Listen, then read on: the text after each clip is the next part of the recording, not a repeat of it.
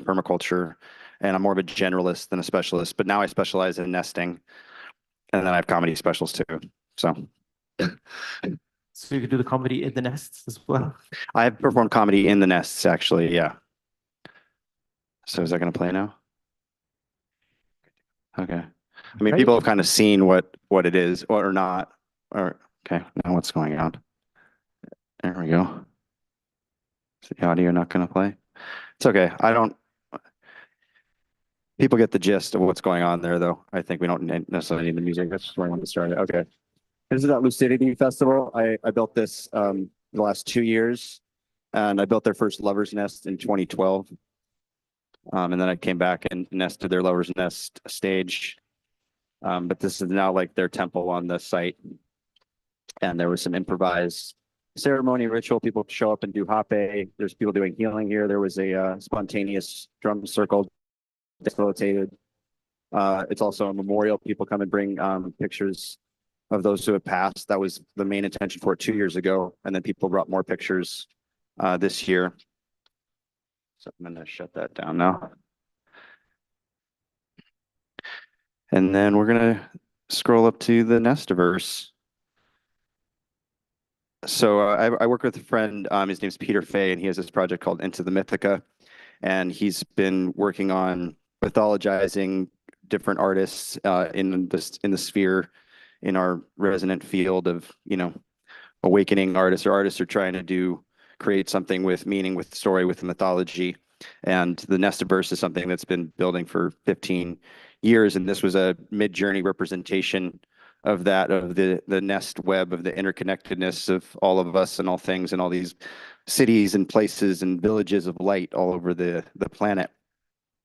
And I had an experience. I'm going to jump around a little bit. I had an experience in 2016 where I did my first dieta. I've been drinking ayahuasca for some on 20 odd years or something, but I did my first dieta in 2016. And I had a one nest experience. She took me to the cosmos and showed me the interconnectedness of everything and all of our stories. And it was like, it's kind of the quintessential spiritual experience, if you ask me, feeling connected to everything and that everything is connected. And then how do you integrate that? It's kind of a lifelong practice. But I started nesting in 2007. I built my first nest at a festival called Emergency. And it was an underground festival, but ultimately it started like 23 years ago at my first experience at Burning Man. This was the temple last year. It was the Temple of the Rose, or Temple of the Heart, actually. Really beautiful Eastern European artists that did it. But that's where I got some of my first inspirations, obviously, to create art, to be an artist, to be a performer, to be a part of the creative revolution that I thought was, and still do believe is changing the world by creating beauty and creating temples and creating spaces. Here's a nest. It's one of my most famous nests in Electric Forest. It's been there for 12 years, one of the original permanent installations, and marriages like this happen there every year in the nest. Shout out to my buddy Chris, for carrying the torch and manning this nest and building it with other people and adding a water feature over the years.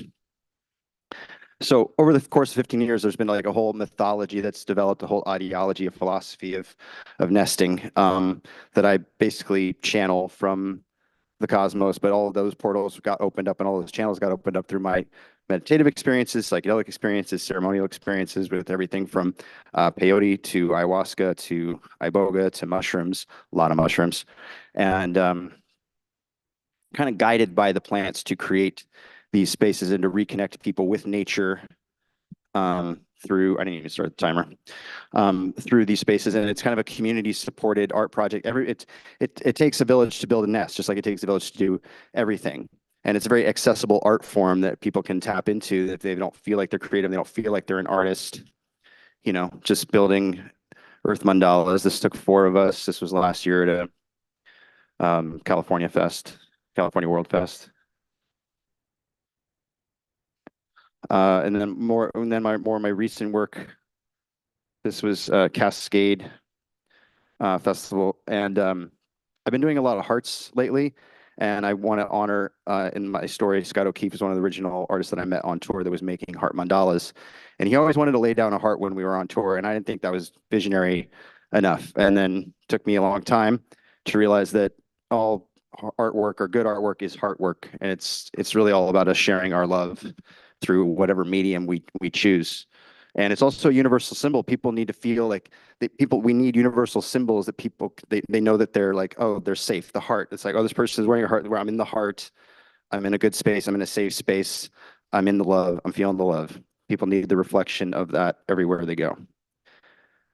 And everybody needs a nest. The nest is a universal symbol. This is another AI mid-journey interpretation of me that Peter made, harnessing the power of the nest to create more magic and beauty in the world. Let's see. I'm just kind of jumping around here.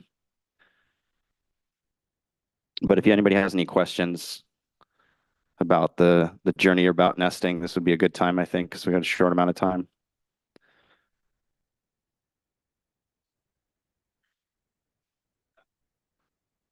Gather from the land. I'm about to show you some of the pictures from the. Oh, this is back in 2012 at Envision. This was the opening ceremony. That's a small picture. I gather everything from site or the surrounding area, all the wood and rocks and moss and crystals, and then we get flowers donated, and I bring a bunch of altar stuff and activate it. This was the heart we did inside the nest around the tree. It's called the tree. It was called the giving tree of life. The gifting tree of life. We called it at the eclipse most recently. It was in the middle of the Earth Village. We were next to Greg's working over there. There's another side. Shout outs to my team that helped build this. We were out there for 10 days. It took us 11 days to build this nest. And we started to make the nest more interactive and just have people so people can go in there and write down their thoughts. People write the cutest peace, love, and light poetry all day long. It's so sweet. The kids are a lot of good-hearted people just laying down prayers.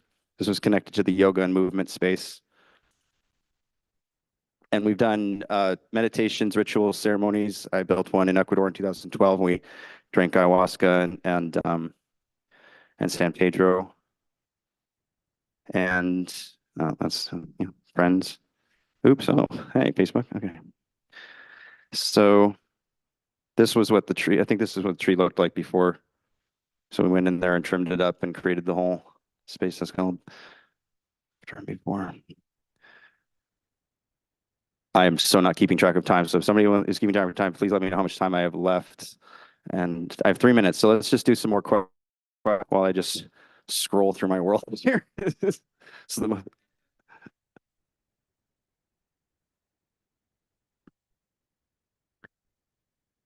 yeah, if I'm not in like event production mode and like work mode, then I always make sure that I'm like offering tobacco to the land and I'm communicating with the space. And I generally, after doing this, the earth kind of gives me carte blanche. They're like, we know what you're hearing, we know what you're doing, it's all good. We'll just send all the angels. But yeah, I call in just good positive energy. We just lay down prayers every day. I tell every day, as much as we're playing and having fun and working, that like when we get into a meditative nest flow, that we're weaving our prayers and intentions and stories and, all of the good energy. So people feel that when they come into the space. Yeah.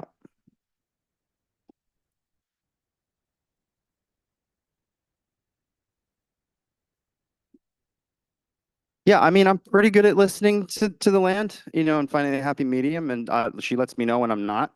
But generally, things have been flowing as of late, you know. But sometimes I like to take my time, and with events and stuff, you don't always have a lot of time. You got to make quick decisions or turn on a dime and just improvise in the moment. It's constantly improvising, because everything's constantly changing. So you just have to, follow the energy. And if I'm paying attention, I'm listening deeply enough, then it's pretty easy, and it's more fun more often fun than not. Yes. Oh, yeah. Wow. Everybody's so interested. Fascinating. All right. So yes, I need at least 3 days, and I need a good team, truck, tools, and time to do that, and a lot of wood surrounding me.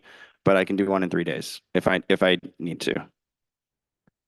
but I like to take a week or longer to do one, depending on the size. Meditation Mountain and Beloved are kind of like the do a Meditation Mountain was at Lightning in a Bottle for 5 or 6 years, and then the 12 spaces that we created at Beloved on the final year, which was the 12th year of Beloved, was epic achievement. Yeah. Thank you, everybody. That was the little slice of the Nestiverse. Thank you so much. Thank you so much. 20 years and 10 minutes. There you go.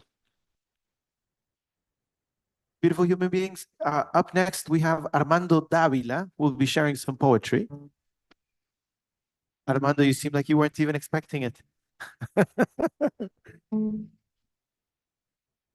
He has been gracing our ears and our hearts with his lovely poetry for the past 3 days, and I'm looking forward to hearing what he has prepared for us today. Can we get him a big round of applause?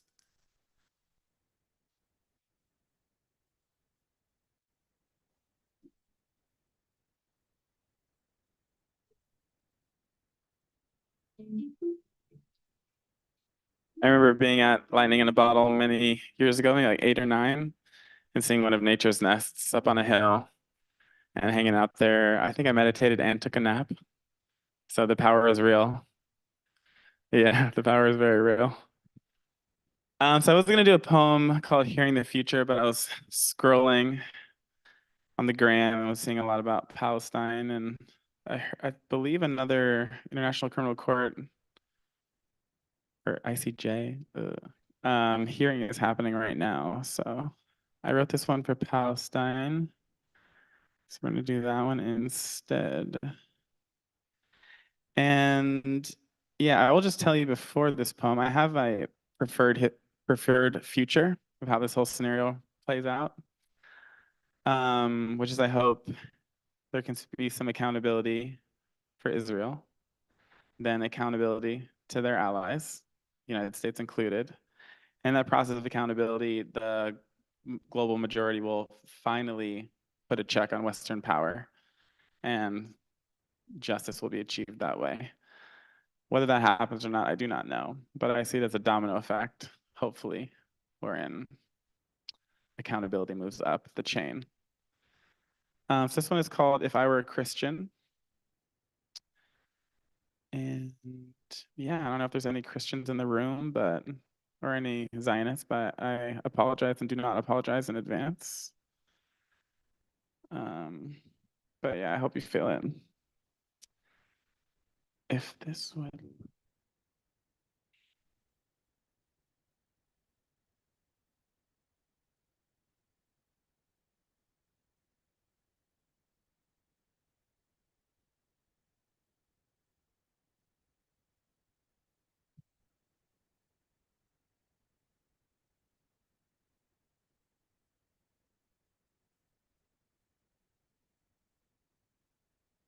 If I were a Christian, I'd say we are in the second coming of Christ, reborn in the same Holy Land, killed in the same Holy Land.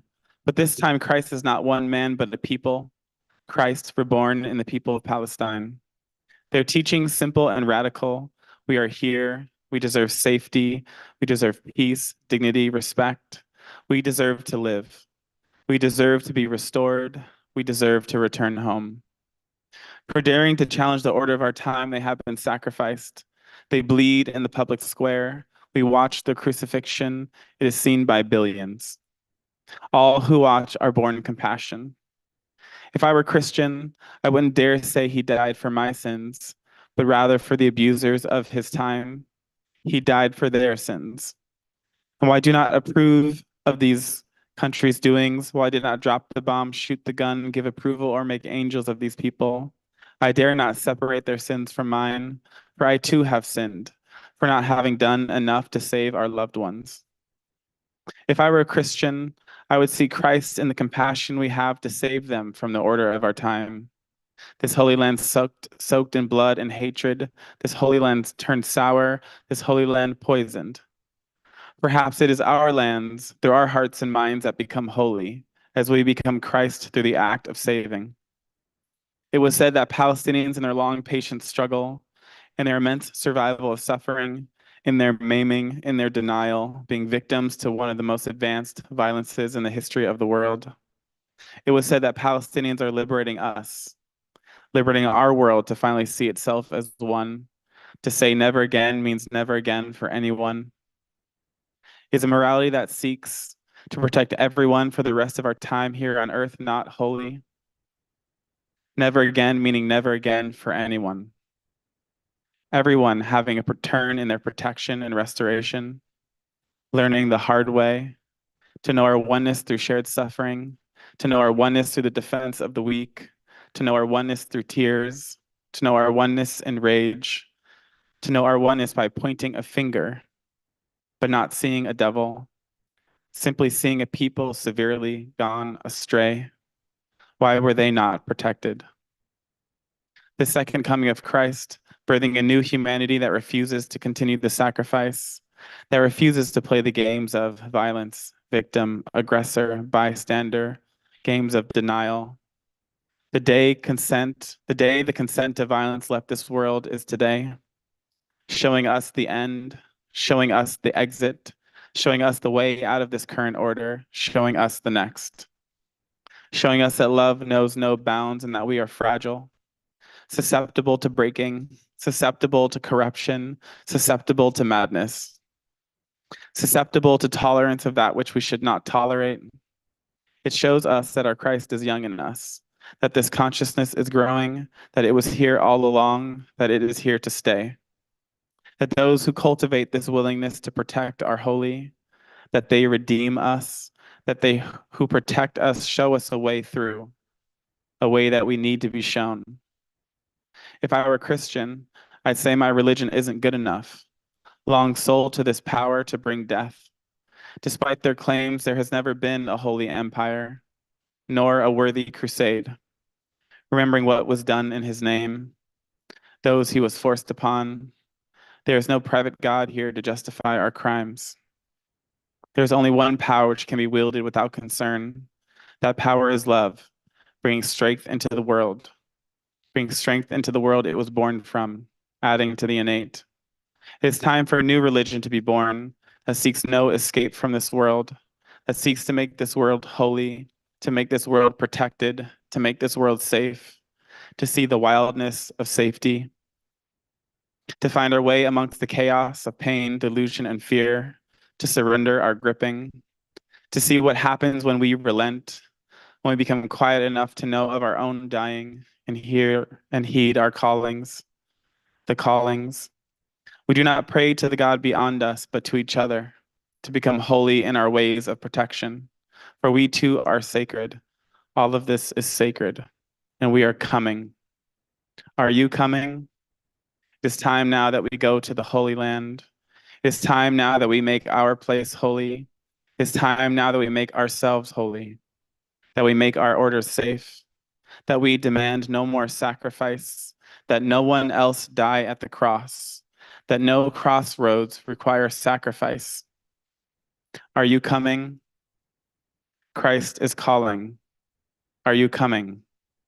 Christ is calling. Are you coming?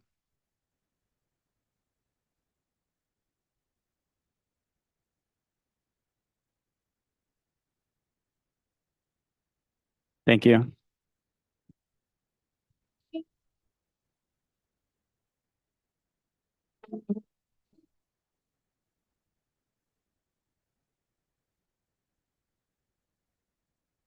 Is that the last of the poetry we're going to have for you from you? Unless we jam later on. Unless we jam later on. Ladies and gentlemen, up next on stage, we have Wade Wallerstein, who is the associate curator of this lovely, lovely space, a human being who has been exploring what it means to be a human in the digital age. And today he's going to be sharing with us on anti-creativity. Is that right? Did I read that correctly?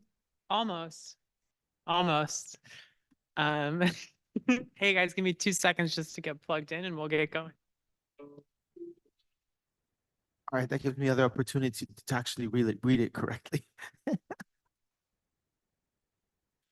Anti-disciplinary creativity. gray area and the intersection of art and technology. Is that correct? Would you like me to ask you a question while there? Okay, probably not.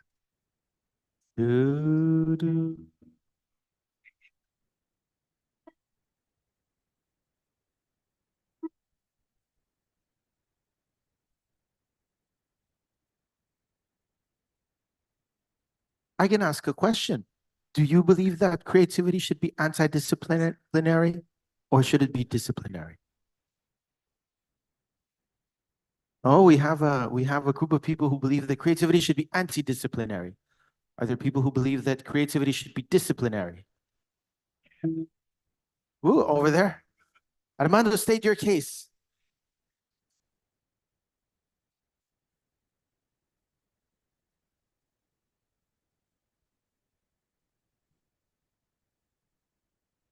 Video.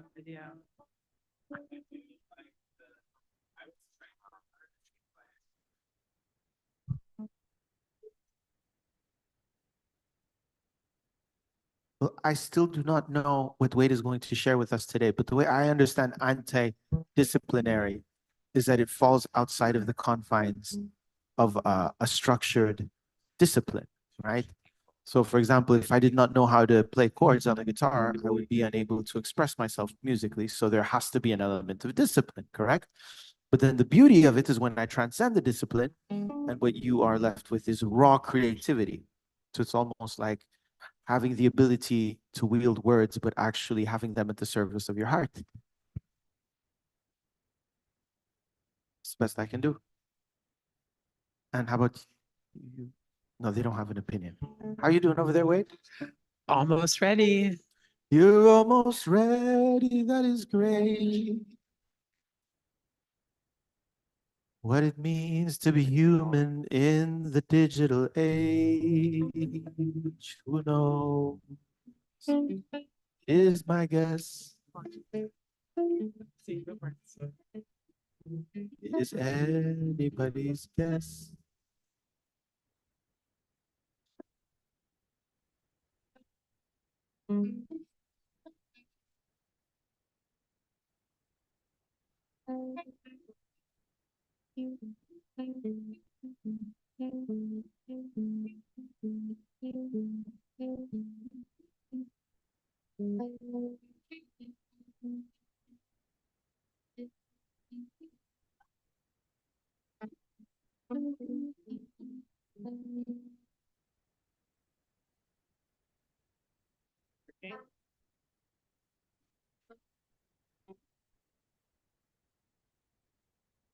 Okay.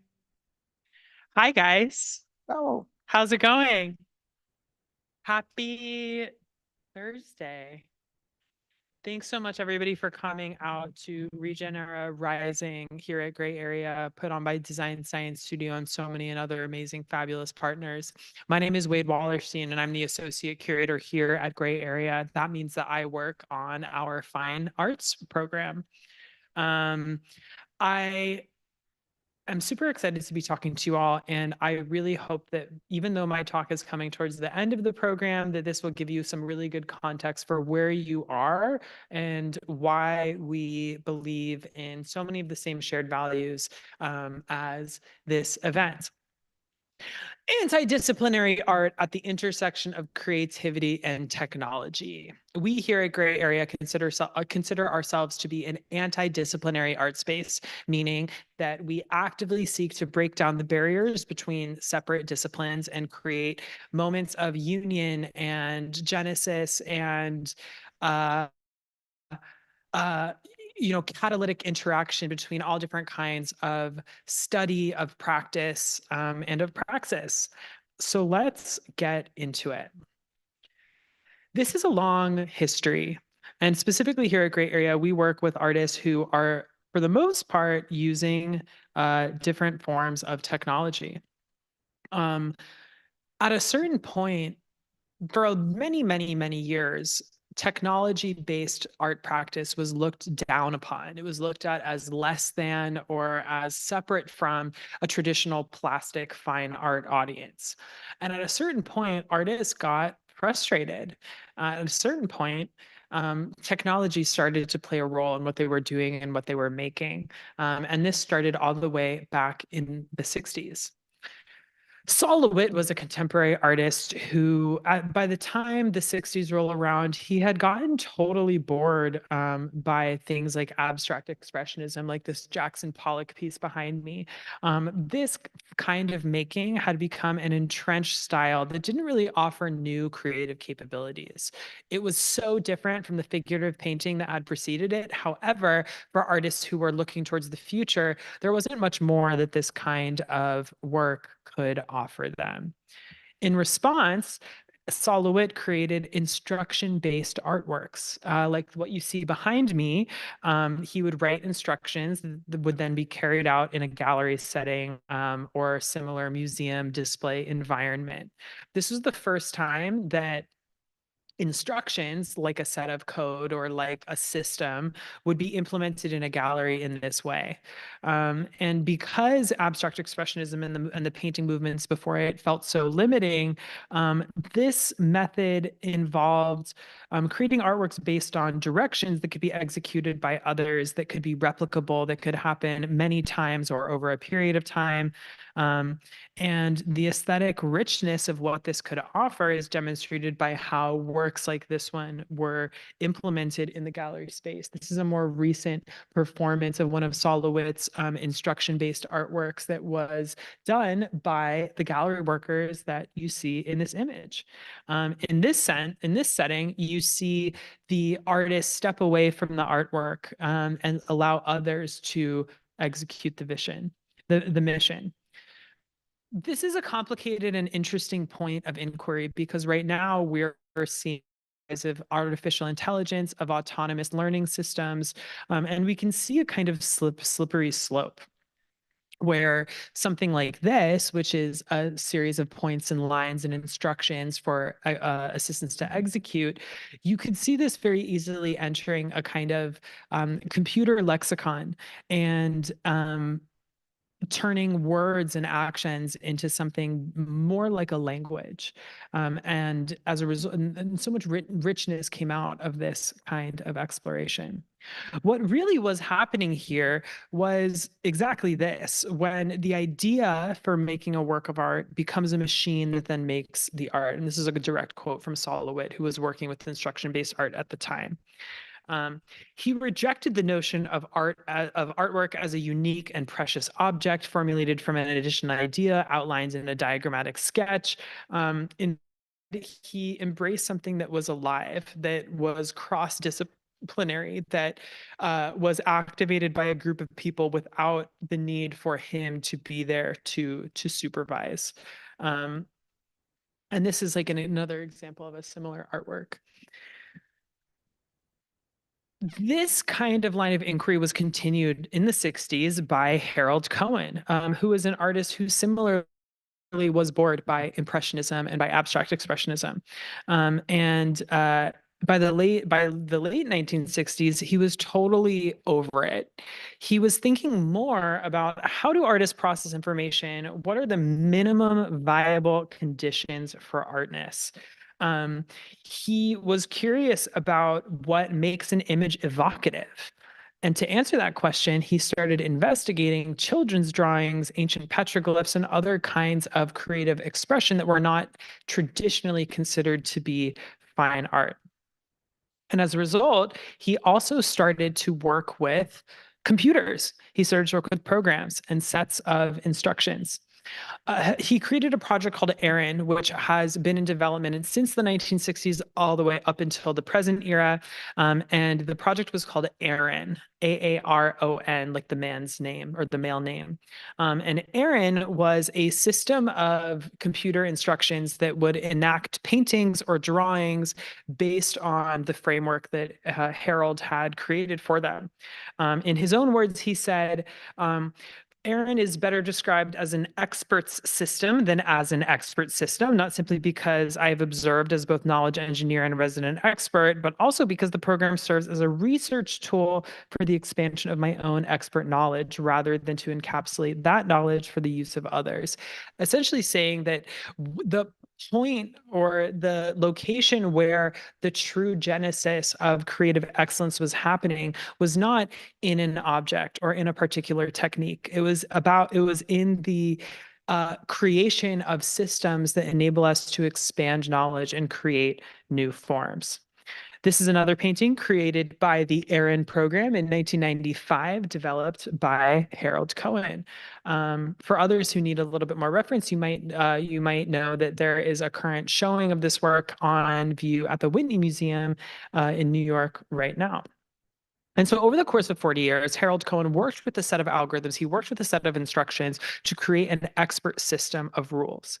And these rules could create certain things. And so why am I talking about all of this, and why am I mentioning these historic figures like Solowit and Harold Cohen? And that's because what they were doing was breaking down the boundaries between disciplines. They were saying that computer science, that industrial science, that sociology, and all of these different systems for understanding the world were relevant to creative production. And as a result, they believed that this kind of work could be very generative of new ideas and new ways of looking towards the future, which is exactly where we come in. Gray Area was founded in 2008 as a not-for-profit art space that sought to seek these similar kinds of explorations, that sought to elevate the voices of artists like Harold Cohen and like Solowit, who really believed that the idea was the core of the artwork, and that from this idea we could generate machines and systems and different ways of executing and making that artwork available to the public, visible to the public, and also beneficial to the public. And so in 2008, we got our start in the Soma district here in San Francisco. We started with a show called Open, which featured 3 different artists, notable among them Camille Utterbach, who now teaches at Stanford and is teaching the world's first AI aesthetics course next fall, as well as Casey Rias, the founder and creator of the processing computer language, which is used by artists all around the world today. And so I think that just looking back at this kind of early experimentation of highlighting creators of systems, and not only just systems, but also ways of seeing, has been so beneficial and so core to who we are as an organization. This is an example of a generative artwork by Casey Rias that was in that first inaugural show Open, in which he used the processing computer language to create images that were then projected on the floor. You can see they're moving, they're kind of psychedelic. And this was like fun and fresh and cool at the time, way back in 2008. Here, at the same point as he was making this work, we were also asking Casey. We were also asking Casey to come here and teach about his tools, to make them accessible, to make them generative, to make them something that other people who maybe didn't have a computer coding background might be able to use and incorporate. So what I just showed you, what we just saw, is a time lapse of one of those early processing workshops at the original Gray Area space in the Soma district. Because what we really believe is that in order to form a strong community around the arts, we need to support teaching and making, and we need to really incubate that practice. We need to create something that delights and excites the public and that invites them to be a part of the conversation. But what we found in practice is that what that requires is someone who's not just a creator or a maker, but someone who is really an urban activist and provocateur, someone who is connected to and a part of the city. And again, this goes back to this antidisciplinary framework that we're starting with. We're looking for, what we really were excited about was people who were breaking down those boundaries and making change as a result. After 2008, since we got our start, we ended up moving to the Tenderloin district. And at that point, the Tenderloin district is an area of San Francisco that undergoes constant social turmoil and is kind of a hotbed of urban activity, and also just some place that really seems to be a great touchstone for the rest of the city in terms of understanding where we're at right now. And so we worked on an urban prototyping project. We collaborated with Stamen Design, who we just saw in the last show, the Open show, the inaugural show at Gray Area, to create a show that really spoke to this, that spoke about what it meant to be a creative person, or even just a person in the city, in an urban environment. And because at the time we were based in the Tenderloin and there was a lot of crime in the neighborhood around us, the artists started to work with that data. And we started to create, and the artists started to coagulate data and create maps like this one that show different points of illegal activity happening around the downtown district of San Francisco. This map was looking at police data. It was looking at other kinds of public and city and census data to determine where certain things were happening in the neighborhood. And something about artists visualizing this data in a tangible way really spoke to the SFPD, who came and they visited the show and absolutely loved it.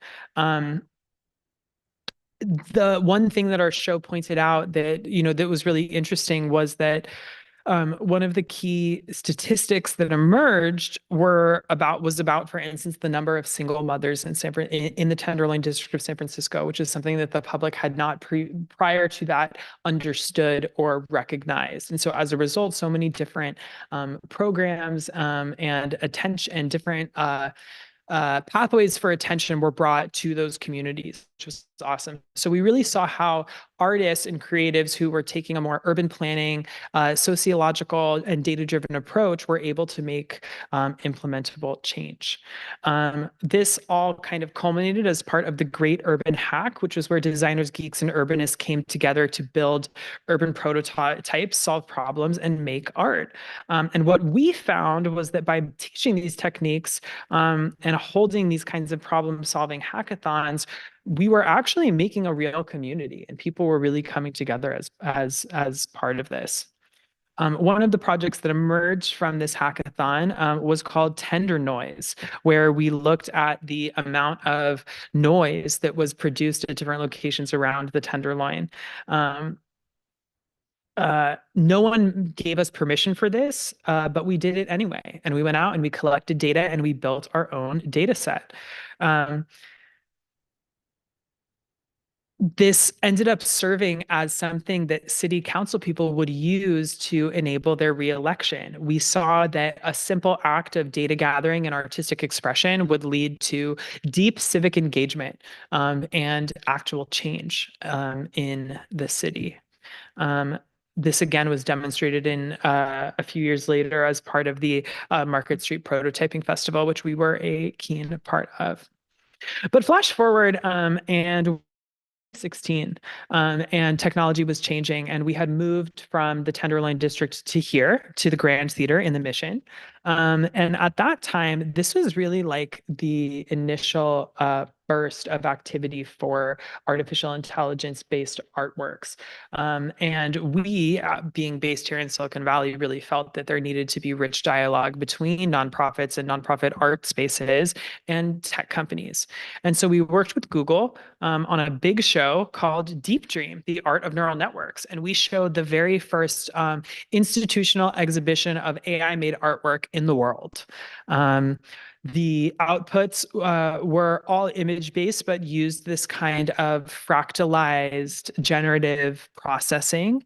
And it was a really exciting moment when computer scientists and designers and graphic designers and fine art artists all came together to understand what the hell is this technology and what is it doing and how can it benefit all of us. And what we found was that by breaking down the boundaries between computer scientists and artists, we were able to encourage new kinds of creators to create exciting artworks using technology for the very first time. And at this point, this is where research becomes more than research. Researchers or folks who are looking between disciplines are able to investigate, collaborate, and imagine the new, and see a world that we can't currently see, that hasn't existed yet. Throughout our history, we've aimed to support this kind of work. In 2018, we had a show by Rhizomatics. It was an immersive media exhibition in which choreographers and a machine learning team worked together with projection artists and with projection designers and immersive installation designers. And what resulted was this performance in which we see choreography and projection mapping and drones and 3D modeling all coming together kind of for the first time. And instead of the kind of classic science fiction story of either man or machine kind of taking triumph and kind of wiping everything else out or becoming better than or superior to, here we saw man and machine really coming together in what has been described as an interspecies jazz. Together, man and machine were able to push each other and move the frontier further into the future. In 2019, we took this one step further, and instead of just bodies and technology kind of existing together, we actually put them into direct contact with one another. This is some footage from a show called Inferno, in which we had scientists and roboticists create these rigs, which then were attached to human performers or audience members and would actually move them. The different signals would be sent to the machines, and your left arm would like raise up. They were these kind of like robotic exoskeletons.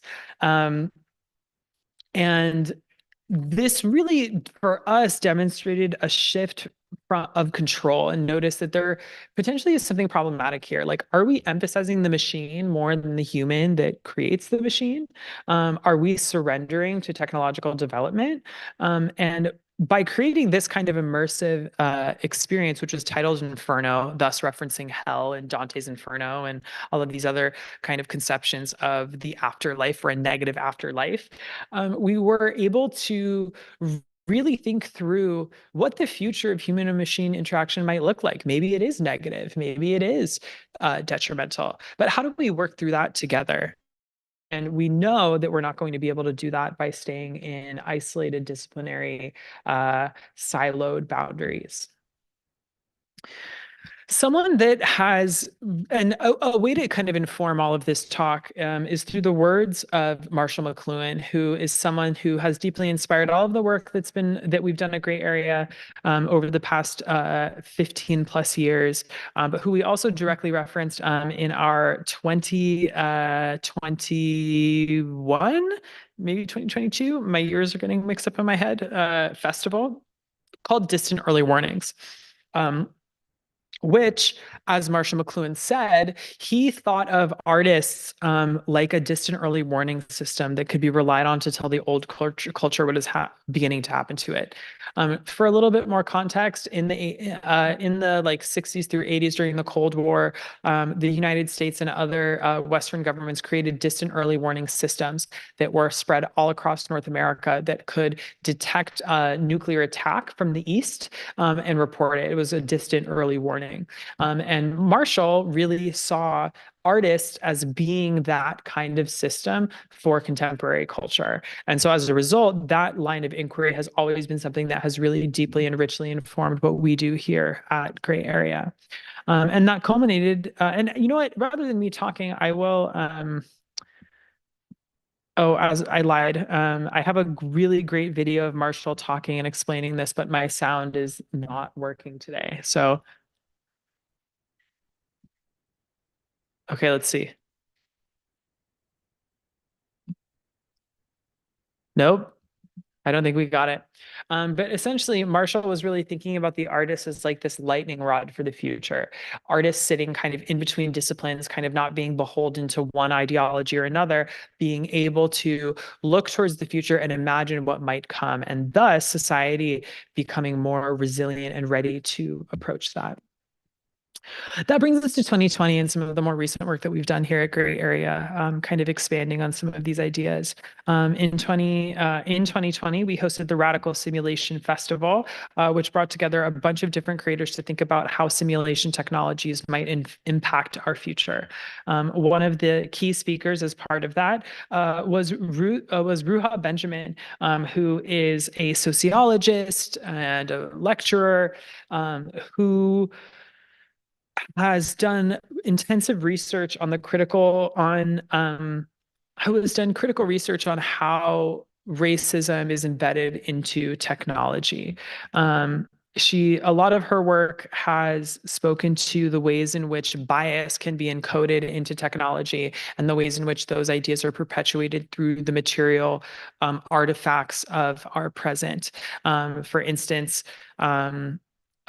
screening technologies at airports always flag individuals with always tag non-white individuals first before others. And so she's really done and so this festival is really looking into how technology was being implemented in ways that negatively impacted a society or created further division, racial or class or gender divisions.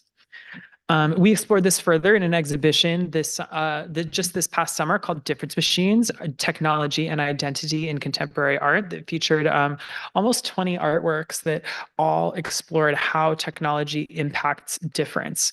And this particular work, which was by Keith Piper, is from 1993 and spoke to and incorporates images of the artist's face on a kind of pseudo surveillance with a kind of pseudo-surveillance overlay, and it spoke to the ways in which human beings were starting in 1993 to be quantified and categorized and surveilled by national governments. So again, looking back to what Marshall McLuhan had to say about artists as distant early warnings, we clearly saw that through the work that artists like Keith Piper were making. And again, really informed why we felt it was necessary to be doing what we were doing, to be creating spaces for this work and for these kinds of interdisciplinary collaborations to flourish.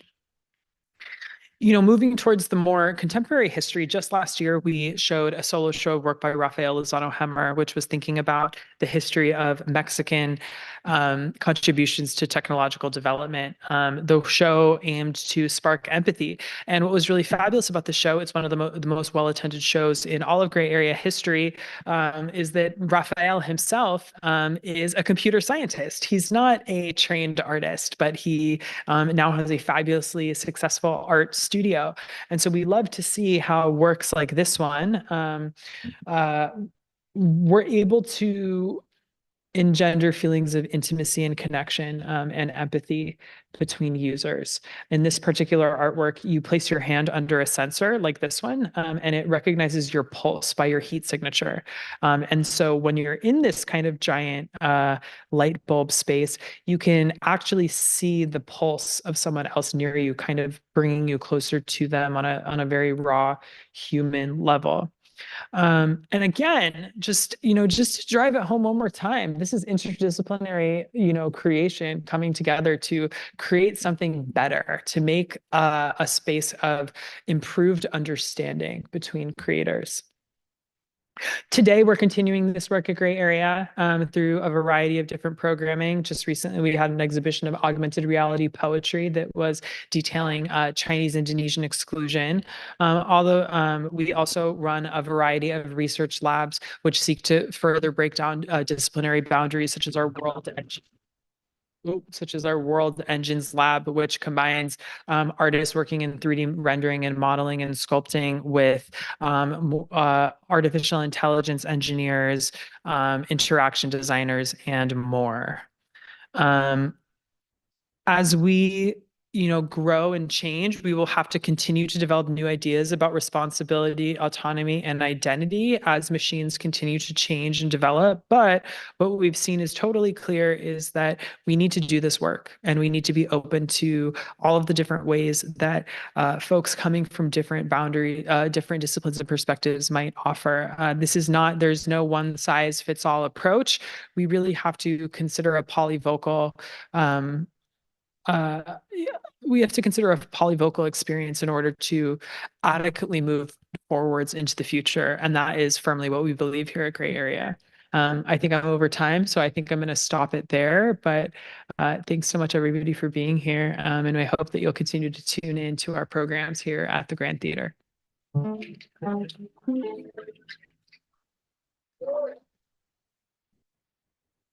Wait, thank you very, very, very much. And thank you for considering the Design Science Studio to be anti-disciplinary as well. It's a shame you're leaving because I had a question for you. I will ask you later. Next on stage, we have Jess Seman. Lebanese queer poet, scholar, and psychotherapist, who's going to share some poetry with us titled Let Das.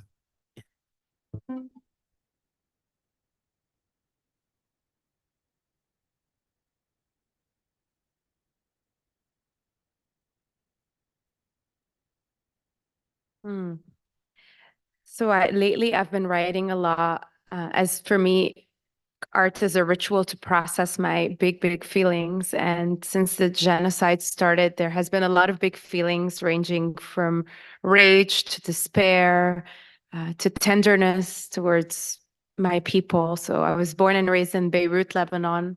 My grandmother is Palestinian, and my other two grandparents are from Syria. So I identify as Levantine. And to see over the my lifespan, my part of the world go through so much war and destruction and darkness has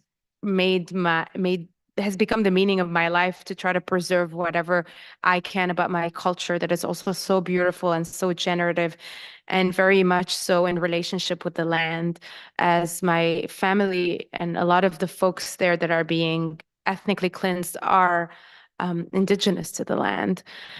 So it's been a trip to witness the genocide from abroad. I've lived through about, I don't know, 5 or 6 wars, and it was very different to be back home and be in a war zone, and now being here and living through a different type of war, which is the experience of being gaslit and not knowing where is safe and where is not. I would say that somehow being in a war zone felt more not didn't generate necessarily as much PTSD as living through the genocide right now. And I would say um, obviously life is very traumatic, but what turns trauma into PTSD is when we don't have support or we're isolated, and we're told that our experience is not valid. So I'm experiencing a certain type of suffering, and I'm noticing it also in my patients as a therapist who are from the Swana region, but generally some other folks who are like experiencing here the silencing and the questioning, like, oh, maybe it's not a genocide, or maybe they deserve it, and then I have to go on with my day as if nothing happened.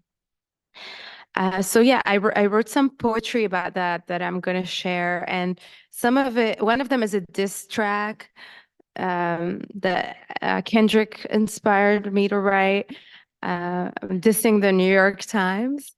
Maybe I'll start with that. I haven't shared that one yet because as the beef was going on, I'm like, I'm beefing with the New York Times. I don't know if they're going to write a beef track back, but here's mine. There are no genocides without the New York Times. There are no genocides without the New York Times, mincing bodies like words, burying stories like corpse. There are no genocides without bags of cash, Salzburg making bang, turning Gaza to ash. There are no genocides without white spectators cheering in the Colosseum. No wonder the new Roman is the font of the paper. There are no genocides without spectators returning home, cooking a stolen dish, commenting outdated boomer blitz. Biden will save them, they wish.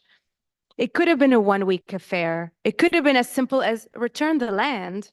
It could have been a promise never again, but you wanted the land. It could have been somewhere empty for real, but you wanted a genocide, an ethnic cleansing. Oh, wait, you call it migration.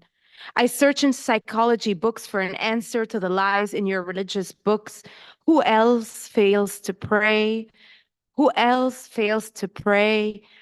Who else is repulsed at the sight of sympathy? New York Times, your sympathy is a crime. There are no genocides without the New York Times, redacting the English language, putting the passive and passive aggressive and the gas and gaslighting, making the tense more tense and the truth more dense, serving dessert for main dish and calling it a main dish. There are no genocides without an editor who sold his soul, a writer who sold his soul, and a reader with no soul. This genocide is sponsored by the New York Times. It is time you go read the New York war crimes. It is time we call it the Zionist Times. And a shout out to friends and other folks in New York City who started a newspaper called the New York War Crimes, which basically writes about how the critiques the New York Times coverage, and they've been distributing the paper all over New York City, and it's been such a beautiful form where art meets a protest, and I recommend you check it out, the New York War Crimes.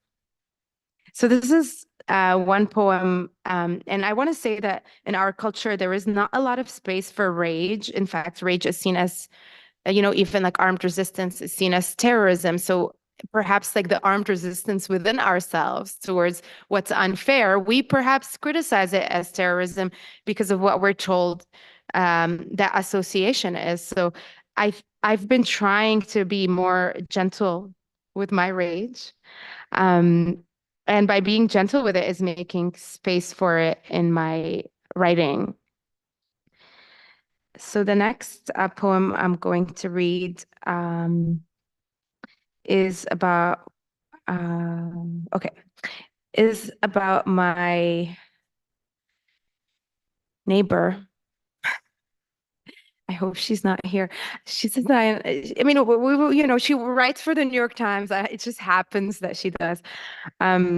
But there has been a lot of reflections on what is it like to live next to someone who, is a full-on supporter of Israel and trying to hide what I support because of fear that I have of perhaps she's also like the neighborhood watch. So I'm like, what if she kicked me out of the neighborhood? So it's called My Neighbor. A modern accident, a vacant testament, a stalled rapture. Burials on repeat, a spill of red wine on a white gown, salt and pepper trinkets never apart. I speak verbs with different tongues, hoping this verb, this war will land. I say, imagine, picture, attempt, a tent, a fire, a plastic bag full of limbs as belonging. I say, listen, but it's I who ends up listening to the thickness of oil spilled in a sea. I listen to the neighbor's empty bath, to electronic music at the border of cruelty. I smell neighbor's barbecue for Columbus. I watch neighbor's barbecue for a hunger strike. My neighbor forgets we drink from the same well. When my grandmother tells me a neighbor is king and a stranger is God and her husband is trash, I laugh. When I meet the thick accent traveler who speaks like no softness has ever flirted with his lips, and he asks me where I'm from and calls me a neighbor, I do not think of God. I think of phosphorus bombs and aching olive trees. I think of toys are bombs, of bird hunting season, of a fake snow resort in a desert. I think of not a neighbor, but of rage. And I know rage like I know the underside of my skin, handed to me from the hands of a bear, my mother. Rage is the melody when the living stalls. Feiruz sings, Nahna wal Amar jiran, which means us and the moon are neighbors. I want to sing us and massacres and genocides are neighbors. My neighbor calls for prayer. I mean for my murder. I mean for my car to move. It is blocking 1 inch of her driveway. Her calls louder than the call to prayer. My neighbor hides a nuclear bomb in her basement, and I did not know until she painted her house white and blue. Thank you. And some context for this poem, because I sometimes, read poems and I'm like, I don't know what the person is talking about, the poet, but I want to tell you, is that there is a tactic that some Israelis have done over time and continue to do is whenever Palestinian prisoners who were illegally detained go on hunger strike, and it's reported in the mainstream news years ago, they would go and barbecue meat at the door of the prison.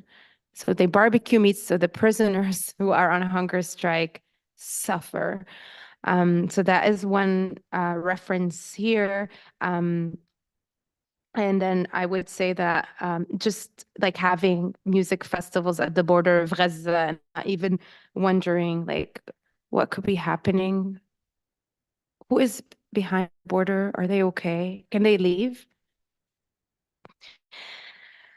Yeah. And then the last reference is Toys R Us, and I used Toys R Bombs because in Lebanon, the Israelis in the 2006 war, they left behind toys that were bombs so that children, while they're playing with them, they detonate. So this is a level of cruelty that I, as a psychotherapist, I just still can't fully comprehend. Not just because I'm from the region and I experienced it, but in general, it baffles me. All right, so this poem is called Silence, and I wrote it around Thanksgiving and the holidays. So I was at my partner's family in the upper like in near Albany, and they have like life is normal, and they're buying gifts and such, and I was a mess inside, but I had to hide it. So silence, there is a genocide. I mean, a sale, a holiday sale, a one-day holiday sale for everybody, 10 bodies. For everybody, a sale. Silence. There is truce. I mean, there is a truth no one will tell you. The truth is our blood is not for sale. Silence, there is a sale, 100 bodies for unlimited oil, 1,000 bodies for I don't have capacity for this, 10,000 bodies for more land to settle, 100,000 bodies for small talk and yoga classes uninterrupted, and 1 million bodies for never having to ask why. Silence, there is a genocide and a sale. I mean, there is no genocide, only a sale and apathy and irony and cruelty. Thank you. I'll read one last one. I don't know how much that I have, but okay.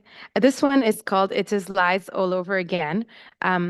So it is a poem that I wrote after another poem that is called It Is Beirut All Over Again, that I highly recommend you read. Maybe I'll read it.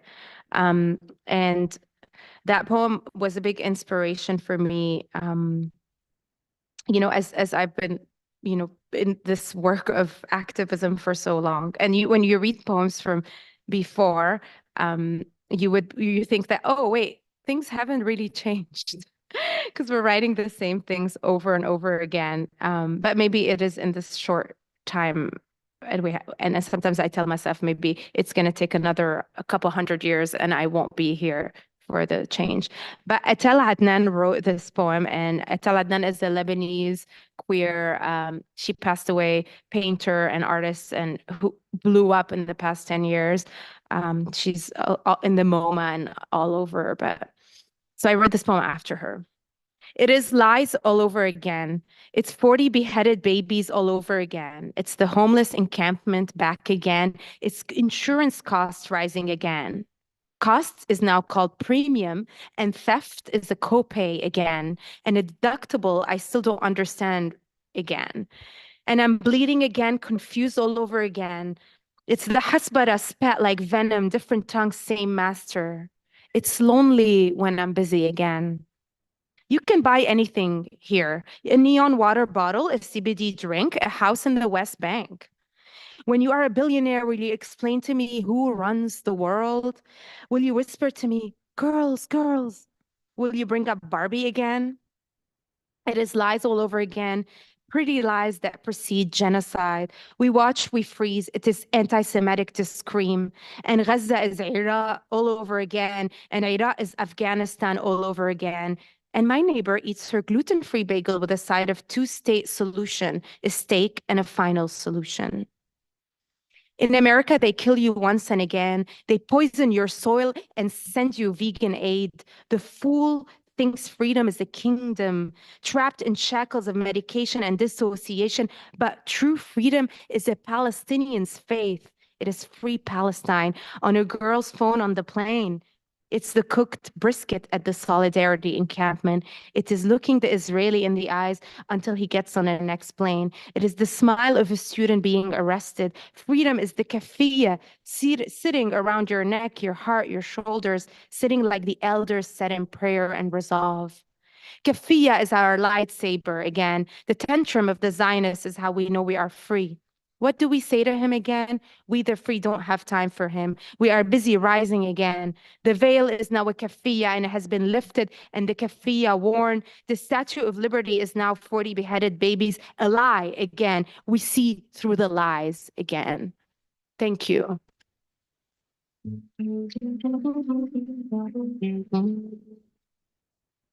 Jessica Semak, can I ask you a favor? Can you grab that microphone and come down with me while they prepare for the next speaker? Yeah, and I wanted to share that I brought some copies of my poetry books if people are interested. Poetry books, in case anybody's interested. Let me ask you a question, because on stage we have Dr. Stuart Cohen, who will be sharing a little bit about open source innovation, no, open innovation for a thriving planet, right? As we prepare for him, I would like to ask you a little bit about the power of poetry. Now, you said you are a psychotherapist as well. Yeah. And I'm very curious as to what can poetry communicate that rational thought or what we experience through psychotherapy cannot? That's a great question. Poetry is the language of the heart. Poetry is the soundtrack of all the resistance movements. Poetry is the soundtrack of any change. Throughout history, poetry has been a cornerstone of expression of what we could feel that is so big, that needs to be processed. And I do think that for me, writing this helps me be able to talk to my Zionist neighbor, right? Because I'm able to process this rage and confusion that I feel and not take it out on her. So I do believe that poetry can help us express ourselves and make space for those feelings, because otherwise we act them out or we repress them and then we get sick. All right.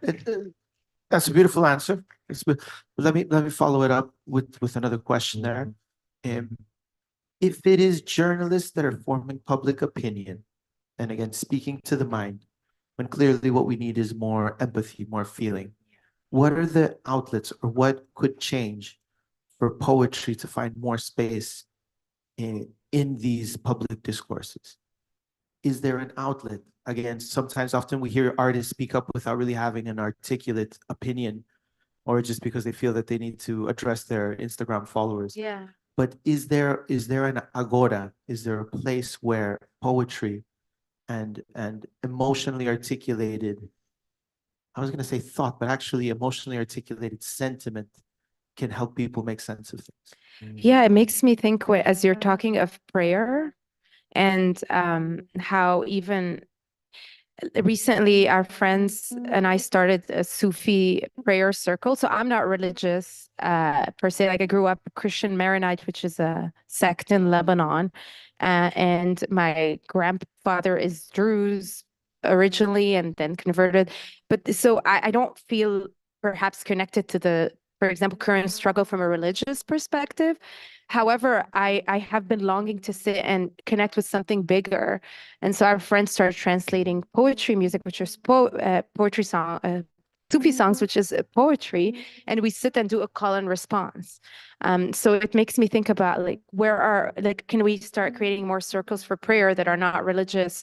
Because there is something around being together and being in prayer, and connecting with something bigger. Because during these times of immense tragedy, whether what's happening with the climate change or what's happening even here in the Bay, right? I walk out and I see unhoused people. As a therapist, I see their struggle, there's serious mental health issues, and I cannot make sense of how this is happening, and I feel helpless, right? So we're living in a time where you cannot escape what's actually going on, right? Like, you cannot disconnect from it. So these times call for more, I would say, prayer and connection with something bigger, and being together in community, not just debating, because we do see the limits of debates.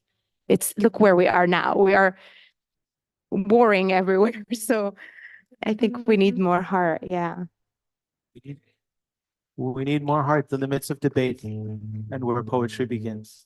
That's so beautiful. So much for having me. Yeah. Thank you so much. I'm going to give this to Stuart here. Roxy, are we ready? All right, ladies and gentlemen, today and right now on stage, we have none other than the Executive Director of the Buckminster Fuller Institute.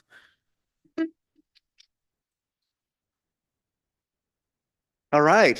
Hey, everybody.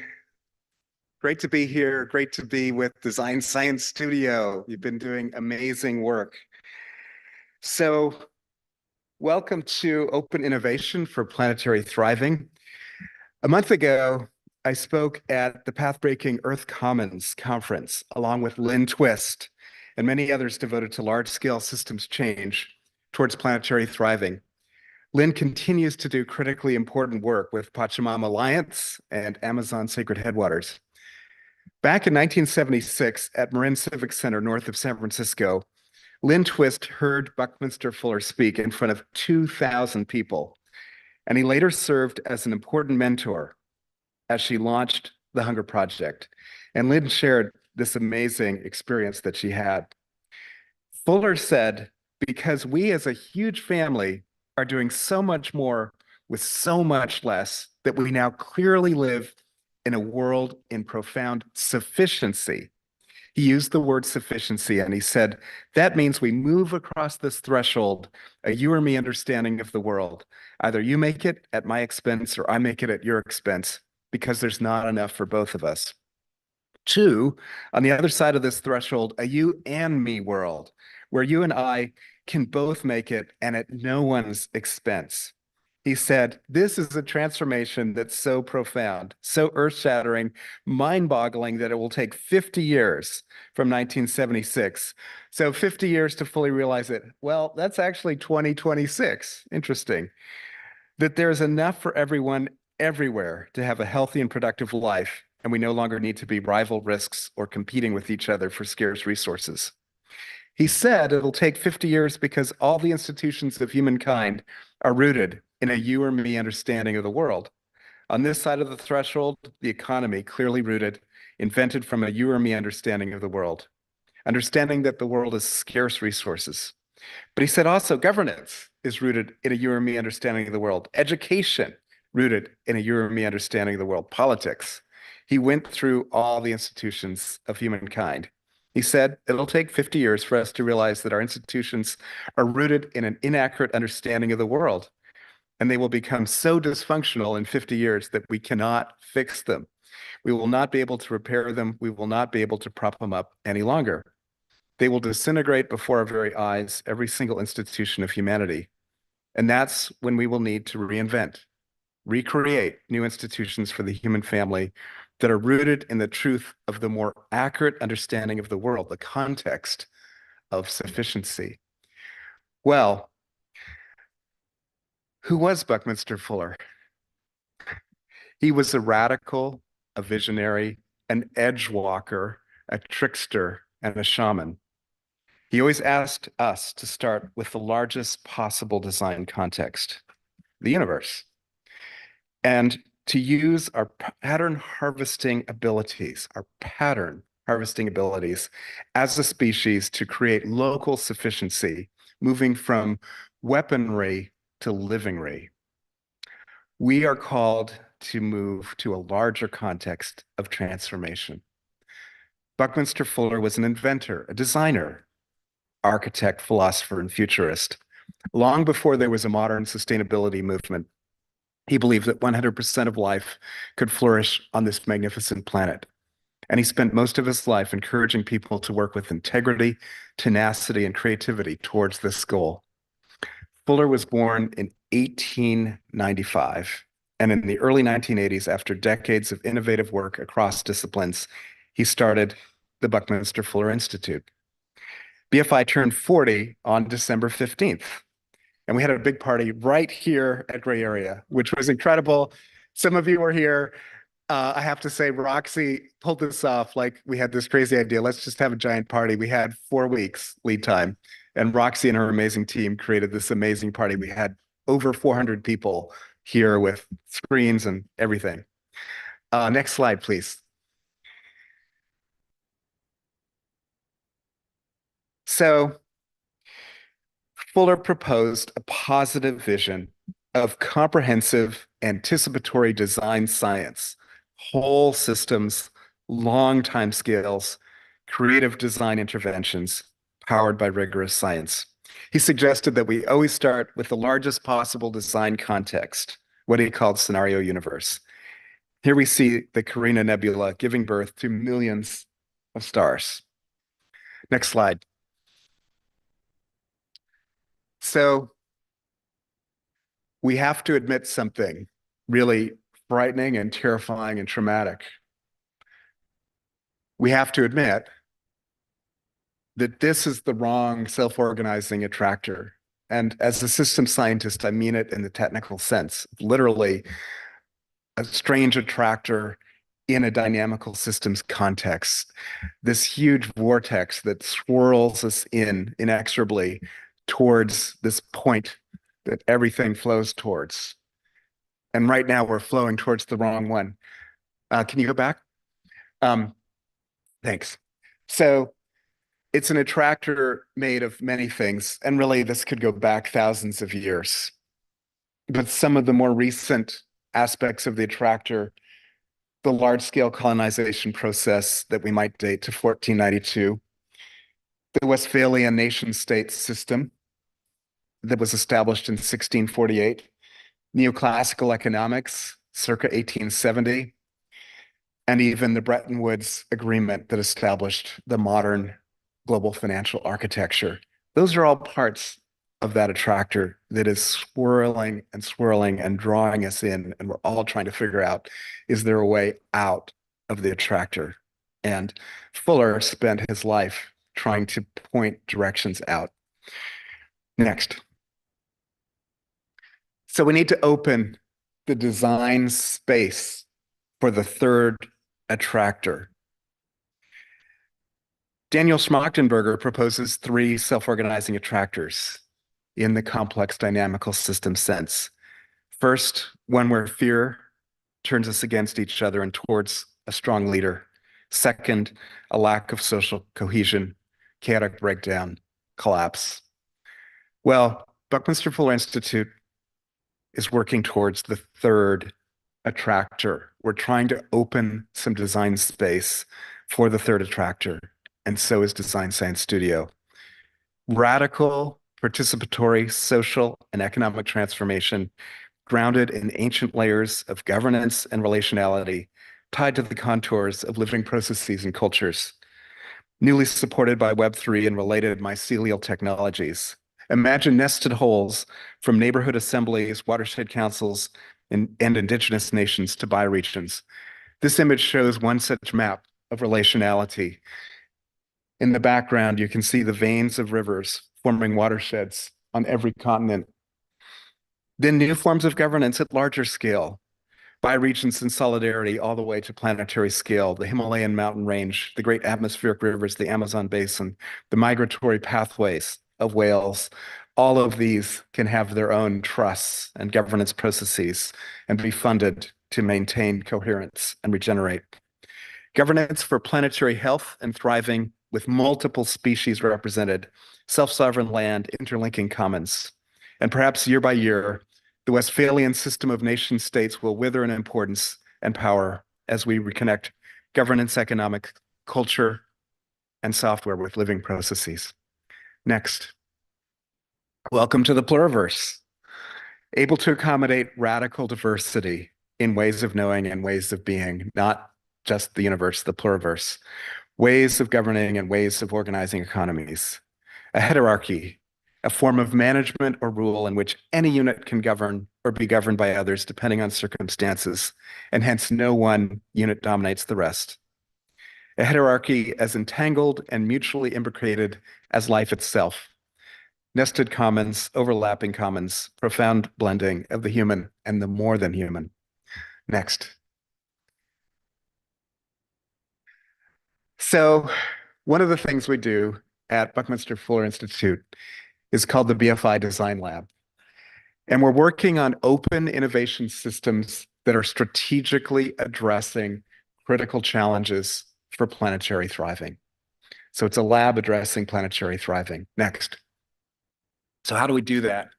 Well, it's commons-based. So we encourage broad, open innovation systems, open innovation ecosystems that are all about putting core IP protocols, processes into the commons for the use of all, for what Fuller called spontaneous cooperation, to move towards thriving.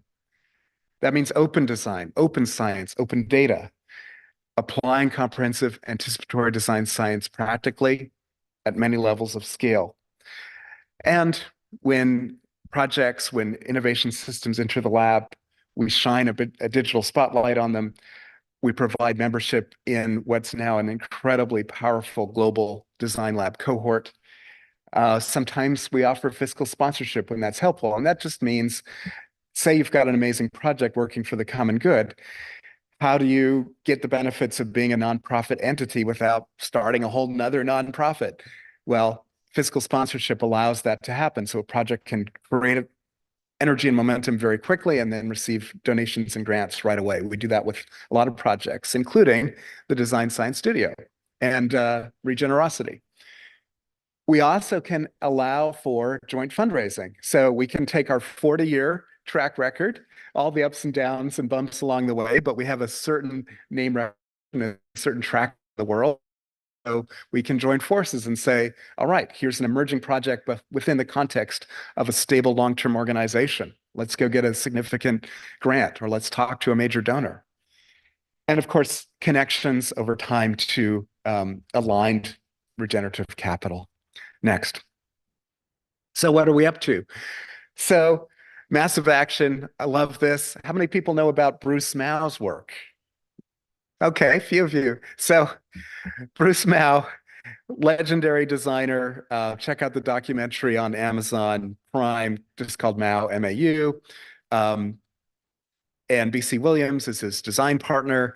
They are systemic, incredible designers, and they have this amazing project to support 100 million life-centered designers. That's the tagline for the project, life-centered designers. I love that. So it's just a global network of labs and projects and schools and activities, and BFI Design Lab is right there in the mix as this sort of gets activated all over the world. Next. So there's an effort called the Planetary Regeneration Alliance. It's a group of 9 organizations learning, commenting, and bioregioning together in a process of co-design with Indigenous knowledge holders and non-Indigenous partners and allies. Our goal is to support place-based landscape partnerships, organizing teams tied to bioregions, watersheds, Indigenous nations, mountain ranges, islands, small nation states. We're designing a comprehensive architecture of offerings that you can see here, and sometimes complementary, less formal forms of engagement that can support both rapid short-term enhancement of resilient and long-term journeys of regeneration. Founding organizations include AIM Mentoring out of Australia, Indigenous Knowledge Systems Lab out of Australia, Finance for Gaia, Open Civics, BFI, One Earth, Open Future Coalition, Ripple of Impact, and Dark Matter Labs out of the UK. It's been an amazing design process.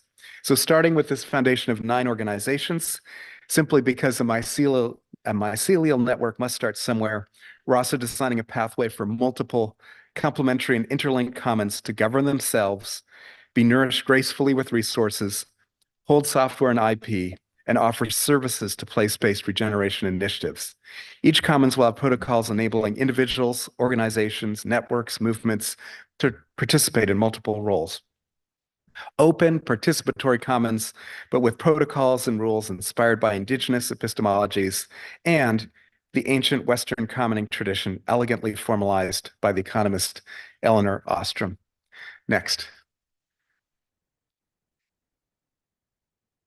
So kind of spinning out of the Planetary Regeneration Alliance, one of the early amazing offerings is called the BioFi project, bioregional finance. So we know about DeFi, decentralized finance, ReFi, regenerative finance, CoFi, complementary finance. mycelial finance, so bioregional finance. So a major paper is coming out in the next couple of weeks. Look for it on our site. We'll be posting it in various places, but it's an amazing design template for bioregional financing facilities, place-based regenerative financing facilities that come in different flavors, trusts that kind of support the whole ecosystem, more from a philanthropic basis or from major international award processes, investment companies, venture studios, literally bioregional banks that can issue their own nature-based currencies tied to the region, issuance of eco credits, and so forth. Next. Within the lab, we're partnering with an amazing organization called Flower Hill Institute, based at Jemez Pueblo, New Mexico. And it's an indigenous rewilding network for the United States, but working in solidarity with other movements like this around the world. Very important that it's indigenous led. So starting with the land base of the 577 federally recognized tribes in the United States, each of which is a sovereign nation, expanding the land base with land back, doing co-management with federal land, and getting the jobs to tribal participants, having the whole process tribally led, and really looking at this beautiful intersection of land back rematriation and rewilding, which is the full recovery of species, all their diversity and all their abundance and all ecological processes on a landscape. So rewilding and rematriating. And how do you get there? By remembering, by reconnecting, reimagining, re-inhabiting, and ultimately restoring. Next. Large-scale ecological restoration, but also large-scale water cycle restoration. So we literally need to make sure that moisture is moving in the atmosphere and interacting with vegetation in the right way at the scale of tens or even hundreds of miles. So for instance, the coastal redwoods in California, Northern California, are absolutely critical in creating kind of this amazing conveyor belt of moisture as the trees high up in the canopy capture water and then evaporate it again, and it goes inland. In parts of the world that are beginning to lose the coastal forests especially, or critical coastal grasslands or other vegetation, you start to break that ability to move water inland. And this is happening with the great atmospheric rivers of the Amazon basin, where those rivers are weakening and they're no longer able to have enough strength to go all the way to the base of the Andes, flow along the base of the Andes, and then back out to the Atlantic. So these atmospheric rivers, these processes of water vegetation interaction are absolutely critical. And our partner in this work is called the Weather Makers, which is this amazing Dutch company. It's a for-profit engineering company. And their team has figured out ways to revegetate and bring back the water cycle, even in very desertified places like their flagship project, which is in the Sinai Peninsula in northern Egypt. And this work touches what we just heard. It's heartbreaking. This is now a geopolitical hotspot. This is an area 100 miles to the west of Gaza. And there's a chance to bring life and incredible greenery and potential and restoration to this part of northern Egypt.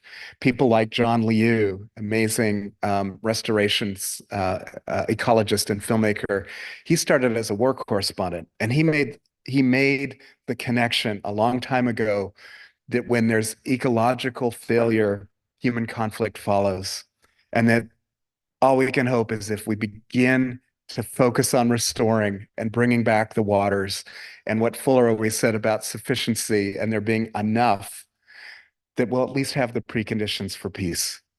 And there's a lot more incredibly difficult human cultural work to rebuild peace. But at the very least, we can rebuild water and greenery everywhere in the world. Next.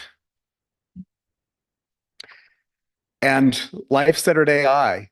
So we just saw that incredible presentation about how playful AI can be. It's also terrifying, right? It has an incredible shadow side, and we are here kind of out of nowhere. San Francisco is the global center of AI. Like this just happened over the last 4 years or so. So we have to grapple with this here in the Bay Area. We can put a possibility in front of amazing software engineers and say, you could be working towards life-centered AI. You could be working with regenerative design principles, creating software that could support us in our dance, in our nurturing with Gaian systems at all levels of scale. And that's the kind of software that we should be working on to support human communities all the way from every single tiny watershed basin all the way to continental scale to planetary scale to be in this dance with life. And that's the kind of software that we need.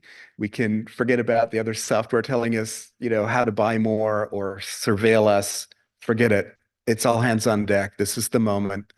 This is when we have to rebuild the dialogue between human, natural world, and we have a trickster figure. We now have our digital frenemies, our digital frenemies, right? They're like, what are they going to do next? Are they our friends? Are they our enemies? They're actually kind of beings. They're tricksters. They can be merciless and terrifying, but they can be playful and life-giving, like a coyote trickster figure. So we have to figure out, right? Human, more than human, digital. Let's talk, right? Let's figure out a way forward, and let's get software engineers at least moving towards something positive around the kind of decision support that we need. So as part of this work, we're engaging IEEE, which has 350,000 software engineers in that society, to create a working group around life-centered AI, to create principles, guidebooks that at least can offer an alternative vision for software. Next. So please connect. Reach out to me today or by email, website. Potential BFI Design Lab initiatives. We're always creating kind of the next 5 amazing lab projects that we might engage with. Buckminster Fuller told us that to change something, build a new model that makes existing models obsolete. BFI is here to support the most important builders of all, those building models that can collectively put a dent in the future, wide enough to walk through into a living, thriving world together. So connect with us, link up with us. You're in the right place with Design Science Studio. We're very close partners, BFI and Design Science Studio. Thank you for your work, your dedication to a regenerative world. I wish you well as you sort of graduate from this cohort. Stay connected, and peace to all of us.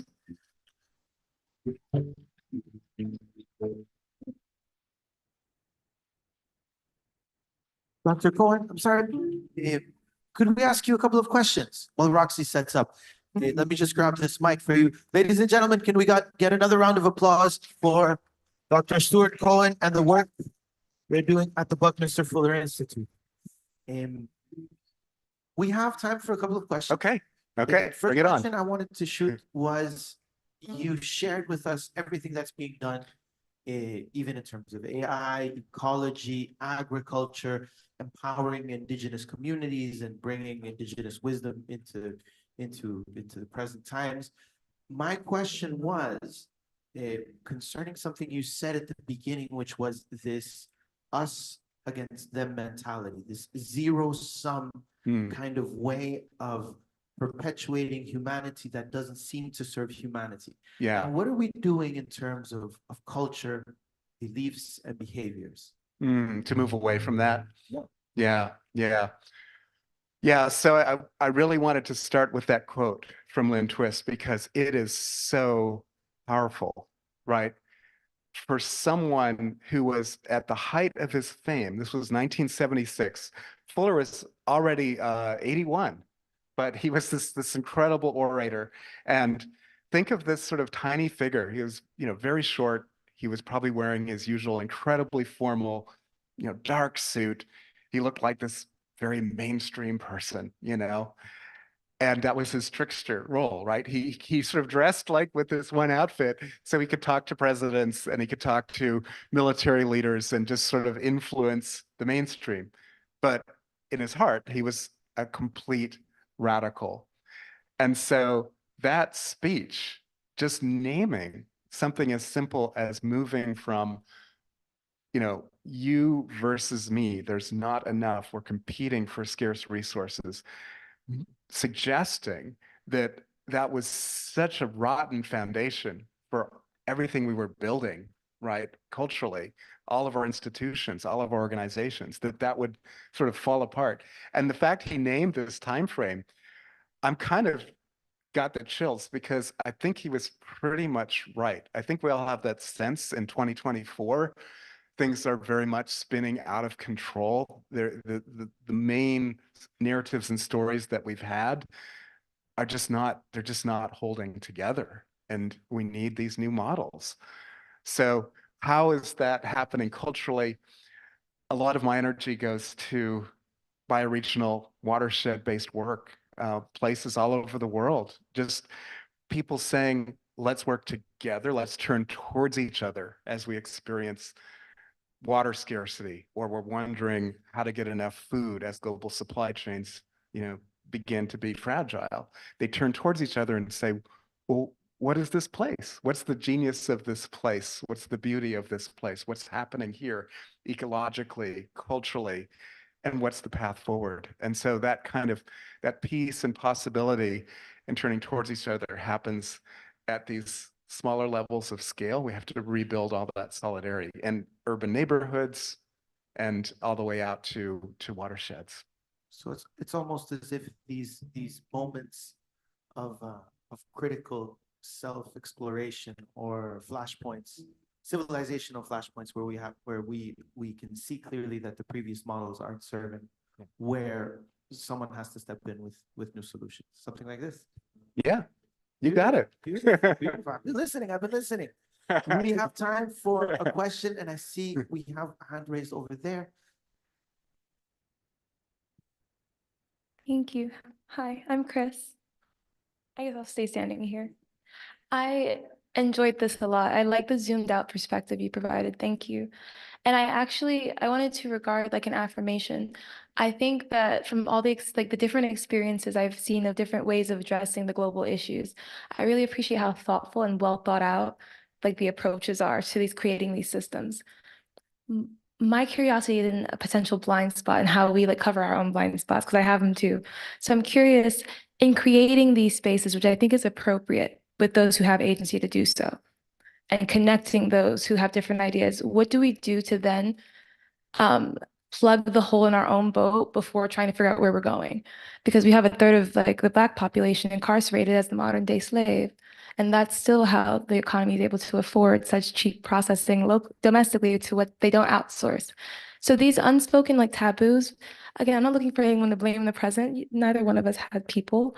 However, how do we, one, free those people? Because that's also intellectual data. That's also lived experience that's locked up and might have some of the answers we're looking for. And then how do we make sure that the things we create, we quarterback and pass the ball to other corners of the world, other corners of the class system, because they might have answers we can't even think to ask for quite yet. Wow. Thank you. Yeah, it's a beautiful question. Yeah. Radical participatory processes, right? And it's ceaselessly connecting and connecting to make sure the very edges of the system, those who have been most marginalized, are right there leading the conversation. And for us, our work so far has had a lot of focus on Indigenous leadership.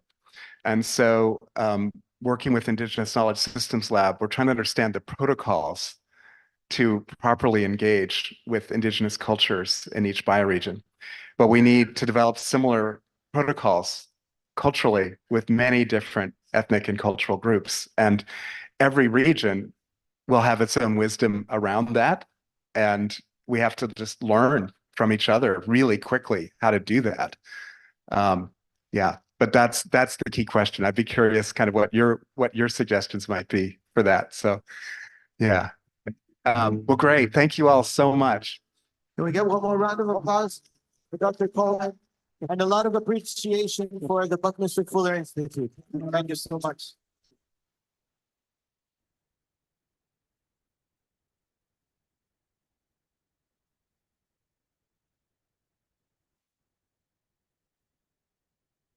Okay, hi.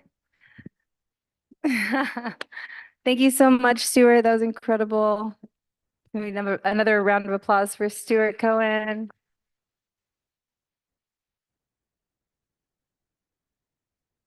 You know, I didn't intentionally plan to go right after Stuart in terms of the design of the day, but I'm so glad that I did, and also after Wade, because both the Buckminster Fuller Institute and the Gray Area Foundation for the Arts have been instrumental and incredibly supportive and important for the work that we have been doing in the Design Science Studio as core partners since the very beginning.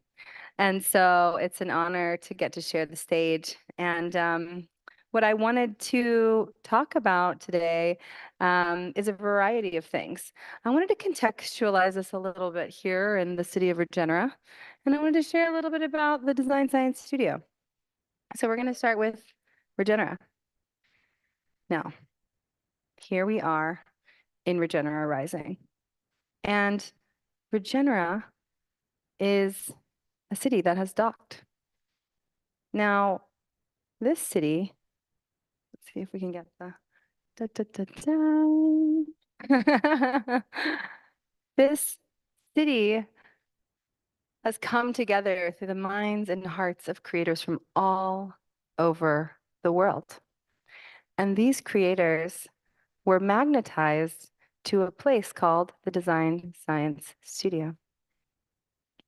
Now, this place is what we call a protopia. And a protopia, as opposed to utopia or a dystopia. So utopia is kind of unattainable and static. It's this sort of idealized vision of a space. And we all, I think, are very familiar with what a dystopia is. But protopias are really about like small incremental improvements. They're also about being a continuous dialogue, more of a verb than a noun, more of a process than a destination. Always iterative, meant to be questioned, adjusted, and expanded.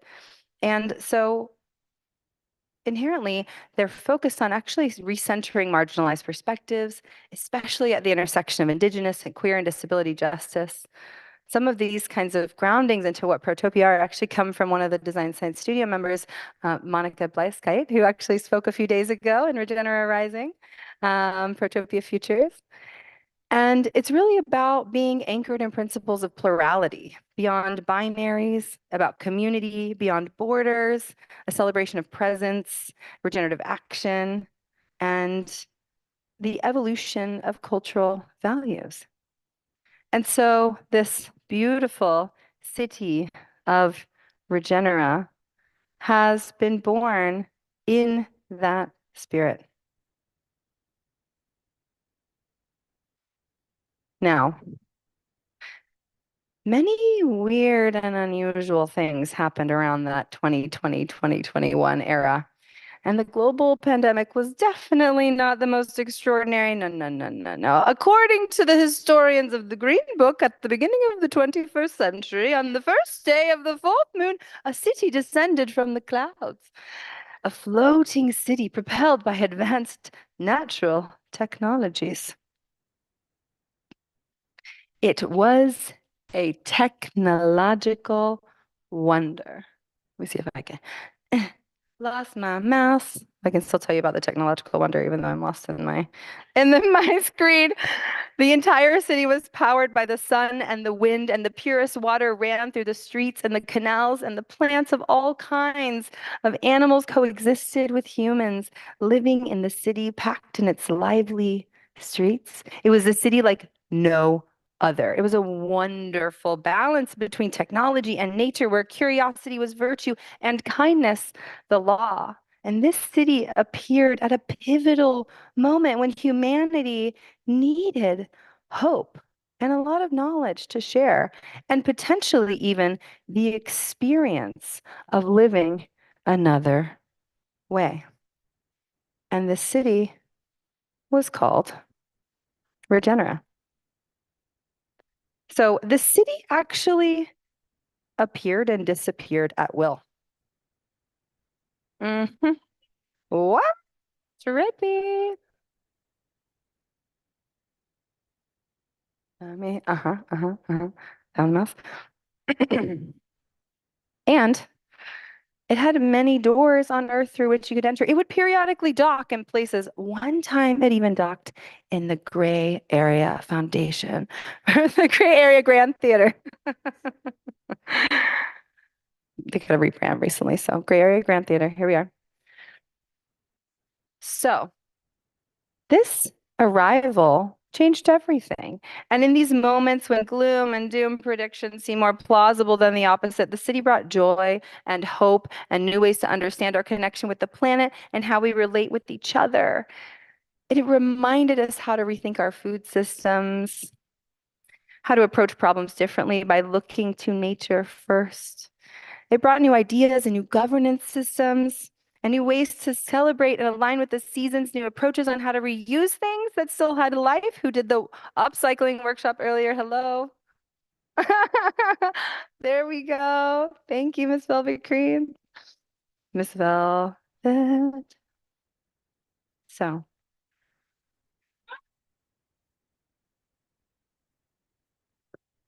many new ways to die and weave new forms of debate, new ways to plant, to build, to write, to tell, to dream. It was a representation of a new way of thinking and doing that some called solar punk, some called the regenerative movement, some called a great awakening. But it shared one thing in common, the will to make the world work for all of life within it. And here we are in this city. So what is this city really? Well, it's a story universe. It's a construct. It's a protopia. It's a place to imagine. And the future is always first an idea, and Regenera is our sketchbook. Everything can fit here. Art, ideas, spaces, people. If you've never been to the library, I recommend it.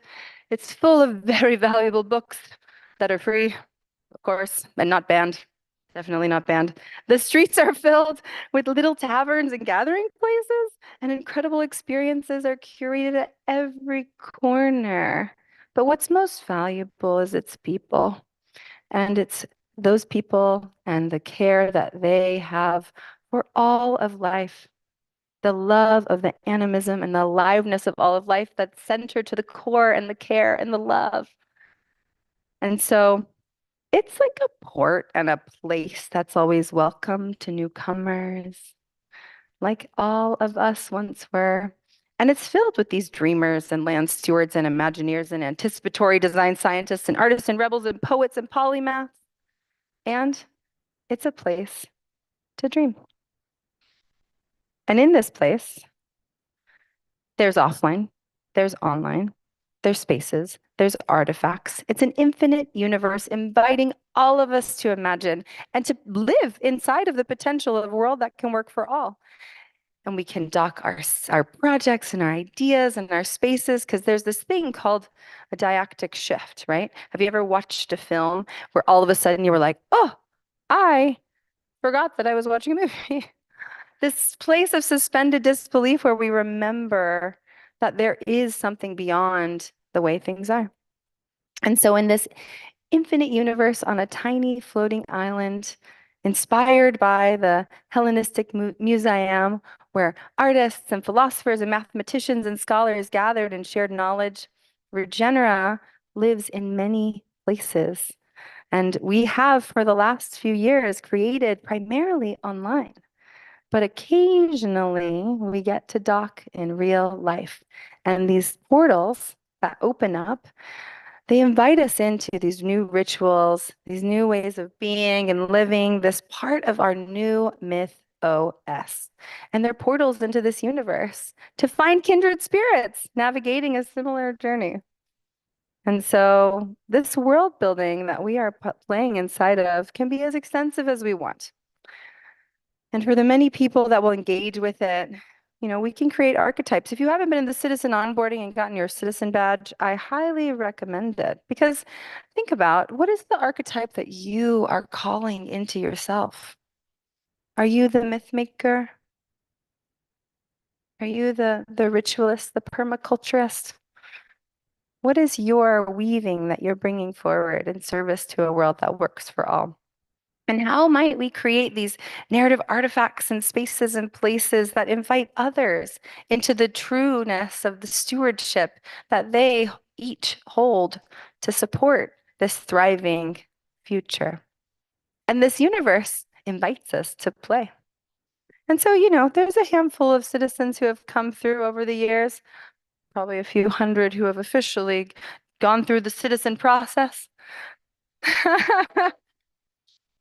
Some of which are in this room right now. And the funny thing is that this floating city, we didn't really design. It kind of always was there because our logo kind of looks like a floating city. Totally not planned.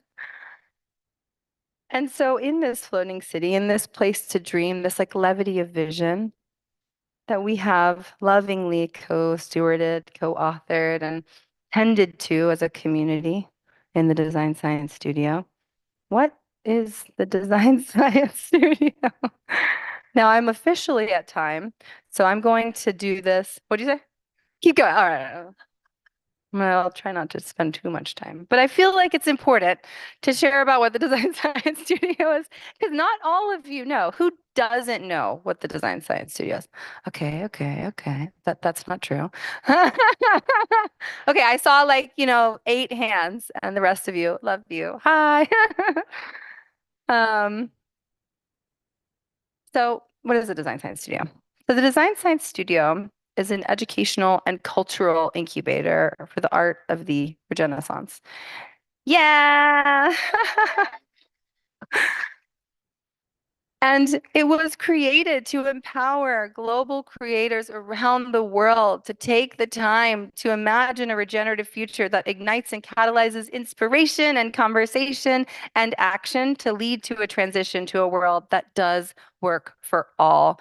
Because we're in a time of radical change. And radical, right? It means from the root. We are looking at the root of our systems that are crumbling, that are not working. And as we move through this and we are questioning our social and financial systems, this movement has been emerging everywhere. This regenerative renaissance, this new narrative of our future that is interwoven with nature and leaves no one behind.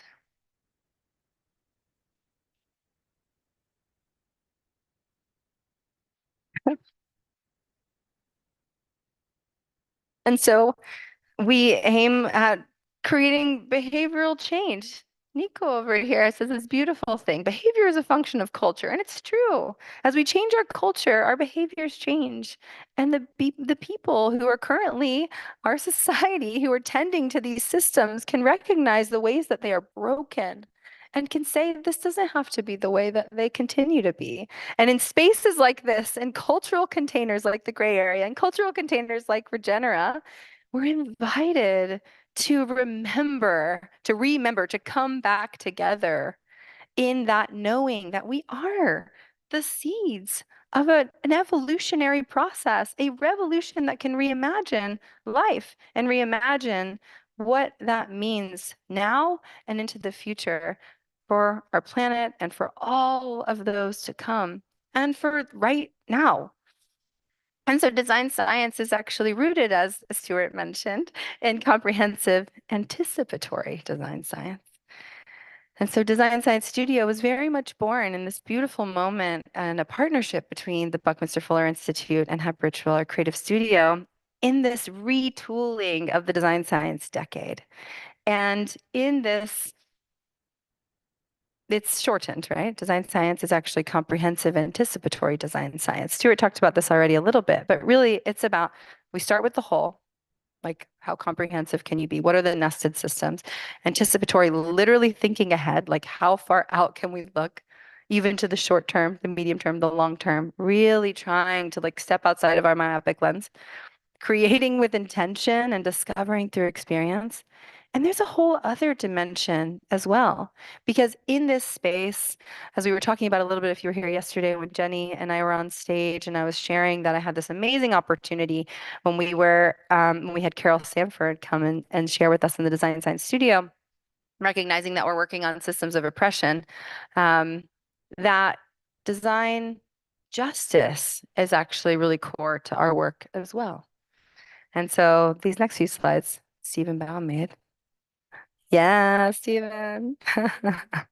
And this comes from an incredible, if you haven't read Design Justice, I recommend, but we were going through this process of recognizing this intersectional space between design justice and comprehensive anticipatory design science, and recognizing that they are one and the same.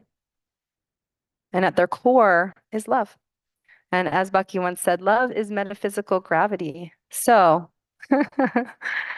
so as we look at comprehensivity, well, the design justice is recognizing and challenging the historical and systemic inequities perpetuated by design practices. So if we're looking at being anticipatory, then design justice aims to center the voices and needs of those marginalized communities, ensuring that these communities are at the forefront of design solutions that address their unique challenges and promote inclusivity, designing with and not for. Yeah. And design justice plays this pivotal role in revolutionizing systems and policies and structures, from healthcare to education, from transportation to technology. And science in that lens is broader than this very westernized perspective of what science might mean. And when we think about it in a new way through this lens, it's promoting equal access and amplifying these voices, that the voice of the voiceless, shaping more inclusive and sustainable solutions to reconnect and reintegrate this sort of syntropic organism of life that's been disconnected by the modern industrial machine of death and entropy. And so then, as we think about design justice, it becomes this lens to guide us as we map the territory of the human heart and navigate metaphysical gravity. As Buckminster Fuller articulated in his poetry of art and science, with love at the core. Someone the other day on one of our calls was like, what is the center of the universe? I'm pretty sure it's love. Pretty sure it's love. Because when we think about, like, it really is, it gravitates us towards care. And if we are really deeply caring, we're questioning what that looks like all of the time. And so the design science studio is very much rooted in inquiry. And as a community exploring this, we are the project. And we are inside of this inquiry together. How do we create a world that works for all? And what might that look like inside of this pivotal moment in history when things have never been more fragile? This is the most concentrated transition moment humanity has yet to experience. And in this decisive decade, as many might call it, and we're calling it the design science decade, we can choose to shift the course, to reimagine our systems, and to build a world that works for all, and to move through these phases.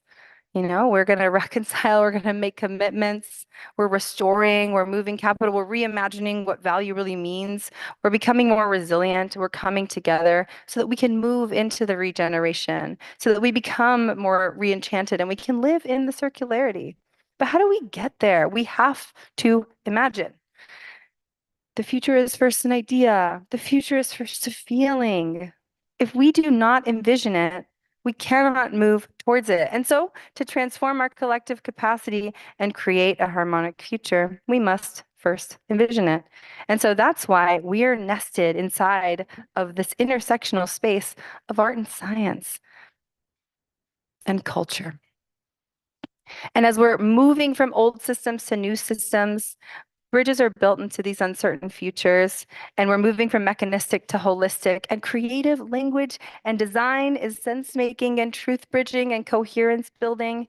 It moves beyond words, it creates shared experience, and it results in clarified and distilled messages and initiatives and ways to work together more quickly and purposefully towards collaboration and coevolution.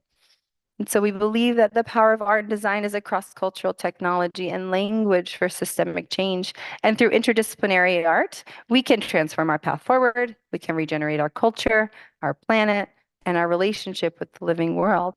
And so we do this work to envision this culture. Bucky talks a lot about trim tabs, and I really think that creative interventions are trim tabs. These moments that can really like reach inside of us and move us towards another way and move us towards action and help to pull back the like I'm sitting here like literally swimming through the mud. It's like there are ways to help people to recognize the systems that are continuing to perpetuate, and those people are us. And some ways that art is so powerful is it functions in this way. It helps us to move towards collective action. And by looking at this intersectional space between art and design and science, we're looking at complexity, we're looking at systems thinking, we're building trust. And that's why we play in the story world of Regenera, because stories help support social and systemic change, and we need to reimagine our society. Our history shows us the power of new narratives, and it is time for art that changes history. And so we are creating it, we're uplifting it, we're living it, we're dreaming it.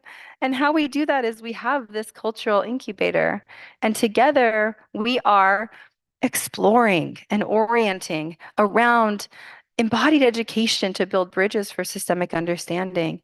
We are literally living and inviting forward and tending to a community of practice, so many of which are here. Yay!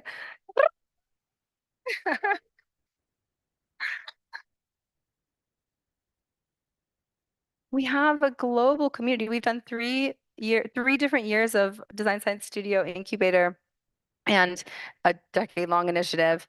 And all of the work that we're doing is also connected to others in this movement. We recognize that Design Science Studio was very much built inside of this regenerative design principle of capacity building in systems. And the system that we're building capacity in is the designers, it's the artists, it's the philosophers, it's those who are creating another way. And so we do the work to showcase and amplify this work. I was talking to my sister Zahra before. I was like, oh, I feel like I really wanted to take some time and prepare more things for this moment that I'm going to share. And she was like, I think y'all created a lot of things in this space. I was like, right. We definitely have an entire exhibition out there and an entire 7-day program. Correct, that happened. I just felt like I needed to do more. But we're doing it. We're weaving, we're scaffolding. We want to fund and we support in the ways that we can now. And we're launching art that changes history. We're doing it. It's happening.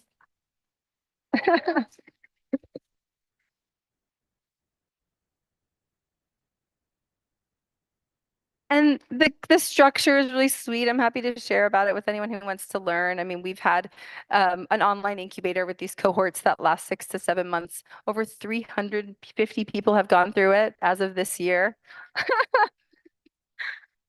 Over 230 projects have been launched.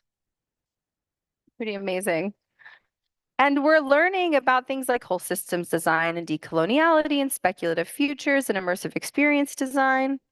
And we get to work with partners from around the world like BFI, like Regenaissance, like the Plenary, like Gray Area, like Regeneracity, and so many more. Like Amplifier Art, who had that's creative, the guy jumping up all the posters that are here, they gifted us. Those are our friends. Yeah, Amplifier. And so we build these showcases, these summits to like invite the world to experience the work and to share theirs too. This is like a moment to magnetize and come together.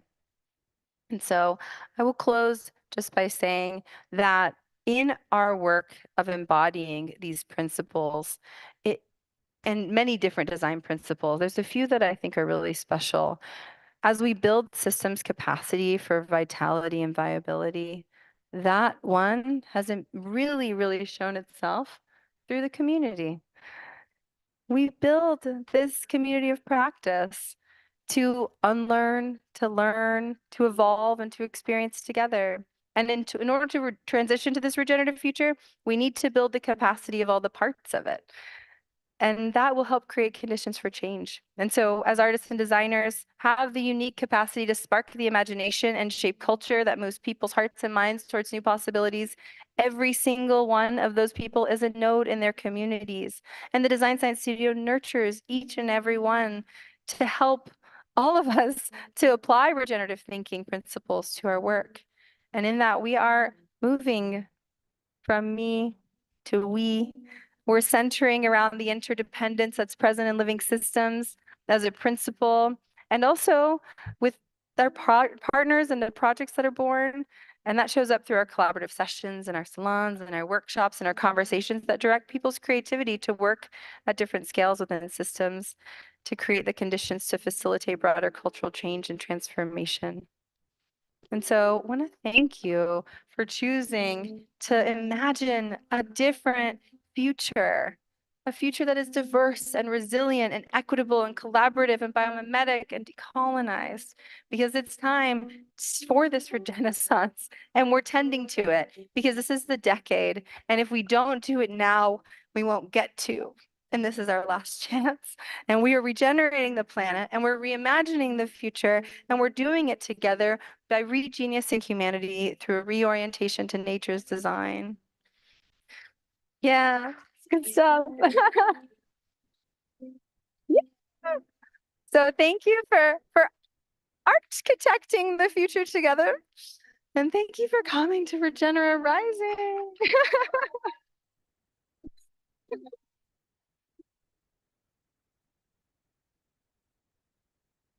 Love you.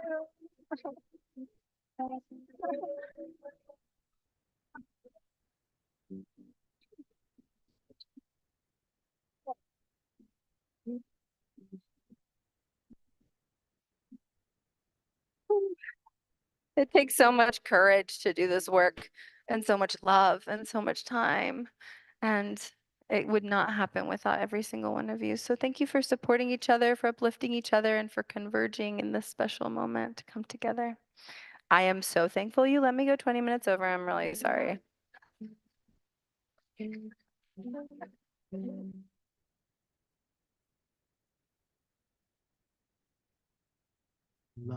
Love is metaphysical gravity.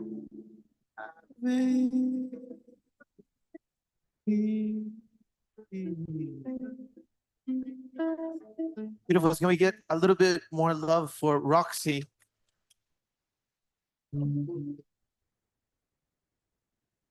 Everybody who is a part of the studio knows exactly how much work she's put in. Selfless work. That deserves a lot of love. A lot of metaphysical gravity. Shh.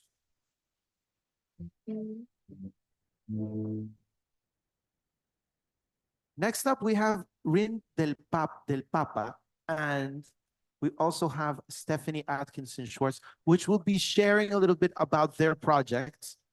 And this actually took a lot faster than I thought.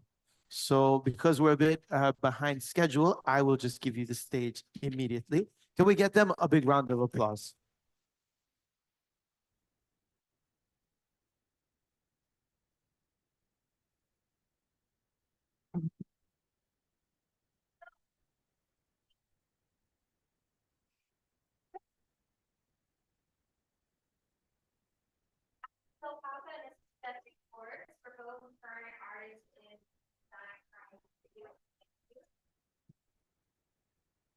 Do we have another right over there?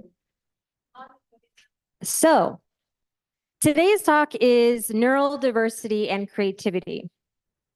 And I know I'm probably speaking to a lot of people who understand what those terms are, but raise your hand if you identify as an artist.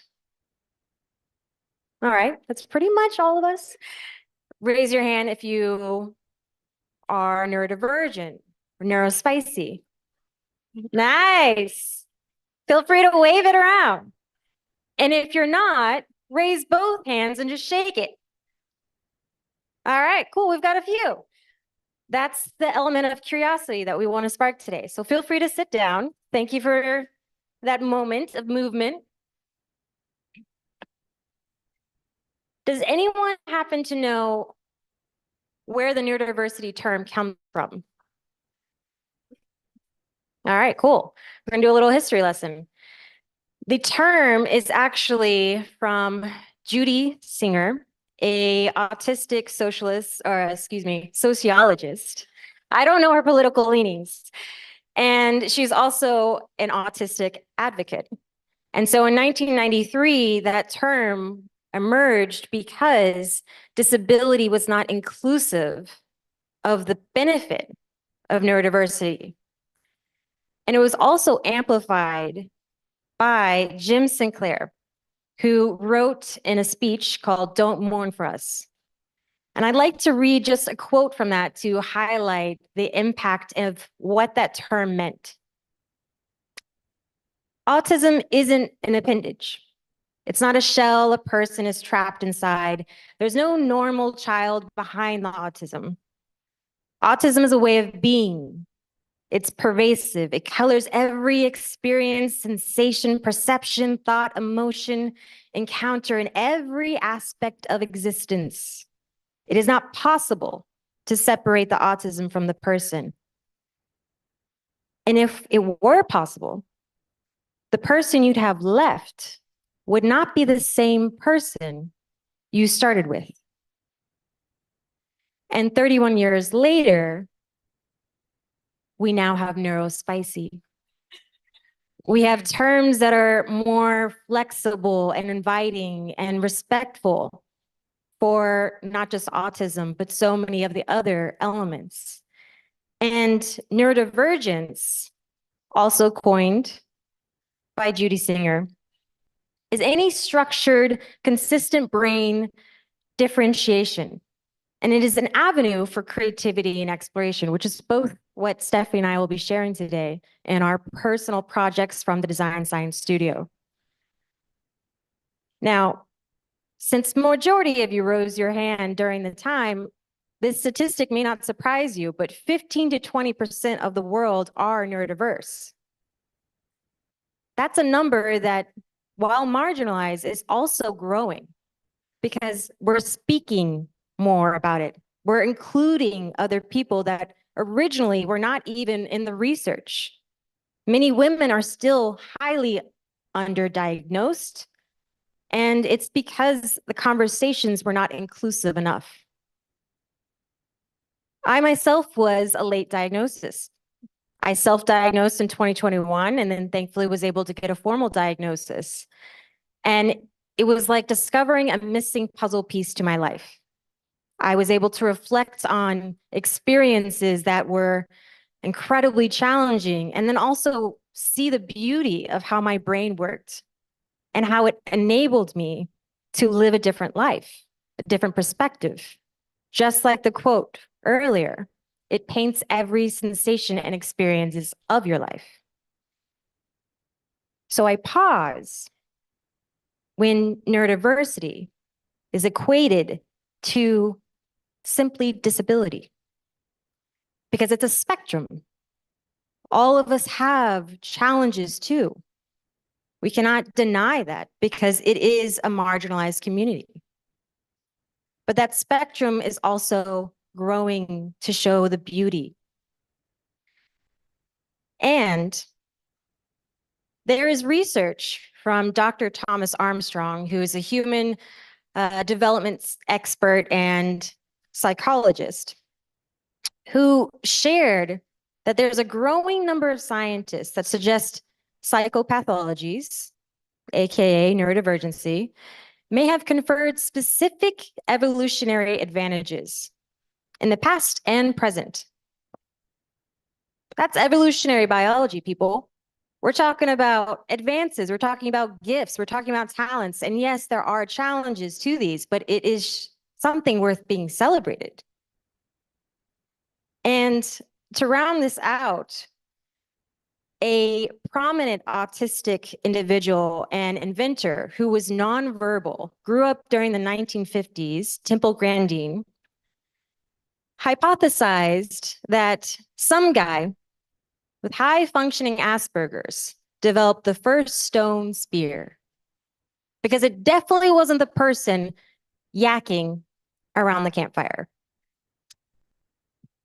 So it is key that we see diversity as a benefit to self and others, because celebrating versus eradicating our neurological diversity could mean larger acceptance for the diversity within humanity.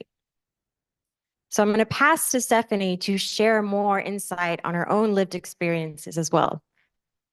Thank you. I just wanted to just tap into the evolutionary biological advantage that you spoke of. And just thinking of, I truly believe that creativity is our birthright. And I believe that our brains and our bodies and our beings organize themselves in order to take care of us in the best way they can for whatever it is we're going through. And in that, they arrange themselves in ways that might not work for the way society is set up, but work in these beautifully different kind of ways that when we can open the lens and widen the lens to understand, and I'm speaking to the choir, to many of you, but you know, that we are all on this spectrum of, you know, I just will say that like the project that I'm working on is one of them is What's the name? Is called Wonder. We're a way for the cosmos to know itself. And that one is one that I came into the studio with. And then I realized that not everybody can get to that state. And so I went to tuning the vessel, because what I feel is that so many of us, and for myself, I'll speak for myself right now, like I came into someone in trauma, and the water in trauma, if we're talking about cymatics and water, was shaking. And from what we know about things growing, they might grow at different rates. And so there's this way in which, for me, my lived experience is that when I came in, I didn't, like nobody really understood, but while I had 20/20 vision, I didn't have stereo vision. And at a very young age, I was losing my hearing. And in that experience, like things were so challenging for me that was expected of me, but the world was so beautiful and so magical. And I know that's true for many, many children, from the way that we naturally hold our eyes and gaze and things, because we don't have the capacity yet to focus in a certain way that's expected of us later. So just the way that I navigated the world, and like I knew that sound and light and vibration, like I felt them, I saw them, I experienced them whole body, not this separate way that we're taught. And I didn't understand people didn't see or experience this way. But what I did understand is when I showed them, they could see it. When I explained it, they can share it with me. Like I could share it with people. It wasn't like I was so extraordinary, yet I was seeing it differently. I missed things that were expected. So like for me, school was horrible. And the way that I got through school was an anchoring of doodling. So I doodled all the way through school, and people thought I wasn't listening, but that was a way that I listened. It was the way that I stayed connected. And so like art for me was an education. It was a way I got an education. And I'm so grateful to have had that. So like just to wrap with this, like one of the things that I then went from is tuning the vessel to tuning to nature, tune to nature, because what I do is that I'm so much happier outside. So my background is high-end technology from 30 years ago. And I was very great at it because it was intuitive technology. And then it became something different, and I'd rather be in the woods. I am better there. I can assist people there. So I take children and parents who need to understand their children better because they need to see from different perspectives into the woods, into the forest, into nature, as well as photograph from tuning to the nature. And in that, I have learned so much that I never would learn in a book that I can share and show somewhere else. I have it, I can share. But it's this way of we're tuning mechanisms. That's what we're here to do. And I think so many are tuned so beautifully and so sensitively, but the world and I'm going to say the environment because the world is beautiful, but society and that has shaped something different. But when we tune to it, it's incredible. And we got to just tune back to it because that's really where we're reconnecting back to the roots and back to the heart of everything. So I just wanted to share that. And That's awesome. Can you remind us what is the field? Is it sensory? So I actually went through sensory integration therapy. That's kids go through that on the spectrum of autism. But because I didn't have stereo vision and I didn't have this hearing, and so I went through a year of, it was a lot of spinning and eye tracking and three-dimensional sound because I didn't always know myself in time and space. And so that kind of was a year of that. And I became very good friends with the sensory therapist who also, fortunately, is incredible at giving support to people because most of the time, like people can fall through the cracks. Like we could have Einsteins all over the place, but if they don't have the support, if we don't have the support, if people don't have the support, they are lost. And like here we have so much, there's so much creativity, so much beauty, there's so much. So if we can create for the whole of us, as everybody's been talking about, then we create a world for all of us. And as Isabella Welsh was talking about, without judgment, if we can come from without judgment, then we create a world for all that really works. So thank you. Yeah, it's beautiful. And Stephanie actually inspired me. So the project that I've been working on is called Virtual Oasis Tech, and it's a neuro-inclusive application that integrates virtual reality with AR and VR. And as I was showcasing and speaking more about it in Design Science Studio, Stephanie was mentioning sensory integration from a perspective of how you can use art and how you can integrate your senses for a lot of individuals who are experiencing life very discombobulated, especially when you have other complexities of physical disability. And I wanted to introduce more of what Virtual Oasis Tech is because it's been an emerging concept that's really been supported in the Design Science Studio because of the curriculum that is really inclusive of so many approaches like Indigenous wisdom. And Virtual Oasis Tech started as a concept that I had prior to joining Design Science Studio and as part of my application. And the curriculum of Design Science Studio included things that I had already knew about but expanded on. So futurism, design science, design justice, liberatory design, and so many other amazing components that can now be integrated into this. And my background is public health, as well as about 7 years of B2B SaaS startup experience. So I already knew the tech side, but coming in, I needed to get more integrated into the feeling side so that I could really champion a social impact venture that is inclusive of ecological wisdom and curriculum at the intersection of education and health. And the project is going to require some support. So that's part of the reason that we're here is showcasing our projects because we want to ask for our community engagement and learn from others. And my ask for all of you is to engage further. If there's corporations or investment or strategic partners that you think would be a good fit to that, please reach out. Rendell Pop is the name, Virtual Oasis Tech is the organization. And we want to close with just the promise of what we're envisioning. So I'm going to read this quick little statement. Neurodiversity is a movement. It is more than social inclusion.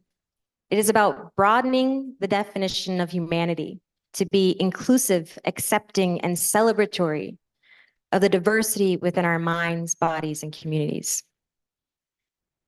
Thank you. Thank you.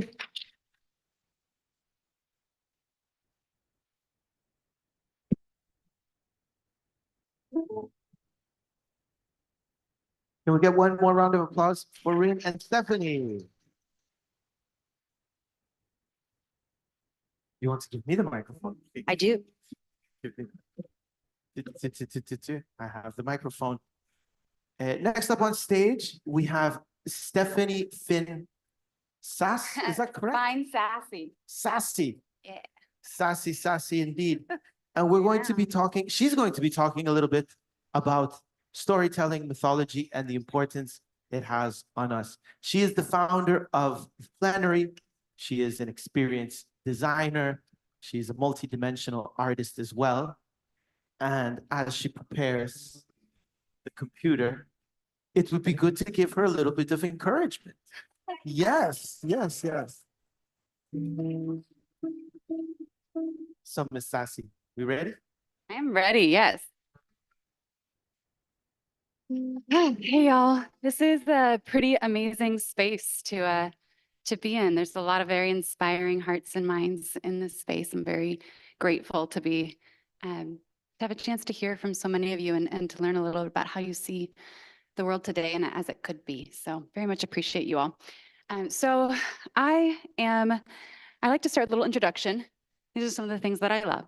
It also gives you a little bit of a sense of some of the lenses that I'll be bringing to this conversation. So I am a neuroscientist by training. That's my formal background. I spent a lot of years trying to figure out how the heck our brains work, how our identities and our emotions affect our behaviors and our beliefs and the choices that we make, and why there is this huge gulf between the way that a lot of us claim to want to be individually and collectively and how we tend to be. And so that became an obsession of mine. You could say I've been sort of a student of change for the past 12 years, experimenting with different ways, diving into different disciplines, trying to make sense of it all. And what I did was work with people from across disciplines as much as possible to say, hey, this is what we're learning from the neuro world. This is what we're learning from the psych world. What do you know? What are we missing? What if practitioners and experts and grassroots leaders from the past many decades and even millennia known that is not currently represented in the way that we design and the way that we create and live within our systems? So this is the Plenary Co's basic model. So the Plenary is an art and science nonprofit. We're one of the Design Science Studios partners, and thanks for having me, Roxy. And what we do is we sort of figure out, how do we bring this roadmap that has been created and crafted over many decades by many different disciplines and spheres and communities, how do we turn that into real spaces? How do we turn that into experiences that might have a chance at creating conditions that are conducive to openness and change? And so I'm going to talk today about a few of what I've found to be really valuable cognitive myths to understand. So the myths kind of suck, they're not so valuable, but understanding them has brought tremendous value to the way we think about design. And I'm a big believer that the more we can understand ourselves, each other, and the nature of ideas and how ideas move through our world, the more likely we are to be able to find ways to meaningfully navigate them. So we always start with a conversation at our shows about bias in one way or another. Whenever we do any kind of experience, we start with bias. And one of the reasons why is because we want from the get-go to make sure that people moving into a space understand that they are biased. It is not, there is no such thing as an unbiased brain. Brains are bias-making machines. There's biases that are more cruel than others that have influenced the systems that we live in. But no matter what, the brain is constantly taking in information, filtering it, making a subjective reality that we live in. And it's doing that because that's the way that it works. So here's some of the common stories that I see and that we talk a lot about at the Plenary that we have to navigate if we're going to be designing spaces that are conducive to openness and change. These are sort of I call them cognitive myths because they're natural ways that our brains work when in certain conditions. So these, I should say, these do tend to differ across culture. But in this culture, in the US, this is how our brain tends to work most often. And so the question we ask is, how do we identify it? And then how do we design with these myths in mind so that we can shift some of the stories that come out of them? So the first one we're going to talk about, I call this versus that. I think this has already come up a few times in the talks tonight. This is binary thinking. It's the false dichotomies. It's the getting stuck in the, is it this way? Is it this? Am I pro this or anti this? Very few things actually fit cleanly into a this versus that paradigm. Some things do, and obviously always working within your ethical and moral structures. But when we're talking about ideas, they tend to be complex. So I've listed on each of these slides some of the biases, the cognitive biases that tend to be associated with these different myths. But I also want to talk a little bit about story. So a good example of a this versus that myth is, or a story that comes from that cognitive myth, is gun control. So there's a lot of studies, not just on gun control, but it's a really interesting body of literature out there that looks at how the language that we use to describe the policies in gun control have a major influence on whether people say they are pro or anti. And what that means is the power of frames. If you introduce it as gun control, people immediately pick a side, because that's how it's been introduced. Are you pro or anti this? Here's this position, here's this position. When you introduce ideas that way, people tend to affiliate with one or the other. However, a lot of these studies found that when you introduced the concepts and the policies themselves without labeling them as a this or that, people tended to find consensus more often than not. We do that in the plenary a lot. So if anybody was here for the workshop yesterday, you heard me talk about the left brain, right brain myth and sort of the origin of it. And one of the ways that we sort of explain why binaries like that, left brain, right brain binaries, which for anybody who is unfamiliar, that is a myth. I'm happy to share more of the story with you later. But one of the ways that we tend to push back on these is historical storytelling. How do we challenge our own thinking as designers by diving deeply into the history of whatever the claims that we're working with is? So in our case, we did a deep dive into where the left brain, right brain myth came from. And instead of just telling people, oh, nope, that's a myth, when they came into our spaces, don't believe that, we actually walked them through how it came to be, what the game of telephone looked like. And I think one of the most important things when we as designers are pushing back against this versus that myths is challenging our own thinking. It's extremely easy. We are just like everybody else. It is extremely easy to get stuck in this versus that thinking as designers. So one of the first steps we always do as a team is try and figure out where are our own gaps, where are our own assumptions, and how do we start with patient zero right here and trying to figure out how to break down our ideas, break down our assumptions, figure out where they came from and tell the full story as best as we can. The second kind of story and myth that I want to talk about, we call the good guys. Y'all, I could literally, the next slide, I could just spend this entire time talking about, but I won't. I will spare you that.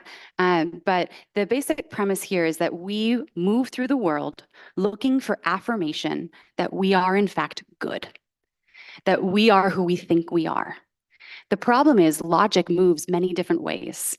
There are many different ways to make an equally logical claim and come to very different conclusions.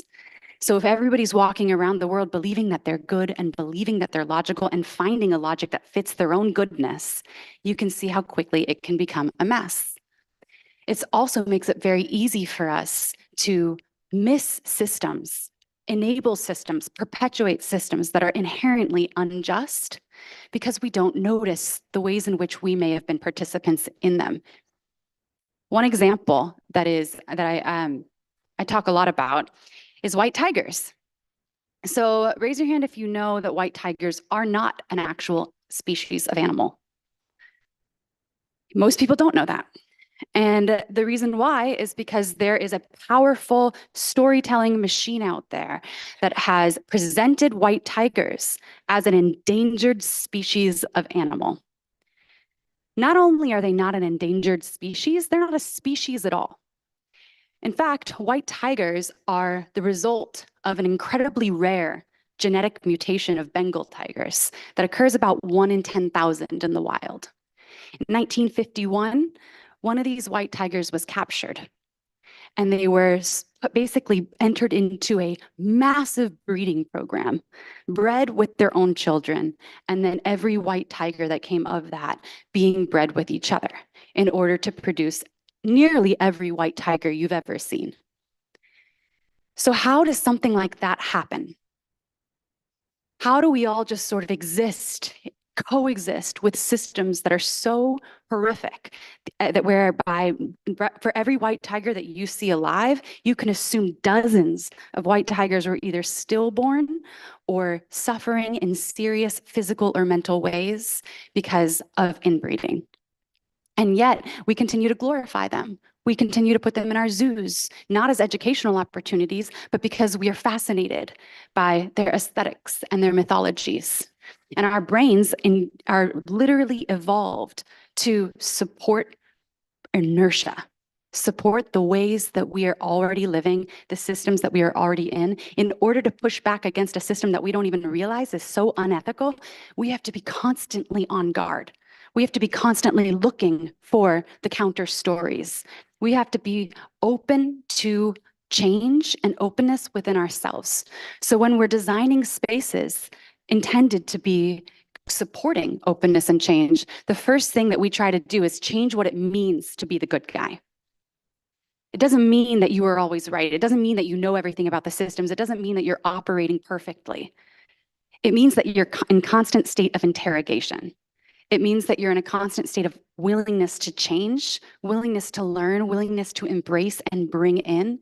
So one of the most important things I think we can do as experienced designers or practitioners of change is create microcultures wherever we can, where failure and willingness to grow are the core values that are appreciated and glorified. All right, the third one I call So They Say. So this one is a pretty wild one when you dig into the research. Although you don't have to. I mean, you can just look around your lives and communities, and you'll see the same things. This speaks to the tendency that we all have to buy into whatever our perception of expert is, and whatever the sort of social group identity memberships we have are, and what those things all tell us is true. As I mentioned earlier, the brain's an efficiency machine. We take shortcuts, we have heuristics. That's just how it works. That doesn't mean we can't learn to navigate it wisely and responsibly. So what that means, though, is that we're constantly looking for the easiest answer, for the shortest cut that we can take to get to a conclusion that works and protects our lives. One of the ways that we do that is we rely on the people that we trust. We look to the people that what we think are doing the processing for us, our proxies, if you will. Conformity, bandwagon effect, basically create this growing body of self-similarity in how we think. A lot of people call them echo chambers, but I think it's actually more complicated than that. We're out there looking for people who we think we can trust.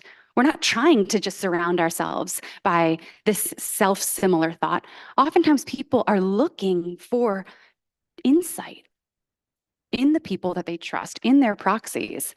And it's extremely easy to get sort of stuck in this egocentric sense of what is and isn't true.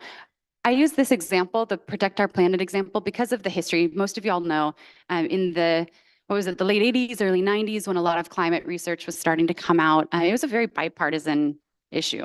People across the political spectrum believed that this was real, took it seriously. And it wasn't until economics got involved that the sort of narrative machine and the mythology machine got cranking, and these stories within communities started to shift, and people started to buy in to these ideas. Again, going back to what we talked about earlier, if they're presented, depending on how they're presented, people see these differently. So language and binary thinking have a huge impact on what people believe at the issue level.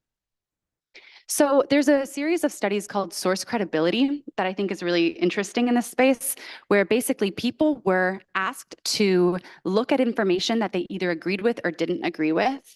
And when they were asked to look at information that they agreed with, the sources were oftentimes from a source that they wouldn't agree with, and vice versa. So there's a bunch of different experimental conditions. And what shook out was a pretty shocking result, which was that people, after the experiment, when they looked back and were telling the experimenters about what they had been shown, people would actually claim that the sources that they read that affirmed their beliefs came from the more credible source, even if it didn't.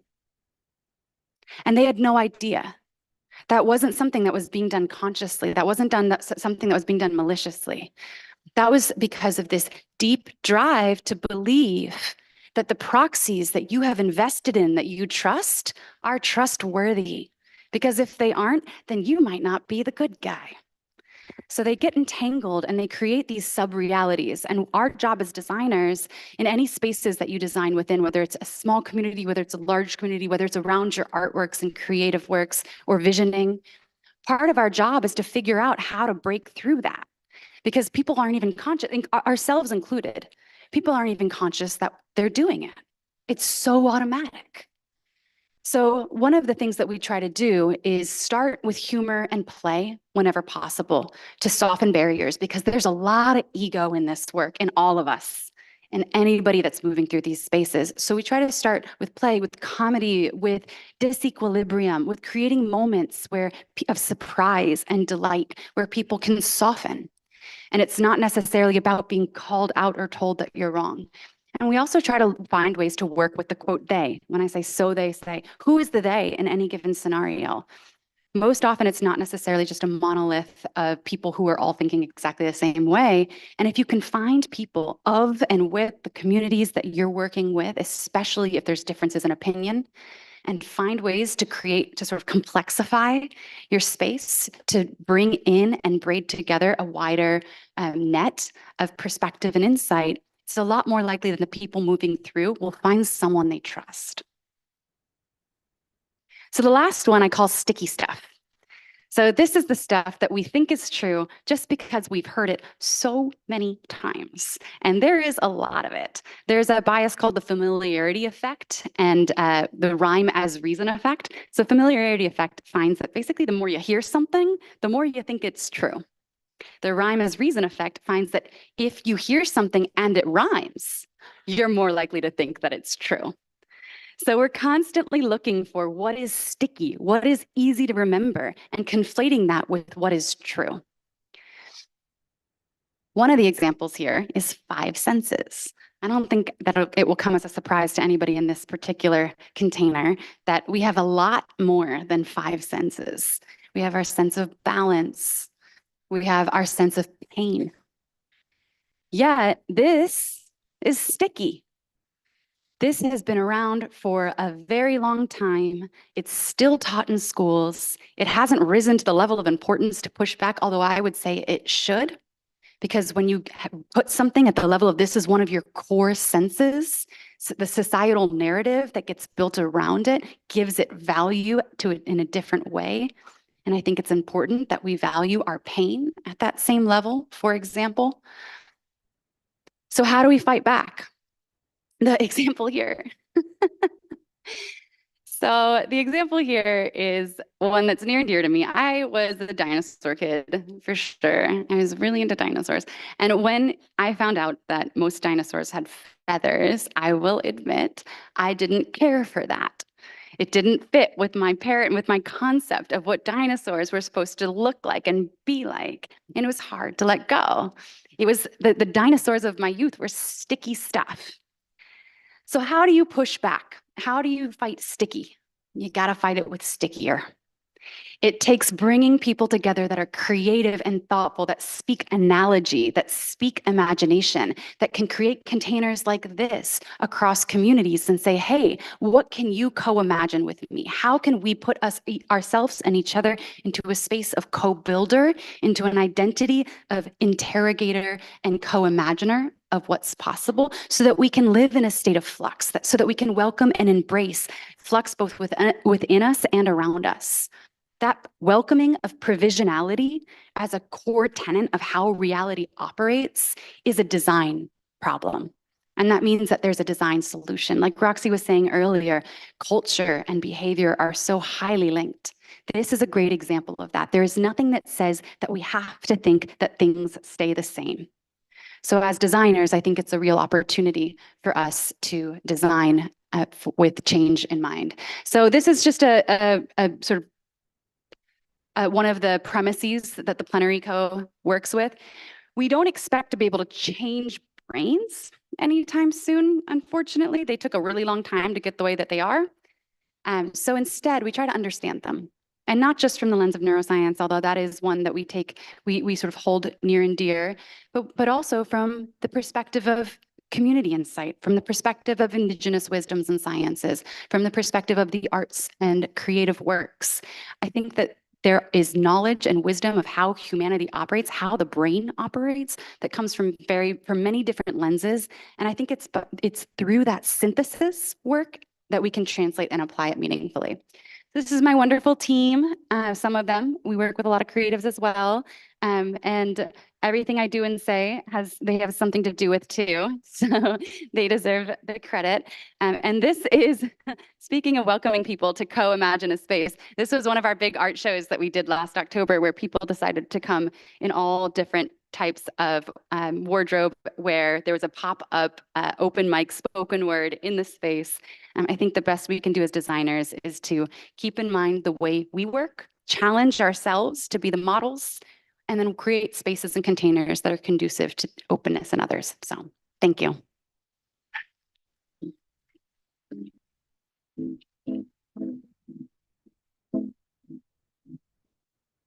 Stephanie, thank you so much. And as we prepare the stage for Andy, I would like to ask you a couple of questions, if I may. Is that possible?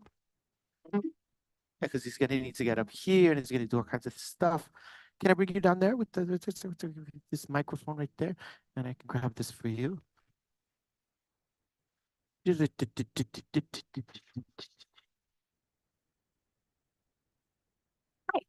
importance of fun and play. Very important. And how fundamental it is for us to rhyme. Make things sticky.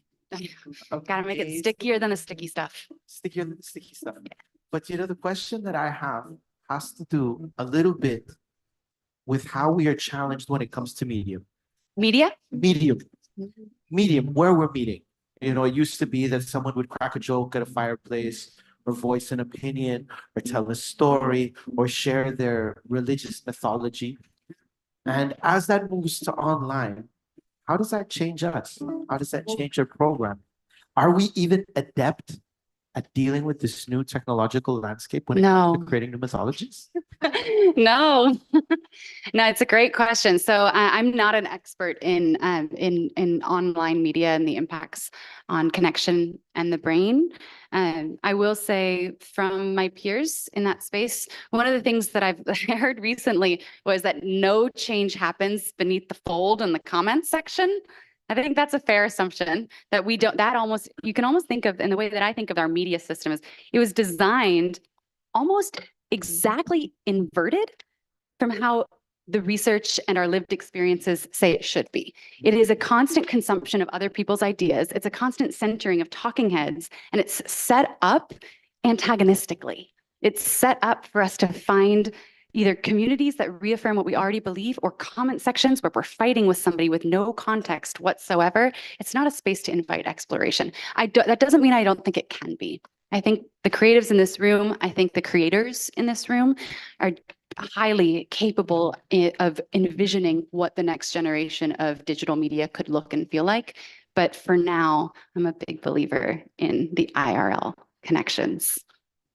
Of course. But that's... What's that? What's that? Sorry? Oh, because it's internet slang? Is that the, okay, yeah. Yeah, sure. How long were the dinosaur feathers?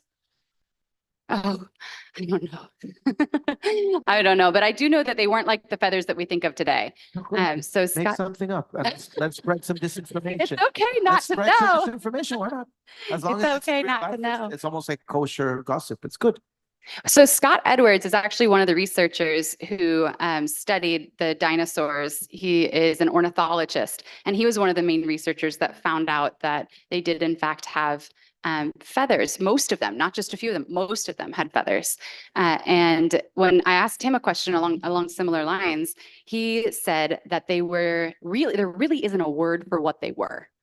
We're calling them feathers because that's like the closest reference point that we have, but really they were almost like feathery pseudo fur-like hairs.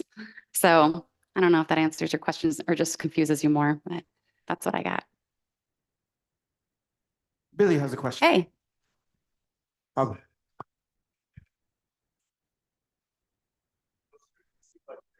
partially responding to a risk to that stem side.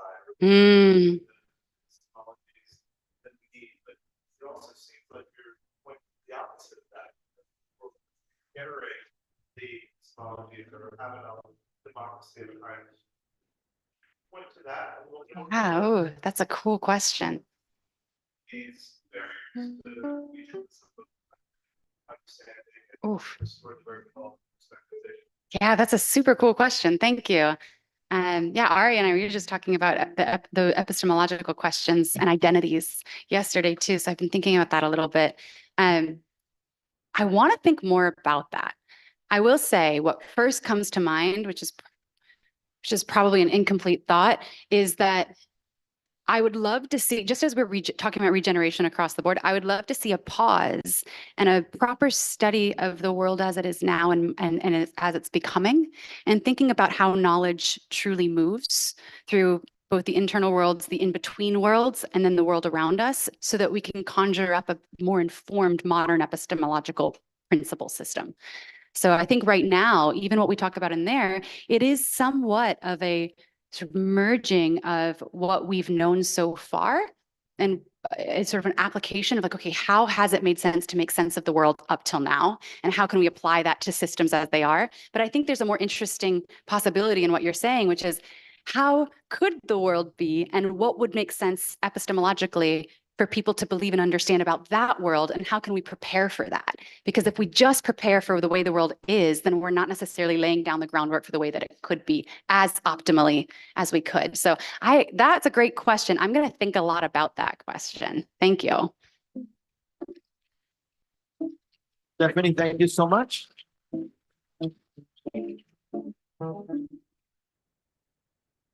Yeah, put over there. Beautiful human beings. Up next on stage, we have Andy Lin, who has a project about how we perceive ourselves in the eyes of the other. It is called the Self-Portrait Project. And to tell us a little bit more about that, we have Andy Lin on stage. Can we give him a big round of applause?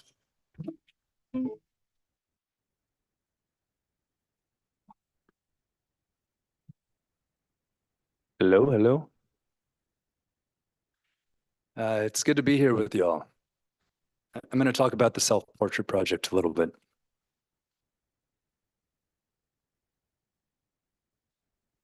The Self-Portrait Project, the seed of it starts with a tragedy. My father died in the worst accidental US air disaster in history. American Airlines Flight 191 coming out of Chicago O'Hare in 1979. I was 18 months old then. When I turned 18 years old, I came into a large sum of money. Thanks to having an incredible sister who's here today. She, yes, I was going to ask for that, but yeah.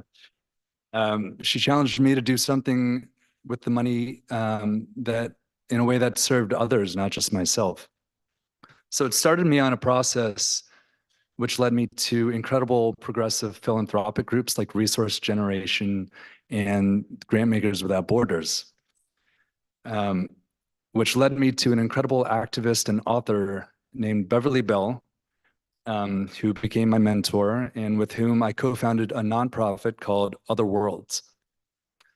Other Worlds was dedicated to documenting and disseminating case studies of alternative economies around the globe, groups functioning outside of a profits over people paradigm, basically.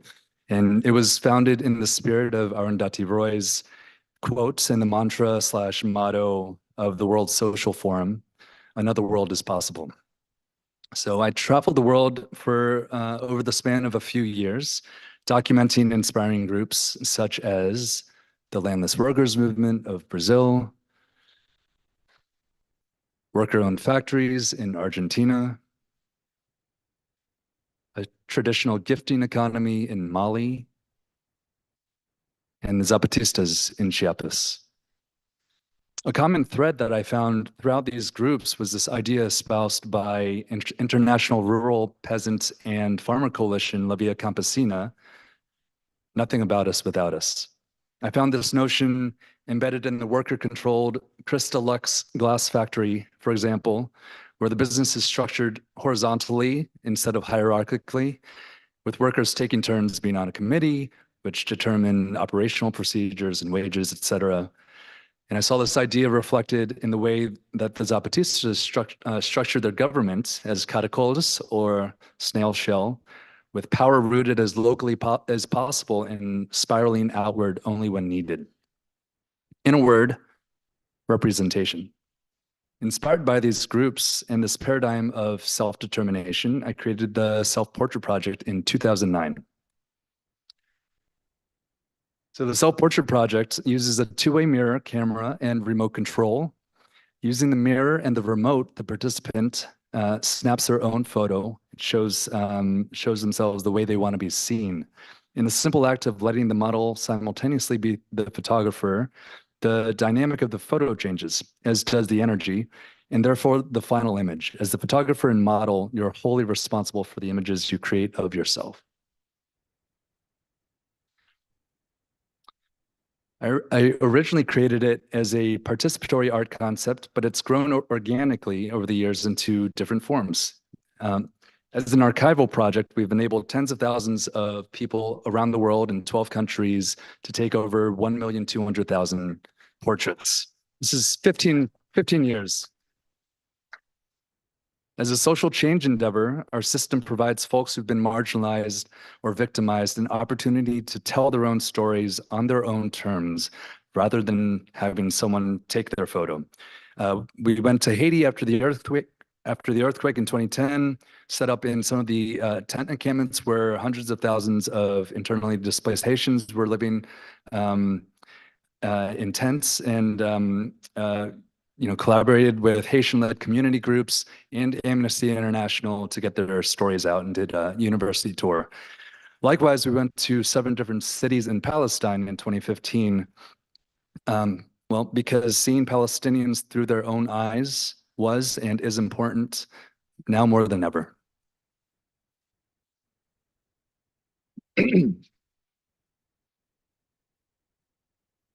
As a young photographer, I was first inspired by Ansel Adams' landscapes. They're what drove me to become a photographer. It's only recently that I realized I'm doing something similar with the Self-Portrait Project. With a single portrait, you see a human, and with enough portraits, you can recognize the landscape of humanity. As a system of photography, the Self-Portrait Project provides a fascinating glimpse into the denizens of Spaceship Earth. When you're looking at a Self-Portrait Project portrait, you're looking at someone who is looking directly in their eyes. It's a face-to-face connection system that lends a very particular kind of honest visual vulnerability. Today, in no small part because of the Design Science Studio, and therefore all of you guys, I'd like to introduce our mirror portals. This is how they work. Can I get a volunteer? Anyone? It can be multiple people too.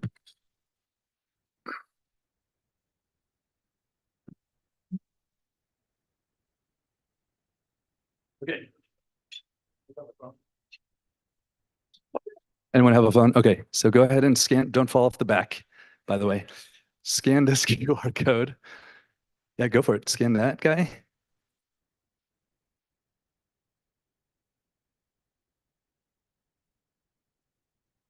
And then, Okay, except that no, just one person at a time. And then, so that's your remote control for the camera. That's now on your camera. So now you click that whenever you want, and you want to frame yourself using the mirror. Yep.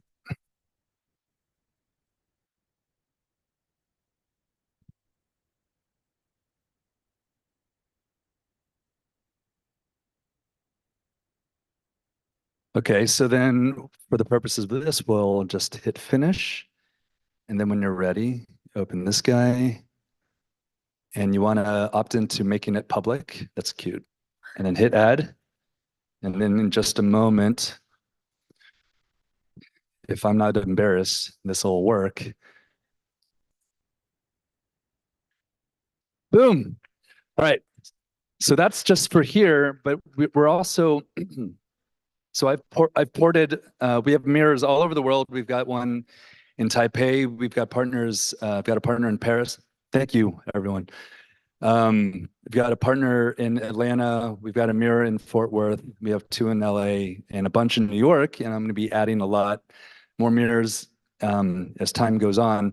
But I've connected the live feeds of all of them to each other. So everyone else in Taipei and in Paris and everywhere else, they just saw that photo. Go back to this.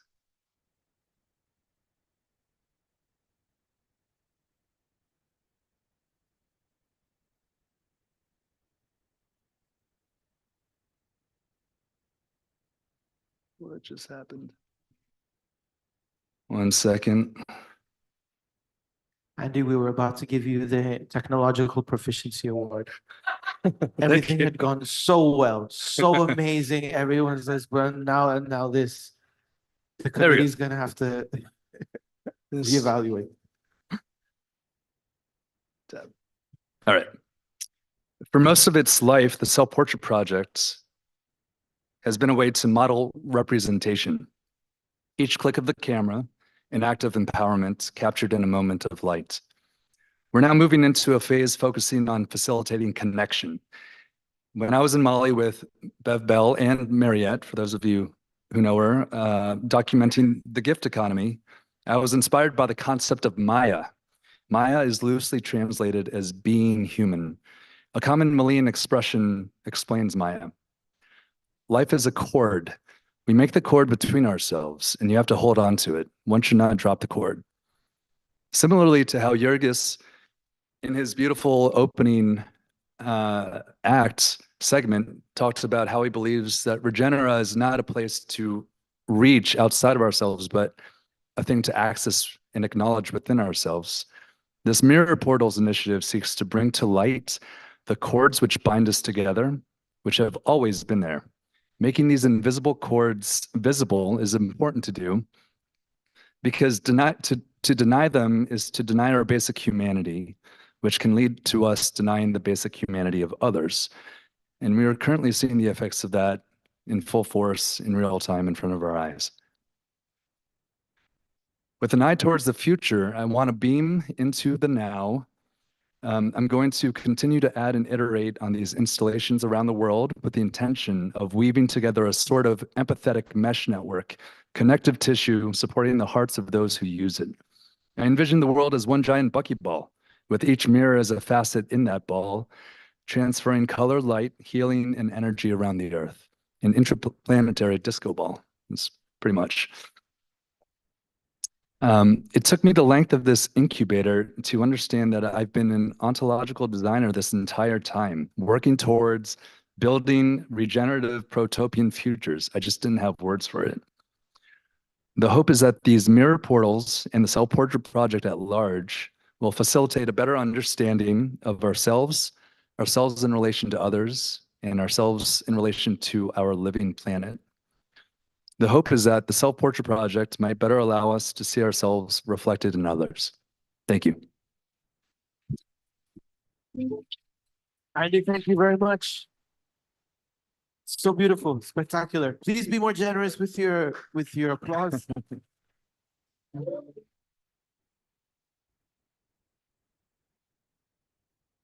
We're still going to give you the Technological Proficiency Award. This is absolutely amazing.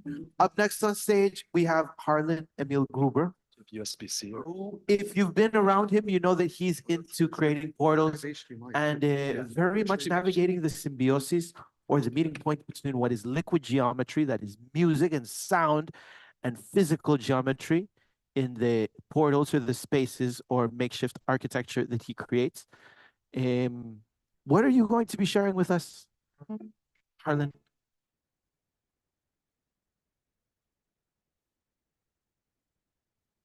Oh, Harlan, I need to tell the people something. Not yet. Hold on, no, we'll get you another one. We'll get you another one.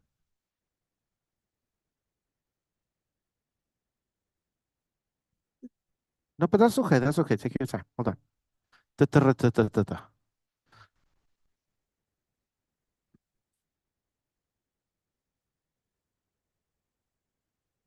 Is that one working? Hello, check, check. Oh, this one's now on. Okay, good. Okay, hi, thank you. Welcome so much. I'm so honored and grateful to be here. And so this is going to be short and sweet, to the point. Less is more. Quality, quantity. Anyway, quality over quantity. So, as Bucky says, you never change things by fighting the existing reality. To change something, build a new model that makes the existing model obsolete. So the model that I'm looking at is the way that humans build their inhabitations, their cities, their villages.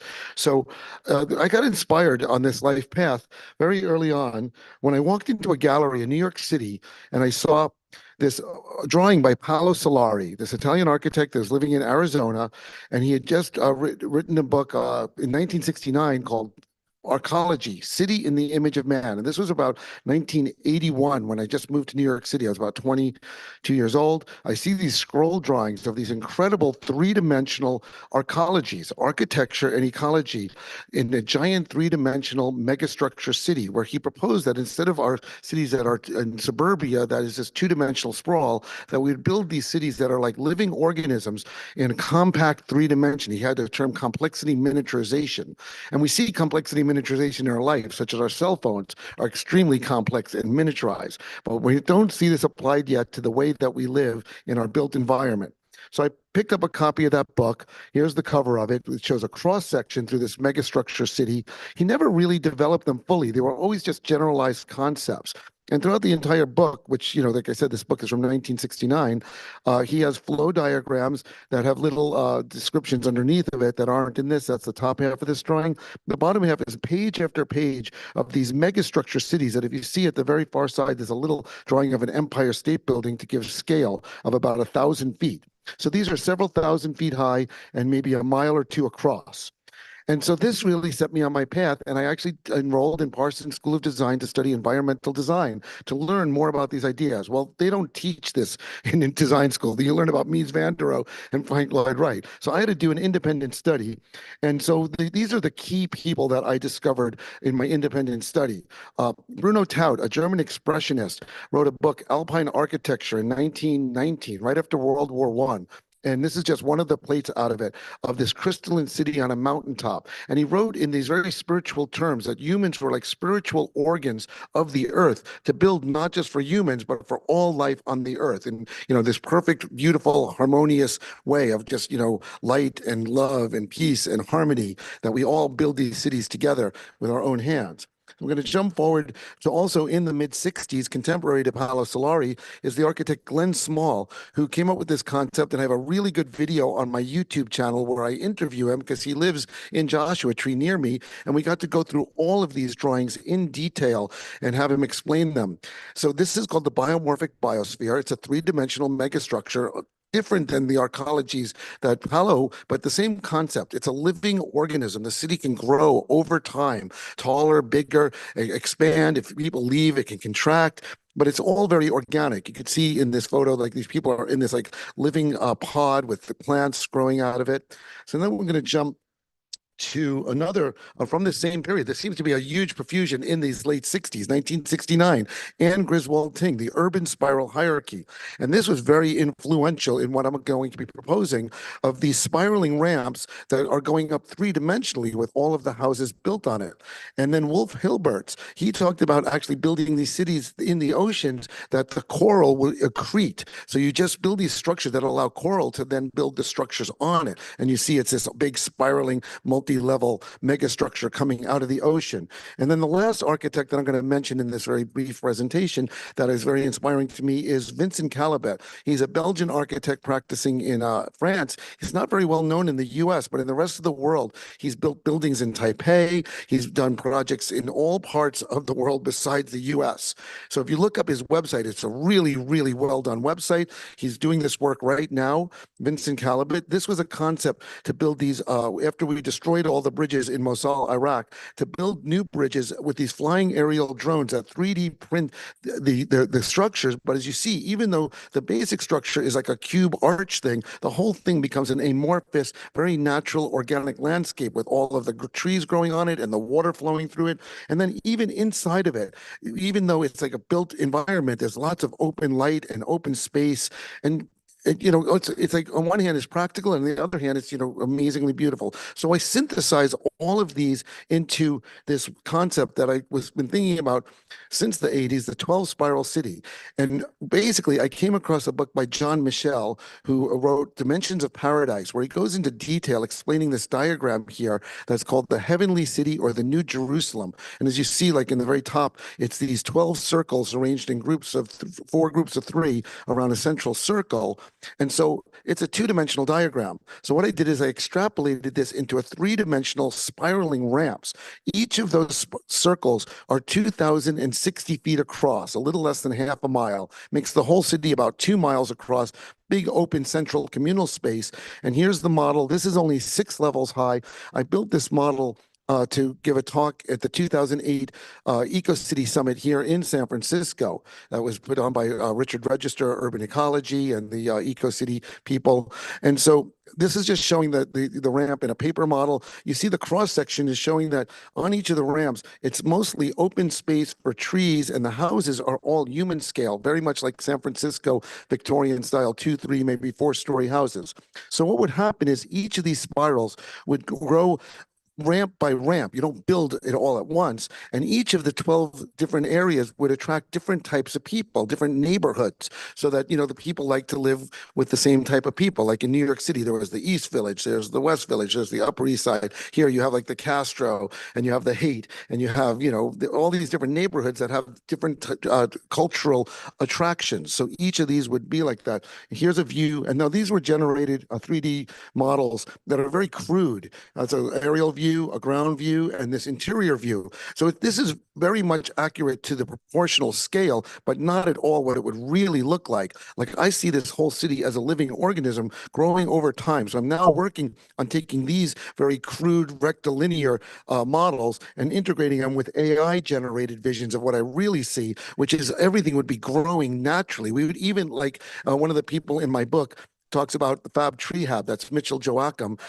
He talks about, why do we cut down trees, bring them somewhere, and then put them back together to make a house? Why don't we just take the tree and grow it into a house? So that would be possible in this type of environment. Actually, the whole city could be grown with various different techniques, like Wolf Hilbert was proposing the coral, but we could use trees. We can come up with new ideas. Anything's possible.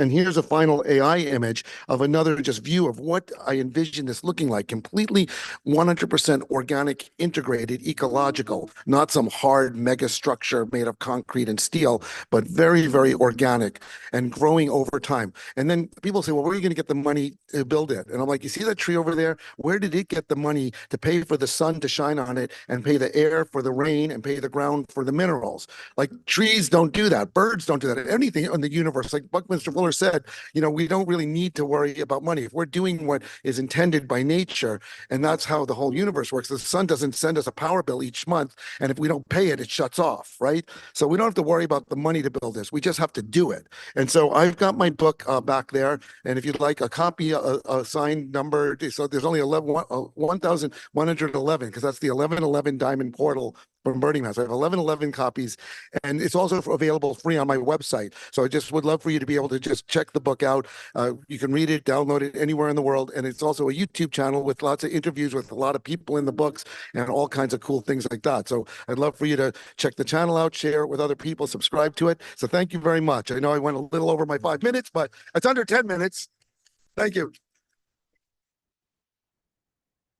Yes. This one? That microphone. It's on. Grab that microphone. Next up, we have Brian Wood Capobianchi. He's going to be playing for us. As he prepares, I would like to ask you some questions, Harlan, if possible. First, take a deep breath. Yeah, come here, come down.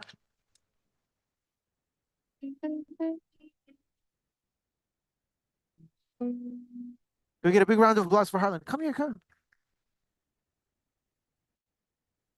I got anxiety from watching you speak so fast. But it was good, right? Yeah, it was great. Everything you're sharing is good. Take a deep breath. Now, you may not know this, but he's been building portals at Burning Man for 20 years. Is that right? 20 years now. 20 years. One of the beautiful things he does is he installs living acoustic installations which react to the vibration of the space. Basically, they're resonant feedback. Resonant feedback technology. What the question I have for you is, what part of the music or your understanding of musical or sonic coherence informs the design? Is there a point of convergence? Where do they meet? Do you have a synesthetic moment where you hear what you're trying to put together, or where you see the sounds?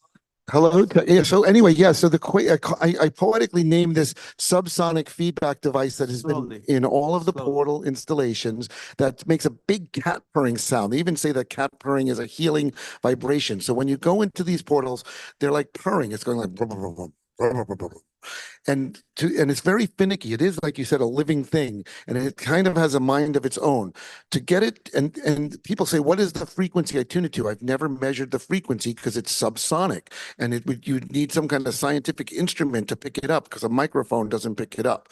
It's below audible range. So I just intuitively do it, and when it's working perfectly, it's when it's the most random, chaotic building up and dying down in the most soothing sounds.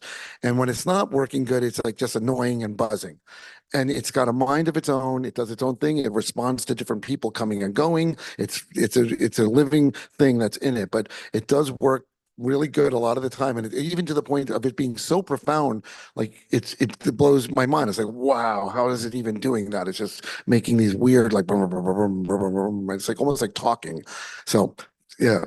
It's actually analog, completely generative sound. 100%. All it is two strings tuned to subsonic notes about this fast, somewhere between like 5 and 15 hertz, possibly 7.8 hertz, which is the Schumann resonance.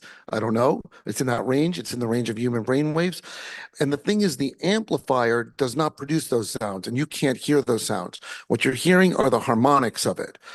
And then the harmonics interact in a random way. And so it's a subsonic analog feedback device that is then open to influence. And it really does change when people come and go. So thank you for asking me. Beautiful. It's a cool thing. I've been developing it for a long time. It still is being developed. Harlan, thank you very much. Can we get a big round of applause? He's got the books back there. And by the way, thank you. Thank you, brother. And on the stage right now, we have Brian Wood Capobianchi, who will be sharing some beautiful songs. Thank you so much. I've had the privilege of listening to this gentleman yesterday, a little bit the day before. Sentimental music with completely beautifully attuned lyrics to go with his beautiful lush voice. He'll be doing a couple of songs for us. Enjoy. Thank you so much. I have a dear friend that Stuart mentioned, his organization, Ripple of Impact. And he's redefining ROI as Ripple of Impact. And so this song came to me while I was imagining his work. Every drop counts. What's your ripple of impact? If you take a drop out, what will you give back? There's water all around. Just look where you live at. Let's keep it in the ground. Slow spreading sink there. What's your ripple of impact? Ripple of impact. What's your ripple of impact? ripple of impact. Every drop counts. It's your ripple of impact. If you take a drop out, what will you give back? There's water all around. Just look where you live at. Let's keep it in the ground. Sink it way down. Let that sink in for a minute. Will you listen? Take your ROI and flip it. Don't give so much attention to the return on your investment. Cause someone that could use it, cause someone needs it too, and you are through. How's it looking downstream? Downstream, follow the water as she taught us. Care for her sons and daughters as if they were your own. Cause we all call this our home. Birds where they've flown, through the people where they roam. Cause we all got to live together on this rolling stone. Where every drop counts. What's your ripple of impact? If you take a drop out, what will you give back? There's water all around. Just look where you live at. Let's keep it in the ground. Sink it way down. What's your ripple of impact? Ripple of impact. What is your ripple of impact? Ripple of impact. What is your ripple of impact? Ripple of impact. What is your ripple of impact? Ripple of impact. So that's your new ROI right there. Ripple of impacts. I'm gonna share two more songs with you. This next song is called Constellation.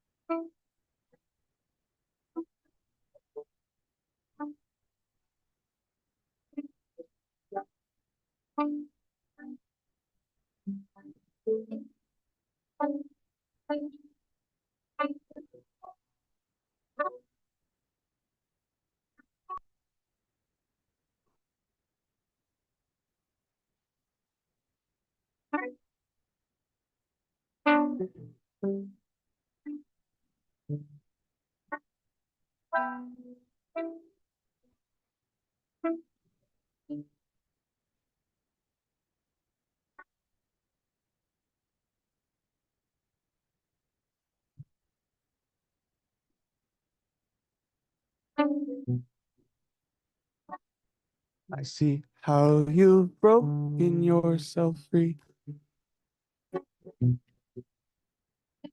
You loosened your restraints, my friend, in your eyes. Some things catalyze, and the stars that surround you, how they shine.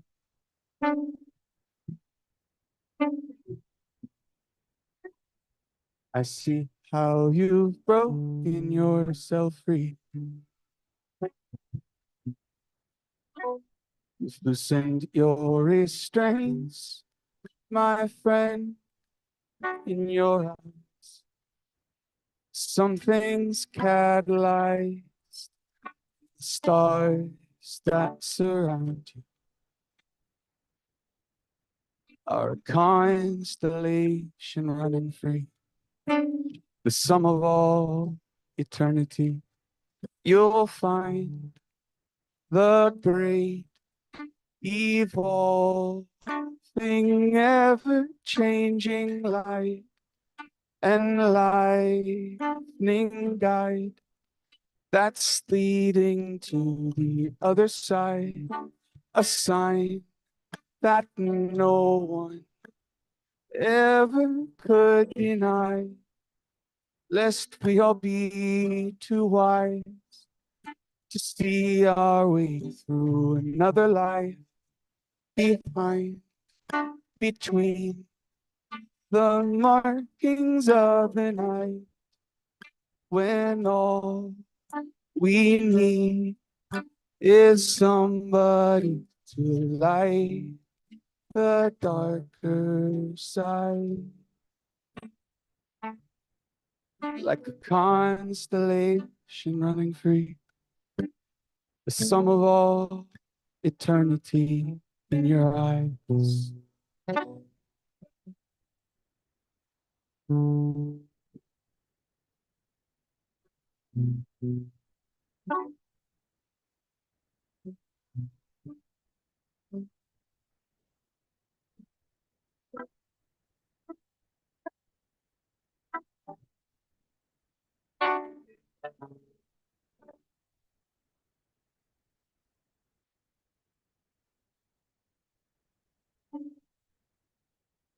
You'll find the great evolving, ever changing light and lightning guide that's leading to the other side, a sign that no one ever could deny, lest we all be too wise to see our way through another life behind, between the markings of the night, when all we need is somebody to light the darker side. Like a constellation running free, the sum of all eternity in your eyes.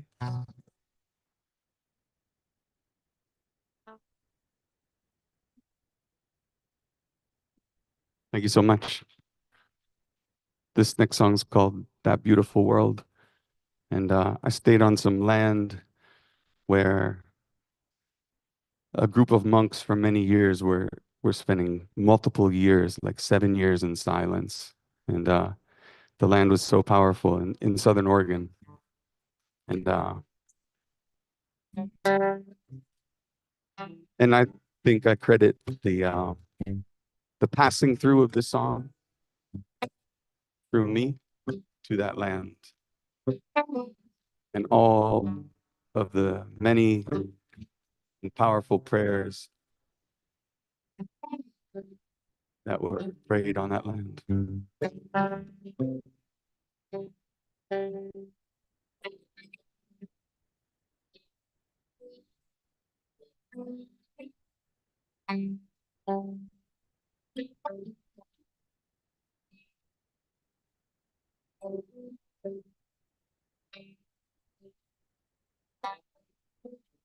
Are we getting closer to the truth? And what happens when we find was all untrue? Give me all you think you've got to lose, and I'll give you all of mine. We can both break loose, 'cause we don't have to stay here any longer than we wish to. But I wonder, do you want to build that beautiful world that we don't have to run away from? I do it on my own, but it's better with you. So do you want to build a more beautiful one? I wonder.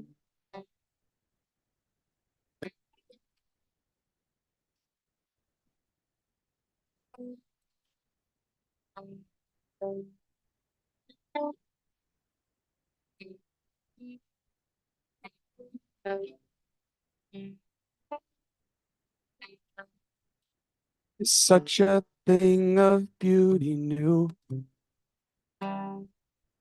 And what happens when we find it was always true? Give up all you think and feel it through. And step out of the mind. We can both break loose. 'Cause we don't have to stay here any longer than we wish to. But I wonder, do you want to build that beautiful world that we don't have to run away from? I do it on my own, but it's better with you. So do you want to build a more beautiful one? I wonder.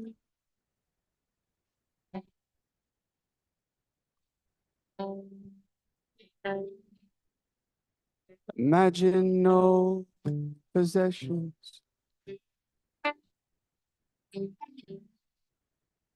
I wonder if you can.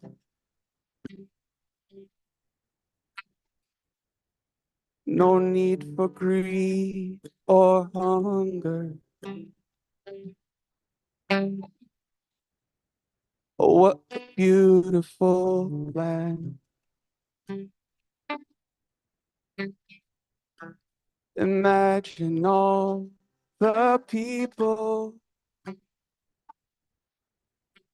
sharing all the world.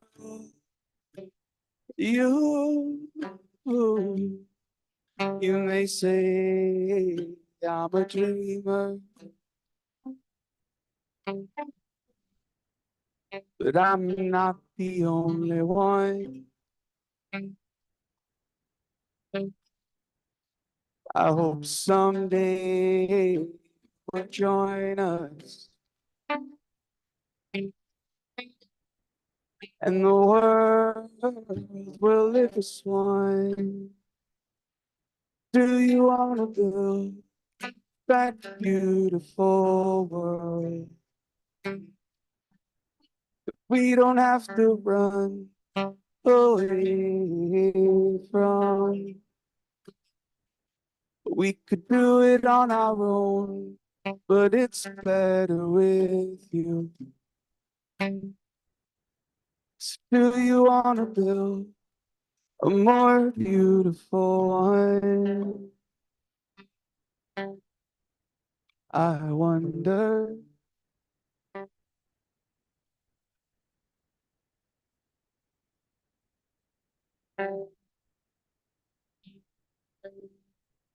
I wonder.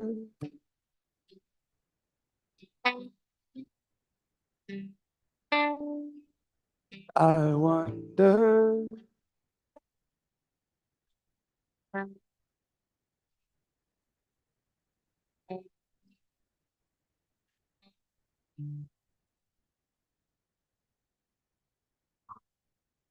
Thank you so much. Thank you.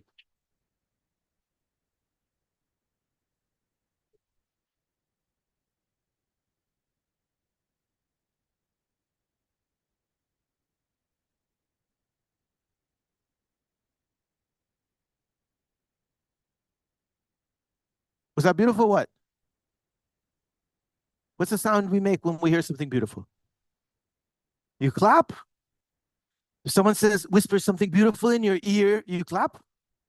Or you go, ah, ah, ah, ah.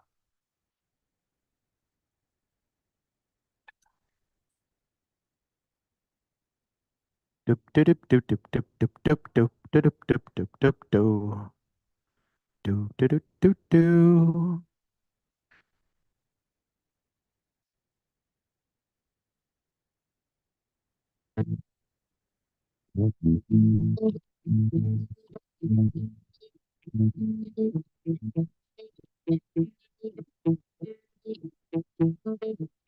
Beautiful human beings, do you hear me?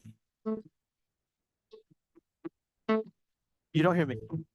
If you hear me, can you go, oh, oh, oh, oh.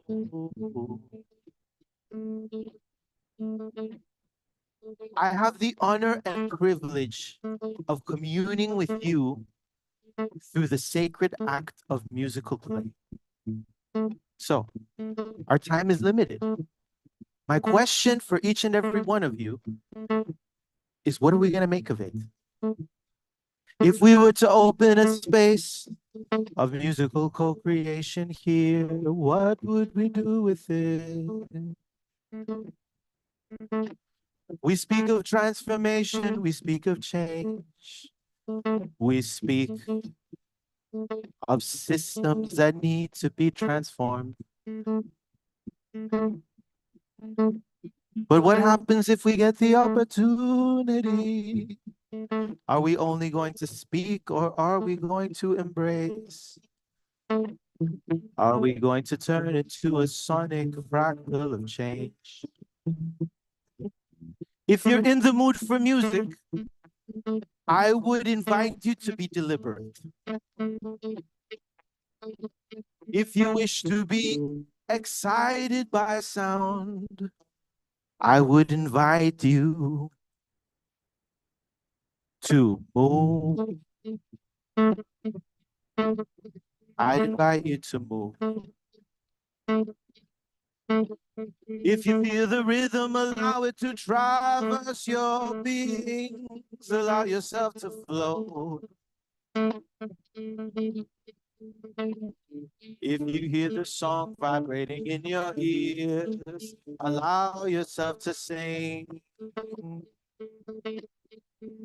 If you know the note,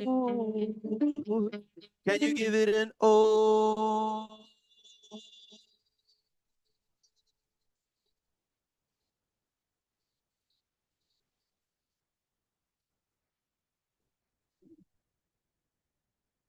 It's not bad.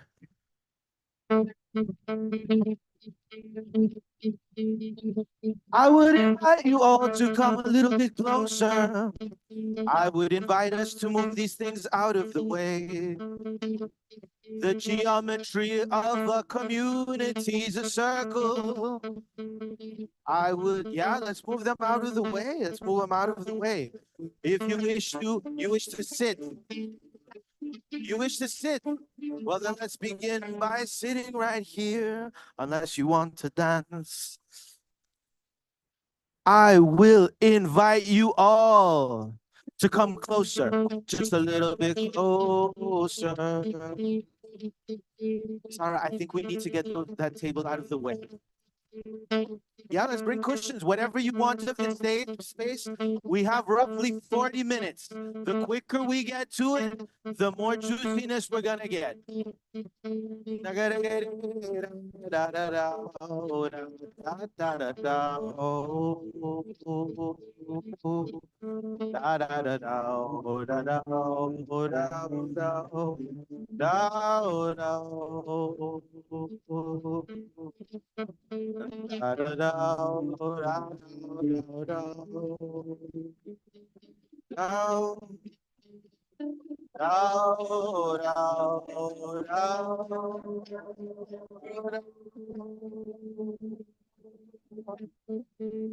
Bring it in, bring it closer. This is that space right here.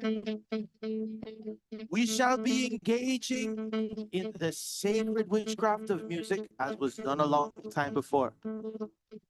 Closer. Come closer, closer, closer, closer, closer, closer, closer.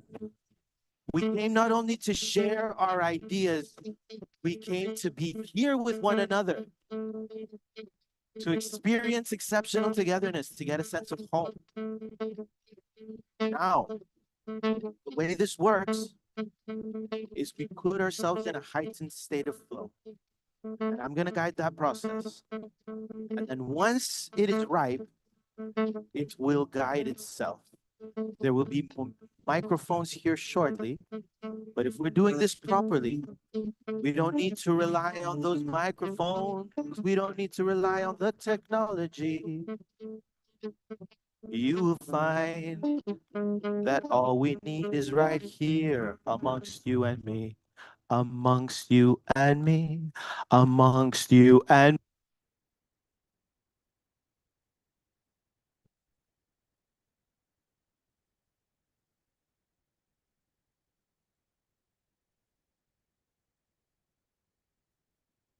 you and me,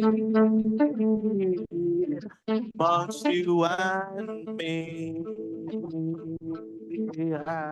amongst you and me.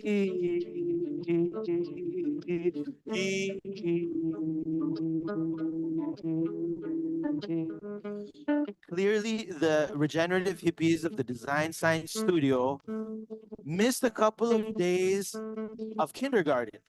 Because if this is our effort at creating something that seems like a circle, I don't know. As people who know a lot about sacred geometry, it feels like something's off. It feels that we're not calibrated properly. Come closer, even closer. Scoot closer. Closer, closer, closer, closer, closer, closer, closer, closer.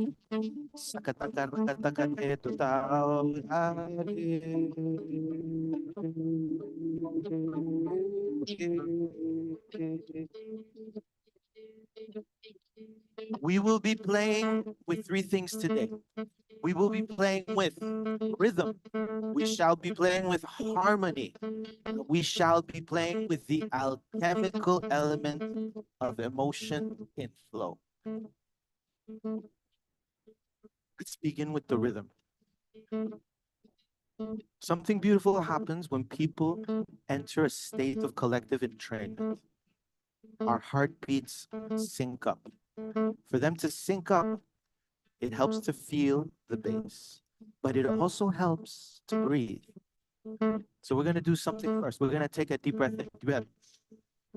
Hold it, hold it, hold it, release. Ah.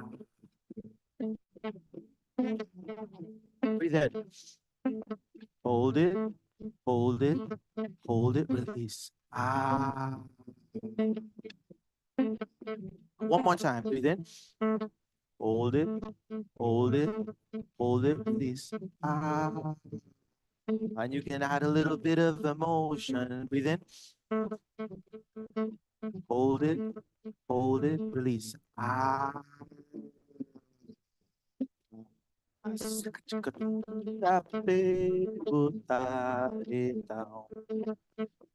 You are allowed in this space to be as creative as you like. You can yell, you can dance, you can scream. This is also a space for free love. You can be generous with your emotions in this space. Anything you like. Only keep in mind that we are painting the canvas of our consciousness with the sounds we are emitting. And we have no other agenda. We have no other agenda. We have no other.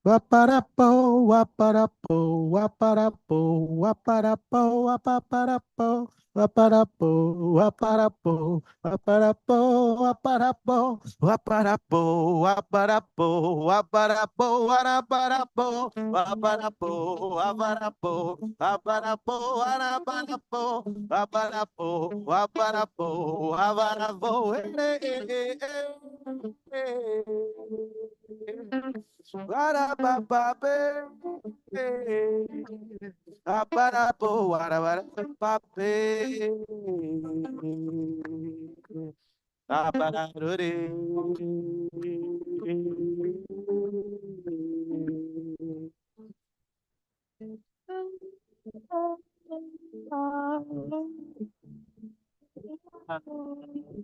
Waraparapo.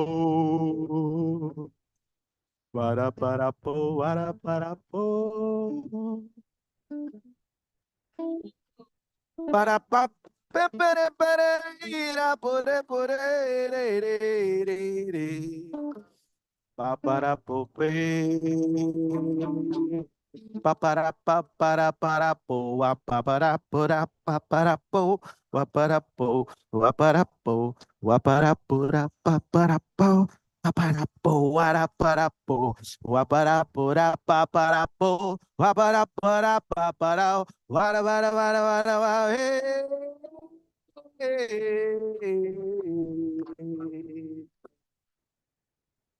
That's so beautiful.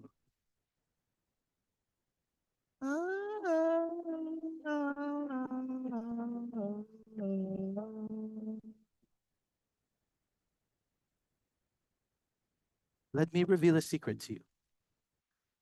When you're singing, you're not only painting the space, you're not only projecting your voice onto the walls, bouncing them off the structures. You are also stroking the eardrums of everybody here.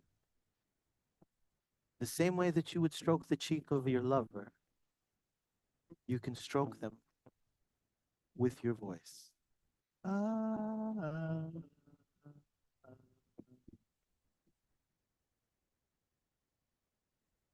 That is the intention.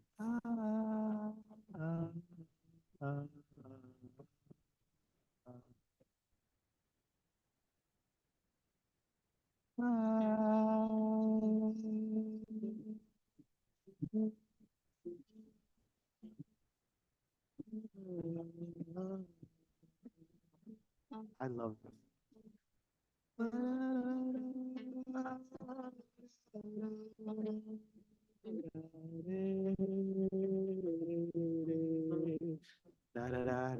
Waparapo, waparapo, waparapo, waparapo, waparapo, waparapo, waparapo, were parapo, waparapo, waparapo, re pore, rotera.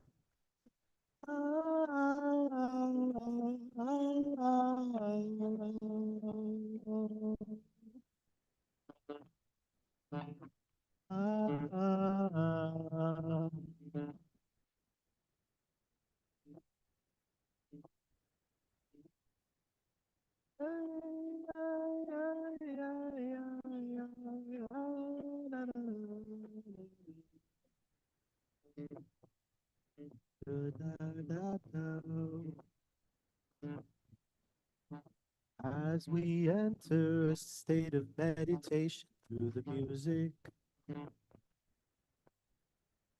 and you start listening with your ears, you hear the breath of people around you. You hear the melody that resonates in their hearts.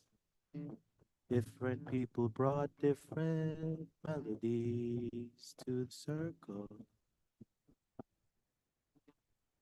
And you can journey with them to the depths, to unseen parts. If it resonates, if you hear something across the circle that you like, we can all go in that direction just by focusing acoustic side. and resonating, giving it strength.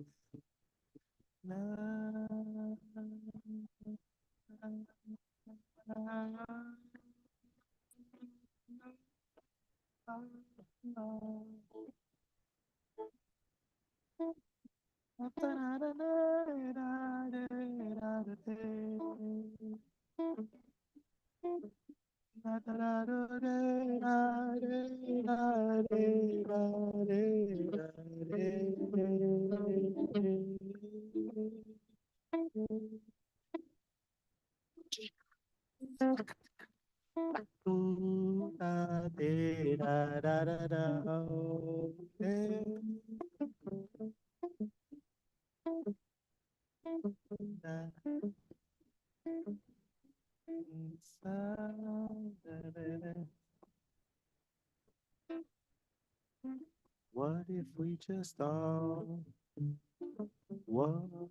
what if we just all play? What if we just all play?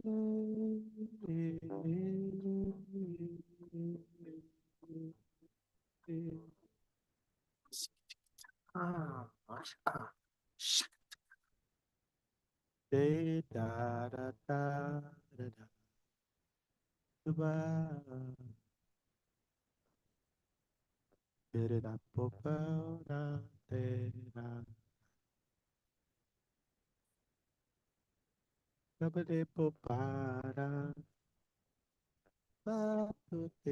Da da da. This beautiful state of entrainment is hyper awareness of the acoustic space. Now, a standard performer would say, I want to sing this, I want to sing that, I want to go this place, I want to go that place. And that's good. That's fine. But if you need to get on the stage every single day and play the same shit, it's like living with your own monologue. You want to explore.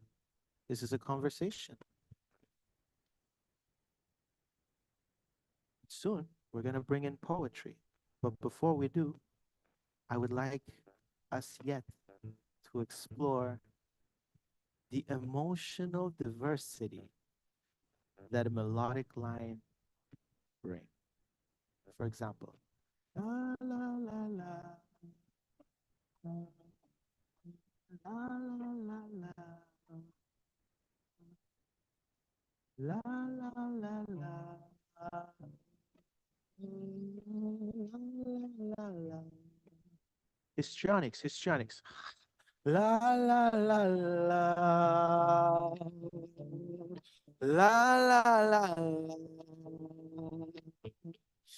la la la la,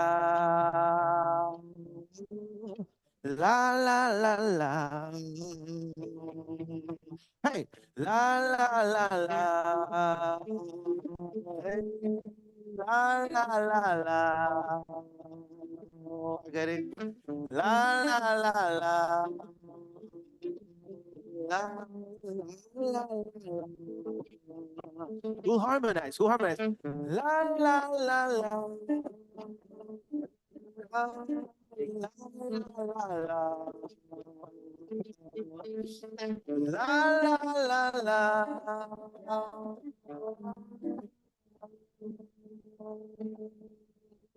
Check it out. Air Bear has been holding the beat. He's been holding the rhythm. And if we wish to break it down, we need only follow him.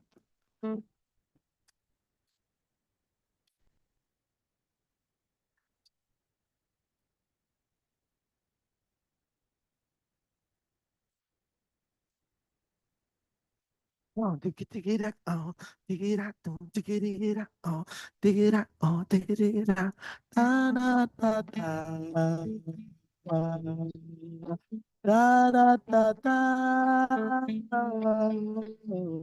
da da da da, da da da da.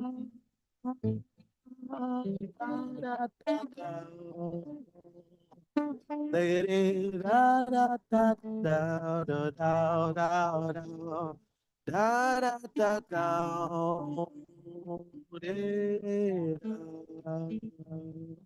Da da da da da da da da da. Pagara to tigere to te tagara po pagare gare po pe pagara to tagare gara pa pa tagare to tagare ra pa tagara to tigere to tagara tigere to tiri tiri tagara ta chakara chakara te te te ah tagare to te ra ra ra. Cha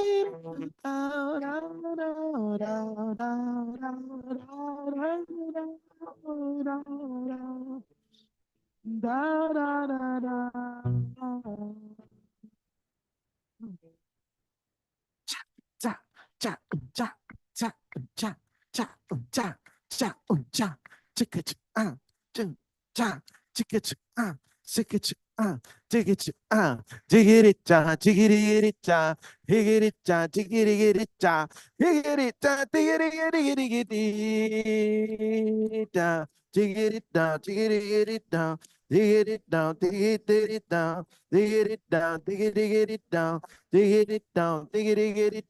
dig it down, dig it down, dig it down, dig it down, dig it down, dig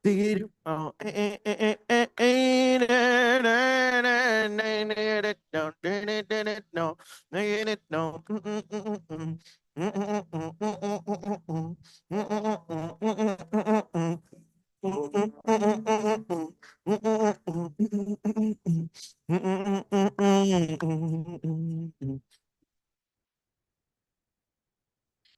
Bum, pagatara badam, pagatara gadam, tagatara gadam, tagatara tagatara tagara don't tagara tagara don't tagara tagara don't tagara don't tagara don't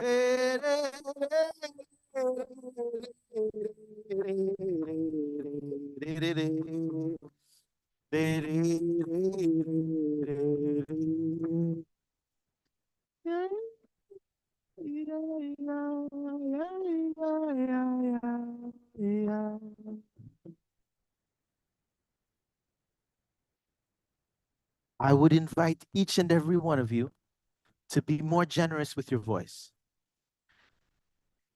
There is a play of geometry happening before our very eyes, but we cannot see the sound. But every voice releasing an emotion into this space is unleashing a dance of vibration. Bum bum boom bum ba bum ba bum pim bum ba bum ba bum pim bum pakatagare bum bam bum.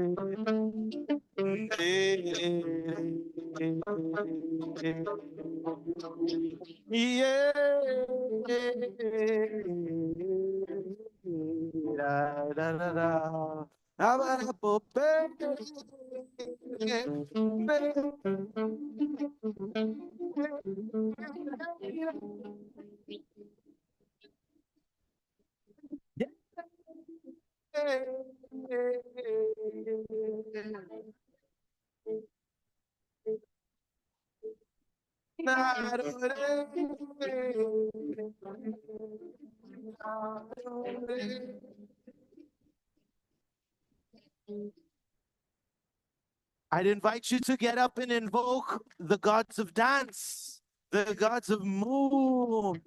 Bring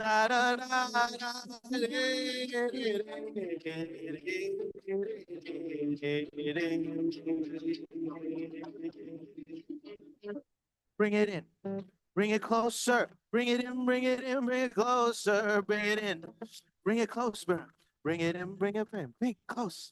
Bring it in, bring it in, bring it closer. Bring it in. Bring it in, bring it in, bring it, bring it.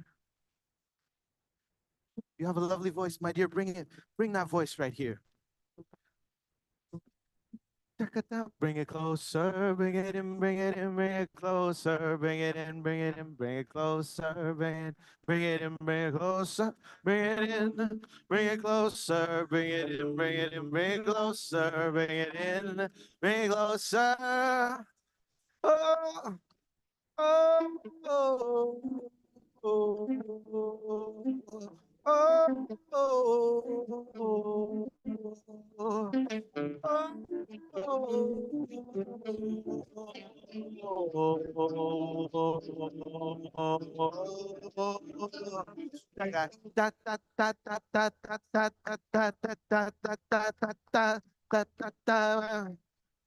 Hey, hey, open up your heart and sing. Open up your heart and sing.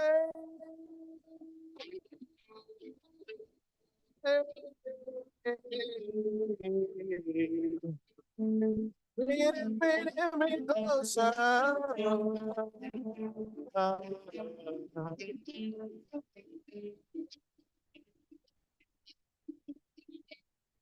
Hey, hey, hey.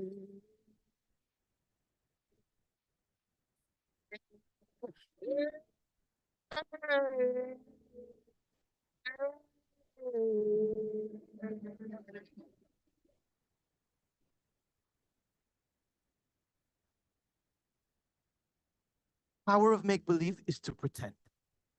It's just make-believe. Do you know how to dance like Michael Jackson? But you can pretend.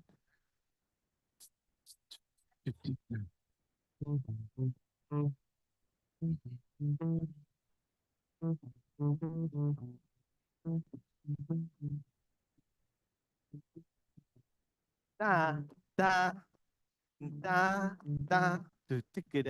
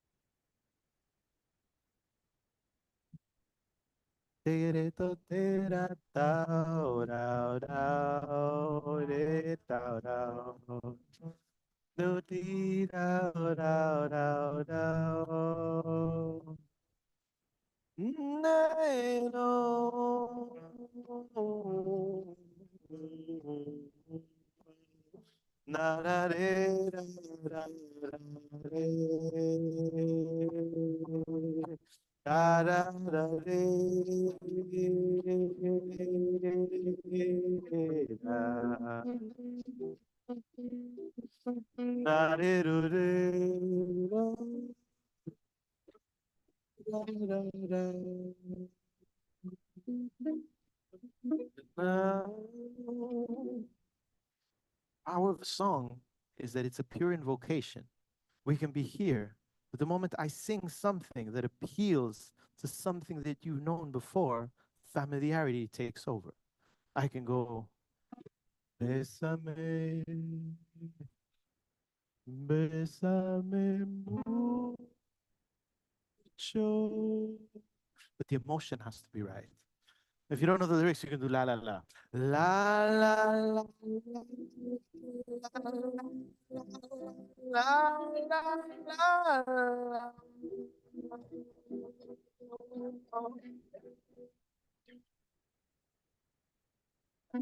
Bésame.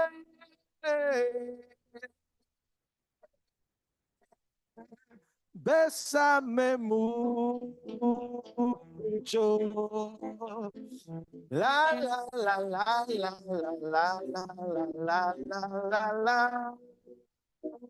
Hey, Bob, bésame, bésame mucho. La, la, la, la, esta noche la última vez. Eso. Bésame, bésame, bésame mucho. La la la la la la la la la la la la la. With the chest out. Like this. La la la la la la la la la la la la la la la. You.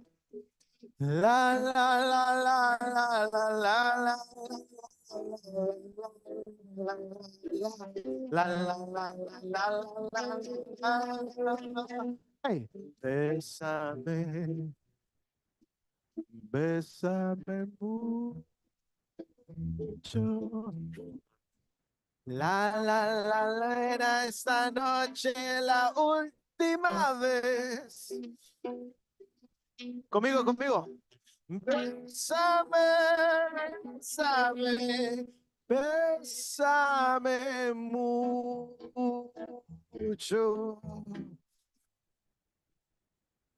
Fuera está la última.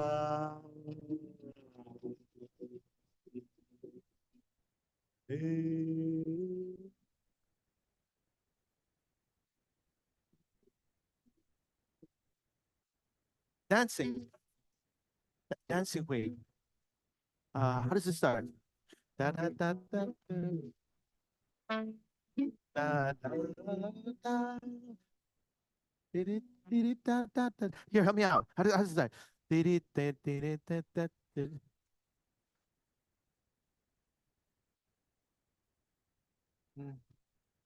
Yeah, yeah, yeah. Da.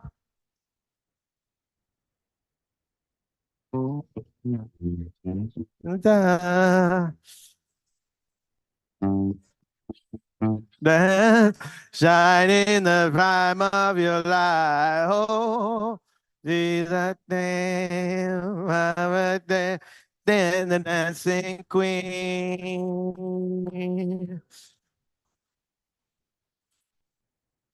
All right, let me say. Ba-da-ba-ba-ba-da-ba-ba. Ba-da-ba-ba-ba-da-ba-ba. Ba-da-ba-ba-ba-da-ba-ba. Ba-da-ba-ba-ba-da-ba-ba. Then you can die having the time of your life. In that girl.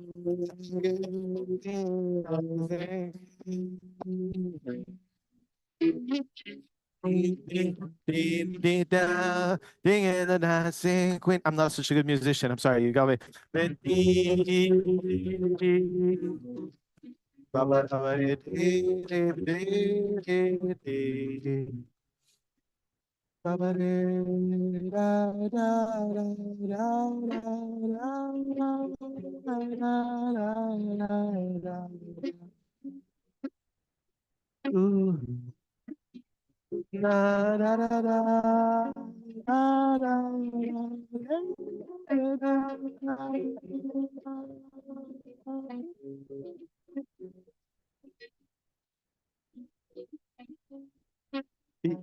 Good. Is that what we're doing? All right.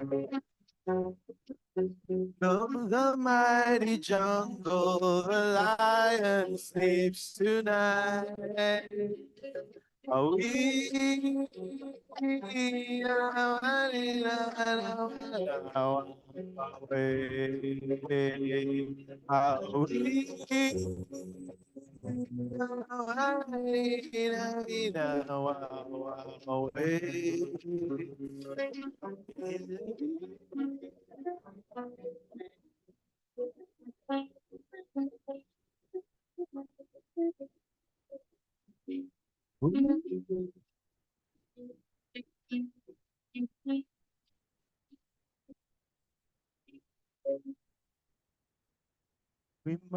oh we Maui, oh we Maui, oh we Maui, oh we Maui, oh we Maui, oh we Maui, oh we Maui, oh we Maui, oh we Maui, oh we Maui, oh we Maui, oh we Maui. If you come a little bit closer, you will hear each other better. Yes, yes, yes, yes, yes, yes. Oh, in my way.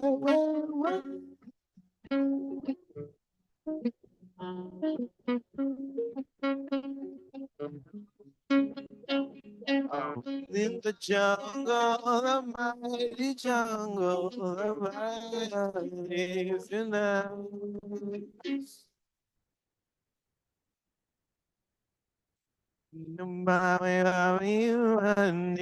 Tonight.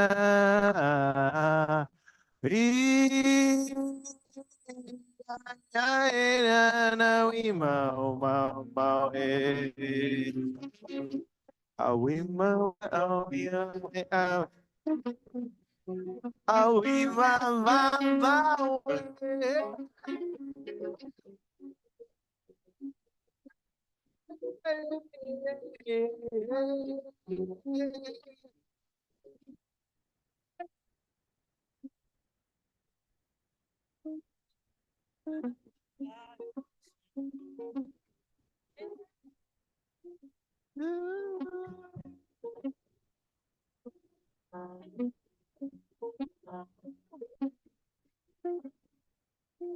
we mow it, oh we mow it, oh we mow it, oh we mow it, oh we mow it, oh we mow it, oh we mow it, oh we mow. We mow it, oh we mow it, oh we mow it, oh we mow, oh we mow it, oh we mow it. In the space of the mighty jungle, the hippies dance tonight. In the jungle, sings tonight. How the lion sleeps tonight. We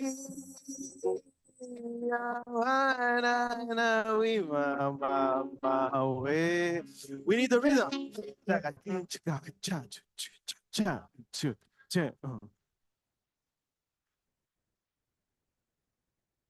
Diversity.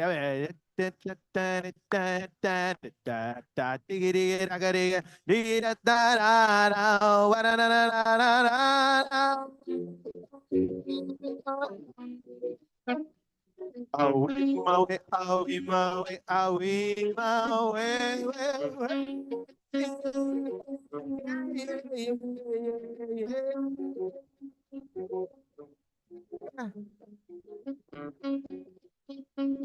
The mighty jungle, the lion sleeps tonight.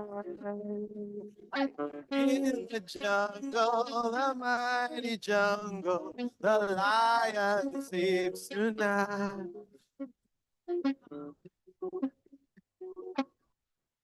Diggy diggy diggy, the lion sleeps tonight.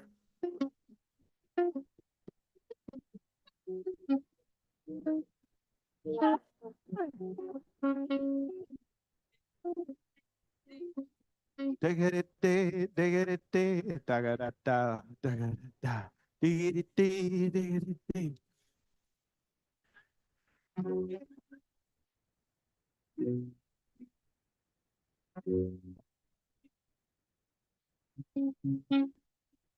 I will bring something to your attention, beautiful human beings.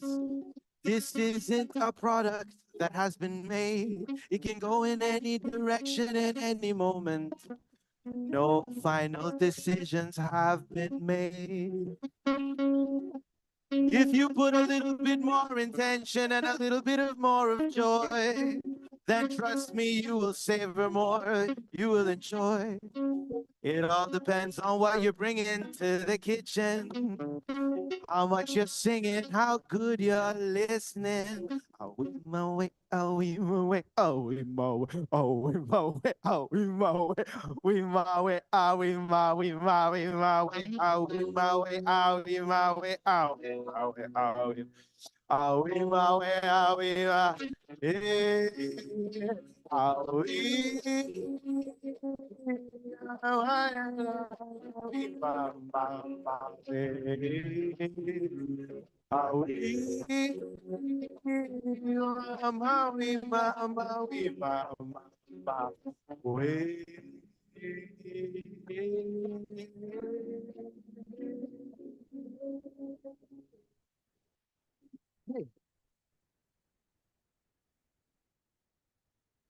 yeah. You know, actually, we can make the bass much louder. Would you like the bass to be louder? Oliver, can we bring up the bass a little bit? Just the overall volume. How you feeling? Hey, ba, hey. Tika. Little more. Hey.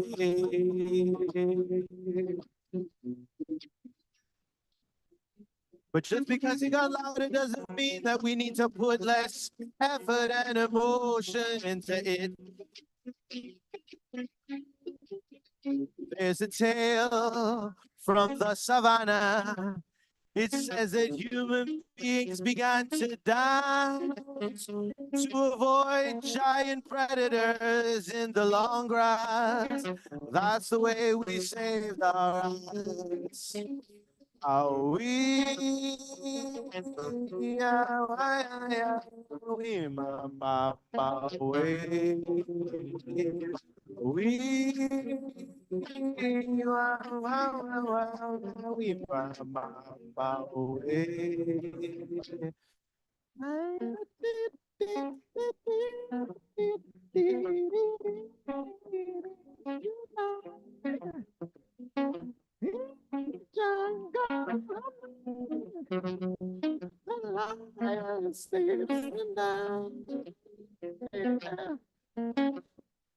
Hey. My way.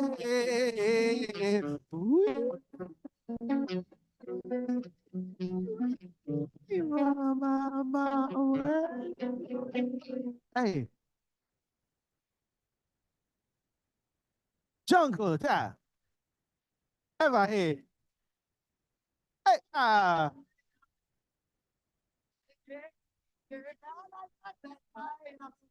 Hey.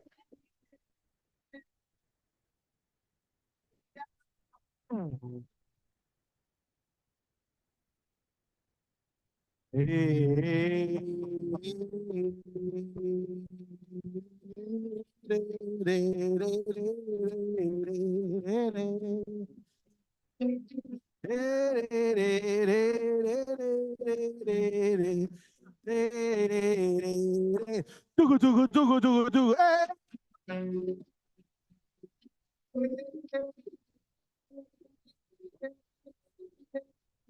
Everybody. We papa apple.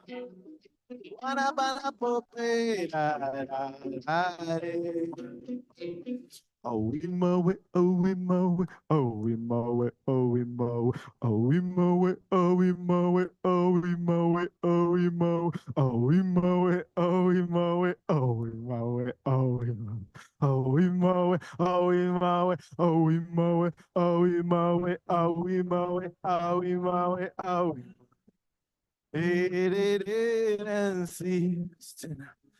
Yeah, yeah.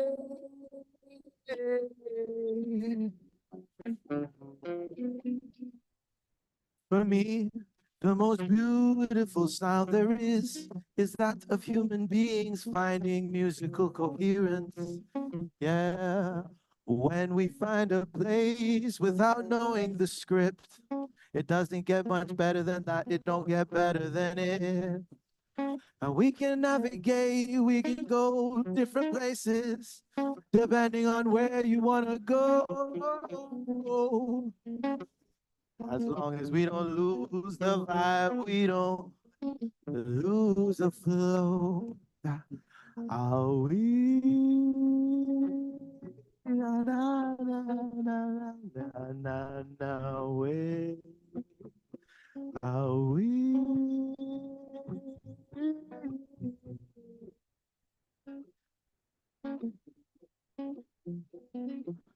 We can bring some love into this space. Because saying I love you might sound a bit awkward without the music.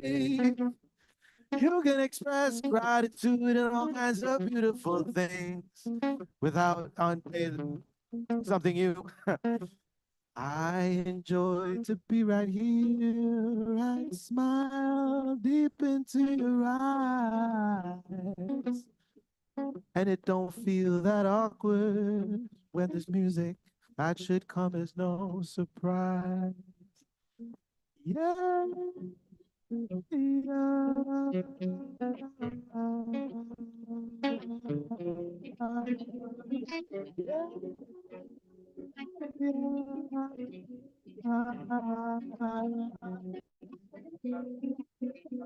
I'd like to invite Roxy to the circle and everybody else that helped make these couple of days possible. I would leave the food over there, my love. Venga para acá. Bye.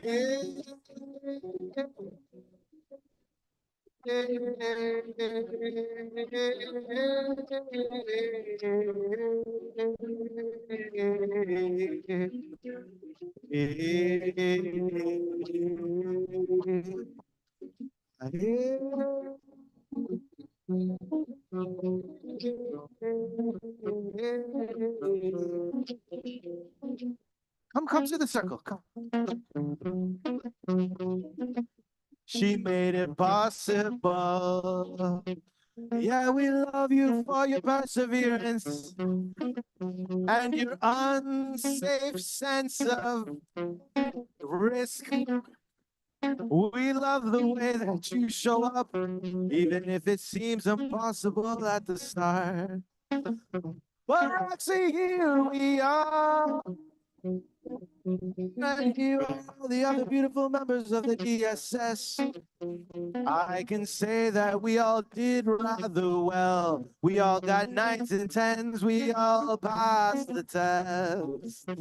Are we?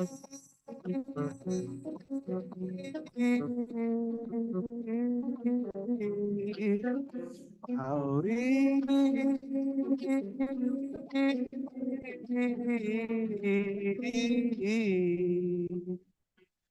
Mwah, mwah, mwah, mwah, mwah, mwah. Mwah, mwah, mwah, mwah, mwah, mwah, mwah, mwah. You are love, and we are love, we are love. You are love, and you are love, and you are love, and you are love, and you are love, and you are love, and you are love, and you are love, and you are love, and you. And you are love, and you are love, and you are love, and you are love, and you are love, and you are love, and you are and all. Oh, you are love, and you are love, and you are love. You are.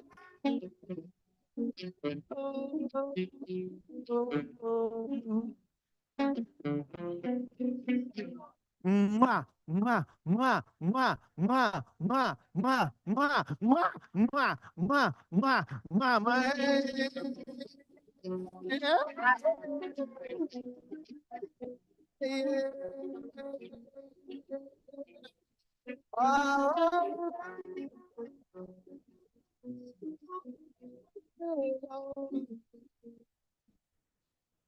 All is love.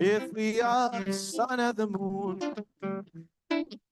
if we are nature and flesh, children of the same womb, eyes on the heavens, feet on the ground, a haunting suspicion what's lost can be found. If there is hope in your heart, know that you're not alone. That swelling sense of relief will grow, will grow, grow, grow, will grow. How do we know? Will grow, will grow, grow, grow, grow, grow. Hey, how do we know? How do we know? How do we know that the seeds were planted? How do we know? Hey, how do we know? How do we know that the seeds were planted? How do we know? Hey, how do we know? How do we know that the seeds were planted? How do we know? How do we know? How do we know that the seeds were planted and will grow? Hey, nagadere, nagadere, nagadere, da da da da da da da.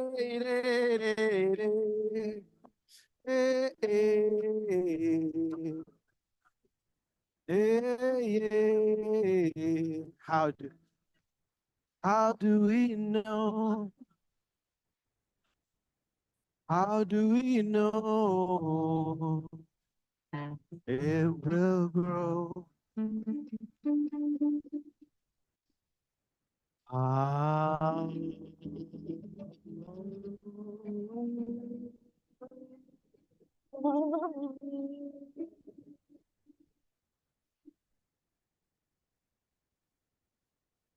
And so we felt the evening slowly wind down, but I got my fix, and so I felt that perhaps there would be more. The troubadour would come around.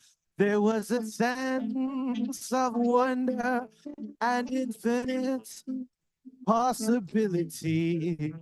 As long as there was fun and energy, and there was both you and me. And the people sang, and the people danced. No one knows how it ended or how it began. And the people sang, hey, hey, hey, hey, hey, hey. And the people danced. No one knows how it ended or how it began. La la la la la la la. La la la la la la la. La la la la la la la. La la. La la la la la la la.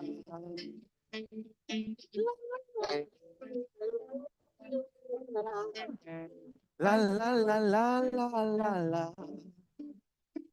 La la.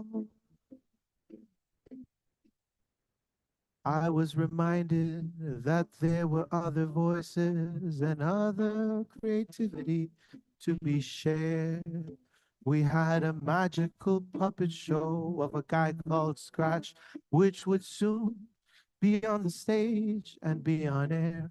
But before we would be graced by a lovely performance from the stuffed raccoon, I had something better to offer. Someone else would come on stage quite soon.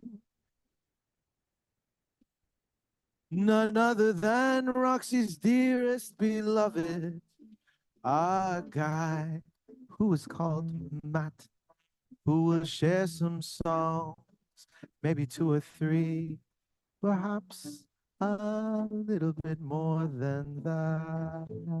But before Jurgi said goodbye to one and all, he asked for a little bit of nice togetherness. He called the people in real close, real close, real close, real close.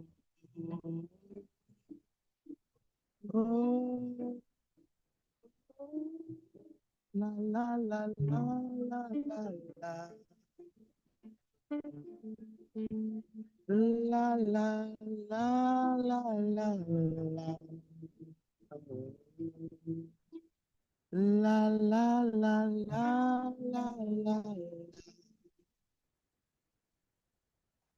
La la la la la la la. La la la la la la la. La la la la la la. La la la la la.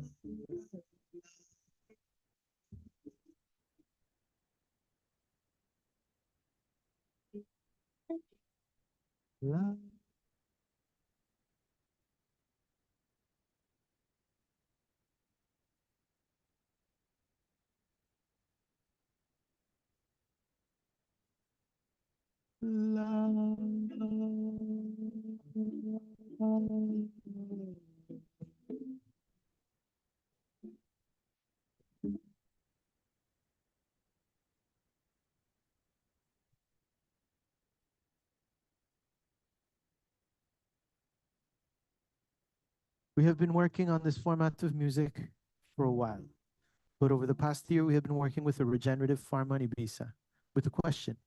If music was regenerative, it was homegrown. If you were cooking with what you had in your garden, what would it feel like? What would it sound like? It would have a little bit of the local minerals. It would have a little bit of dirt. It would not be stylized, or it would not be polished. What do you call this when you select the vegetables? Sterilized. It would not be homogeneous. It would be different every time. The recipes would not be consistent. And I want to thank you from the bottom of my heart for singing, dancing, being here with me, being here with yourselves. I love you so much. And for me, it is a joy and a privilege to be here with you singing. La la la la la la la. La la la la la la. La la la la la la. We need a big finale.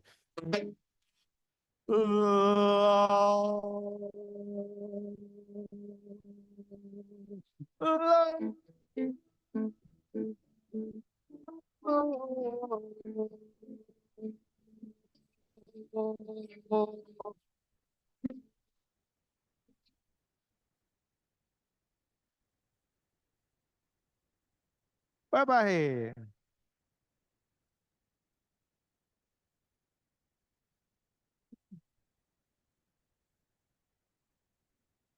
No. And there's something I should have said.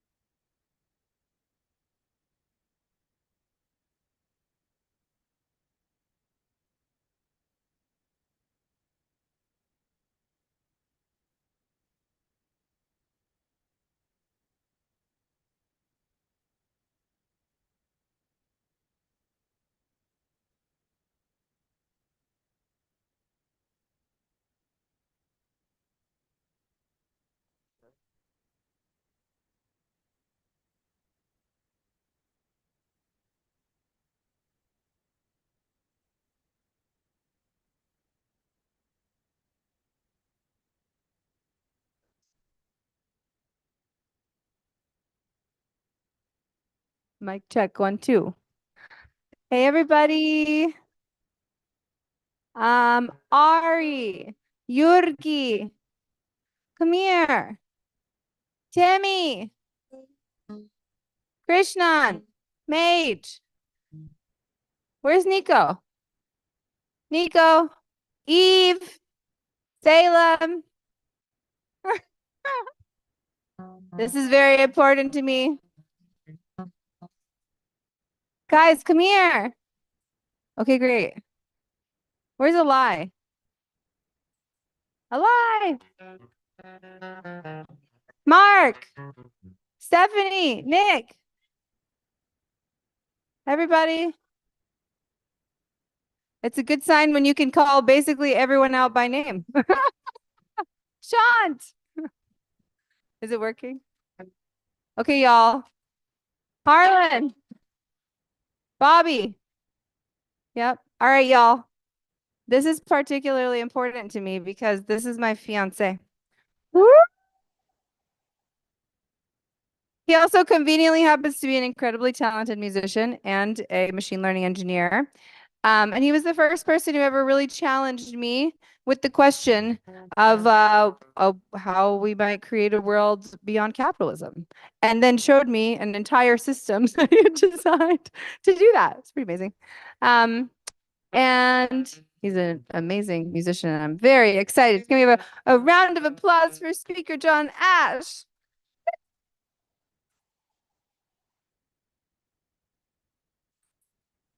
All right, all right. Chris, great. We're all here. I'm going to hand it over to you. It's all you, Bill.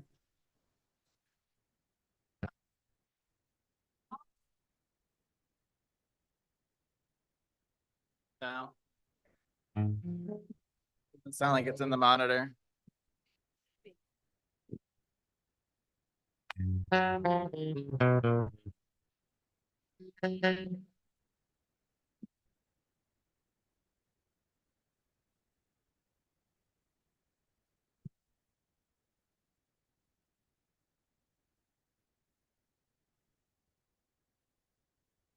Pop.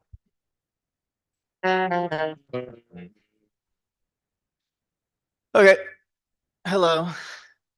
Can there be a little less reverb on the vocals? I'm gonna start by playing you some AI music. I'm an AI engineer and I'm an artist and musician. And I strongly believe that systems change, like real systems change. It's not something that can be bought. It's not something that can be funded. It's something that has to come from a natural artistic movement towards change, which is something that I feel is at the heart of the DSS. I want to start with this. I played this for a number of people, and the vast majority of people did not get the fact that it was AI generated. They're like, wow, you sound so good on this. I'm like, okay, that's where we're at now, like even closest friends. But I made this very quickly in about 30 seconds for this event. There is something called Gaia, which we collectively trained at the DSS, has sort of the thoughts and views and sort of motivations of multiple cohorts compressed into one. And I was like, well, it already knows what Regenera is, so can you write a jingle to promote it? And it was like, okay. May 14th to the 16th in San Fran's radiant glow. Regenera 2024 at Gray Area. Let's go. Go. Where art and science intertwine, hearts command. Join this transformative voyage hand in hand.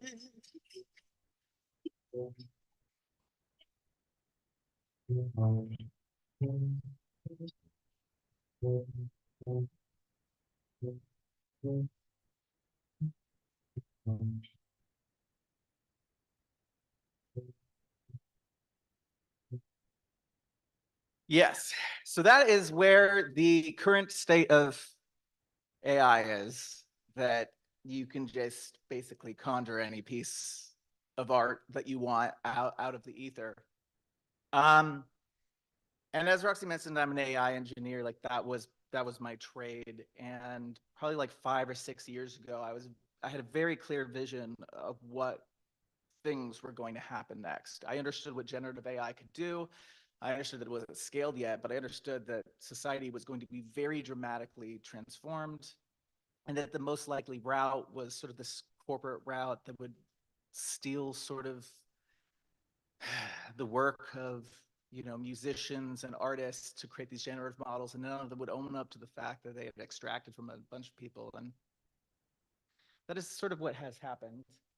But I still believe that we can use like generative AI for the positive. So Roxy mentioned that, you know, I'm the steward of something called Cognicism. I wrote the Cognicism Manifesto and the Purple Pill Manifesto, which is detailing a sort of hyper high resolution democracy based off of generative AI.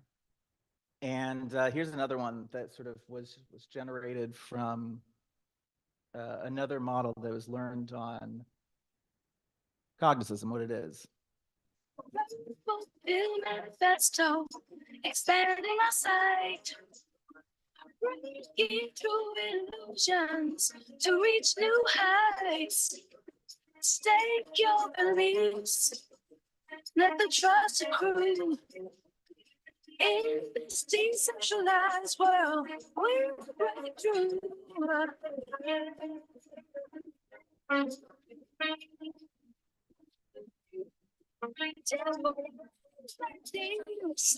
Context in time,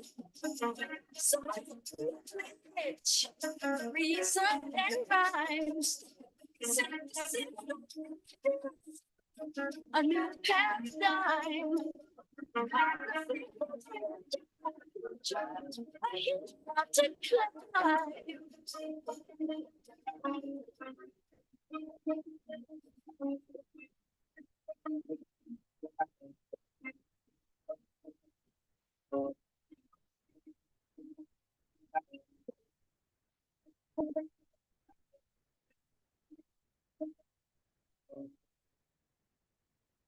Yeah.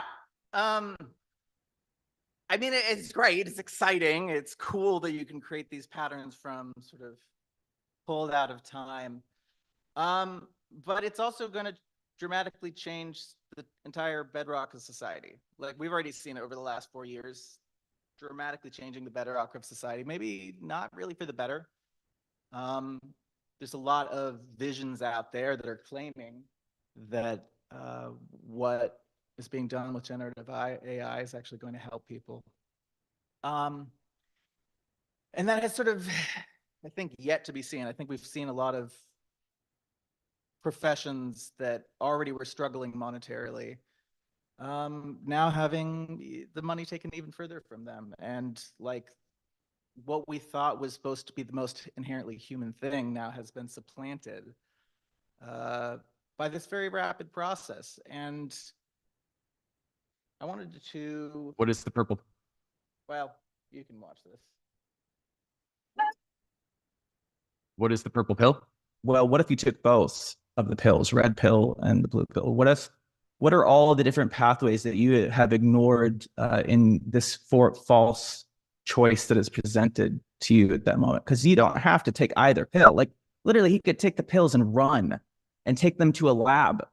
Like there are so many pathways that are ignored by the plot of that film that forces you to believe that in that moment, he only has 2 choices, which is just absurd. He has infinite choices. And so the purple pill just became this meme to make sense of cognicism, and people just really resonated with it, probably because it was written by, you know, a latent space that held all of human knowledge. So it contextualized the ideas in a way that made them feel more grounded to most people. I think that anybody within like the design science studio is already open and ready for systems change. But the vast majority of people have gotten to this mentality of duality, that our consciousness sort of boils everything down into choices, Coke or Pepsi, like Apple or Microsoft, Republicans or Democrats. And the reality is that we can dream outside of that paradigm and dream into a new system. We just have to be willing to take that step, to take a pause back and look at the choices that are presented to us, and take a different path, because right now it's going pretty predictably. Like these generative AI tools have a lot of power to actually create sort of new forms of communal integration, like we've done with Gaia at the Design Science Studio, like the capacity to create these representations that are formed from many people. Like it's sort of a concept of sympoiesis. It's not something coming into being on its own. It's many parts interacting, forming something new from the synthesis of all of the integration. Like that first song exists because of the members of the DSS and all of the ideas that they've shared into that model. Okay,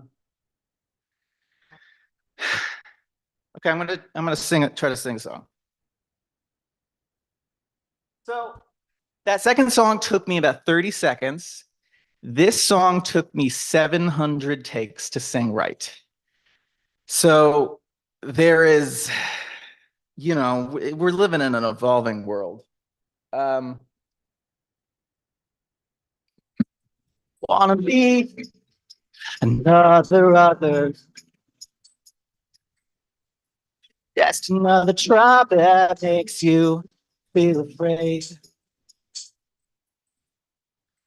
I just wanna find our brains. I feel poetic, golden chemical. I don't know the mind that make us see the same. Hey, hey, hey, feel it in your brain. It's coming from inside. You wanna feel the feeling, and the feeling's feeling right. Check the other side. There's no one that they're right. I know because I know, and know you'll never change my mind. Yeah. I wanna be your brother, but I be your hand. I feel what you say. What I do from cover when the bombs come from the space in a rain.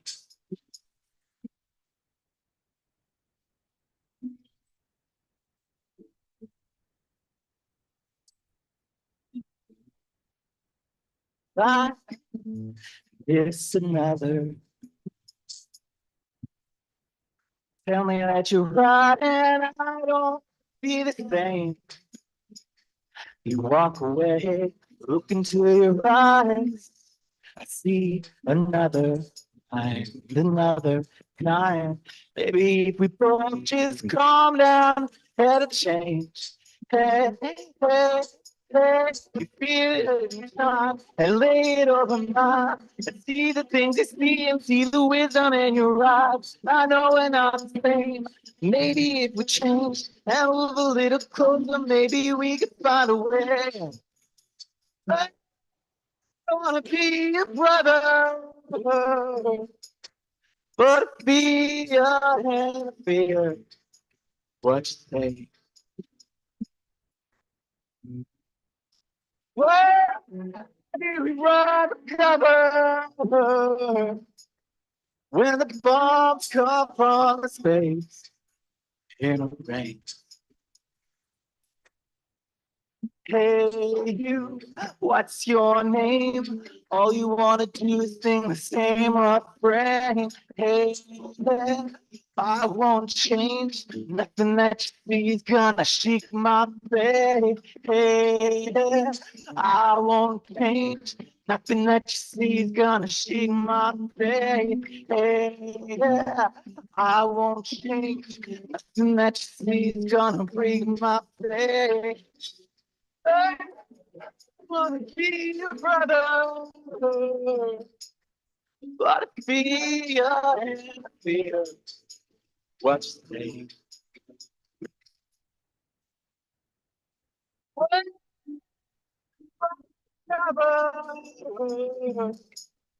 When the bombs come from the space in a plane.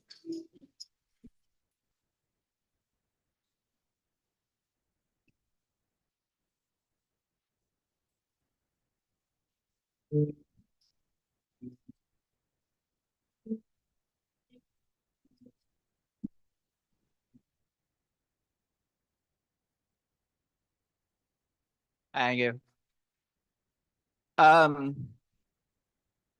So that was from DSS cohort 1 a few years ago. It was partially funded through the Design Science Studio. And this is one of the earlier forms of generative AI. It's just throwing a bunch of faces in the bag. And what you're seeing is a representation of what we call latent space. Latent space attempts to hold all of human patterns within it in a way that you can interpolate between two different points. And I felt that human face is really good way to exemplify this, because we see such intense differences between ourselves and others, and we make up all of these excuses why we are so different. And yet the model can find the places between us very easily. And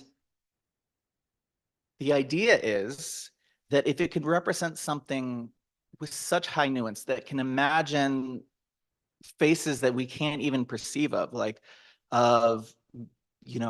groups of people that never possibly interact, we can use these same tools to better represent with nuance our collective beliefs. And yeah.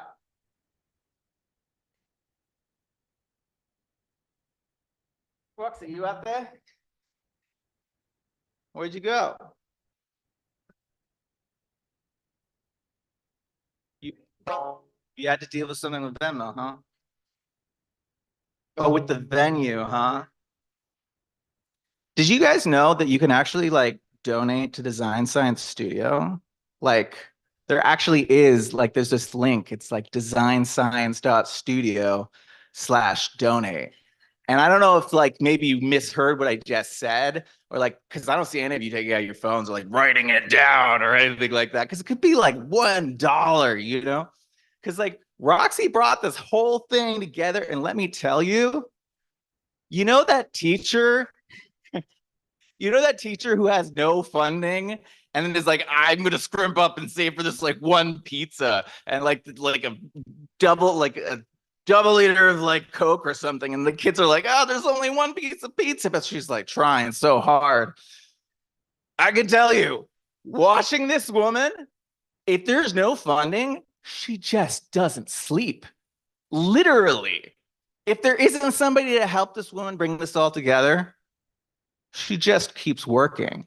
She's tireless and puts all of her heart into this program. And the idea behind the heart of cognitivism is about incentives.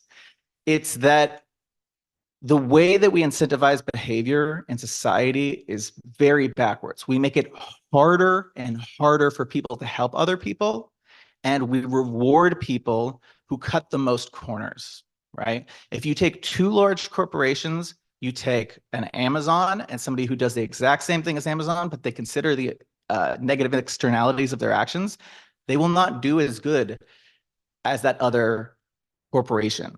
And you hear about all of these nonprofit ideas, and at the end of the day, it comes down to, I need more funding to exist. I can't keep going on because I'm having to burn myself out to an extreme degree. The idea behind cognitivism is to reinvent that and reinvent the idea behind incentives. But we still live in a world where we do exist within money, where if anybody wants to achieve something good to help anybody else, it has to be funded. And I strongly believe that we can live in a world where good actions are inherently rewarded, that we can change to reward people who are helping the most people, But we have to be willing to dream of that society and to step away from the notion that the only way to make things happen is through a monetary system, because the monetary system is affecting culture and affecting our way that we interrelate with the world and making us like less pro-social. So I'm gonna play, I don't know, a few more songs. This song is, did anybody check out the Kendrick Drake diss battle? Were you guys following that? Let's not go too far deep into it, but it was historic and it was amazing in this way that is like not a violent interaction, violent with words, sure. But this series of songs is basically a series of diss songs between the personified sun and the moon and the earth. And the sun just has this beautiful dream of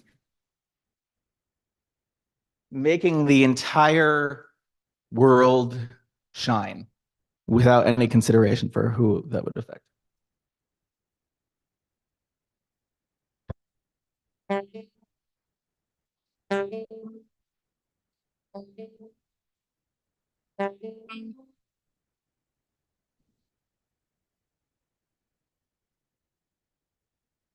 The rising sun, where I'm from, where I'm going to this morning.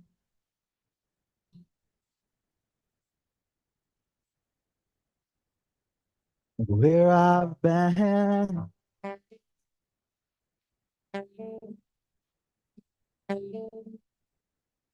Come from the east onto the west.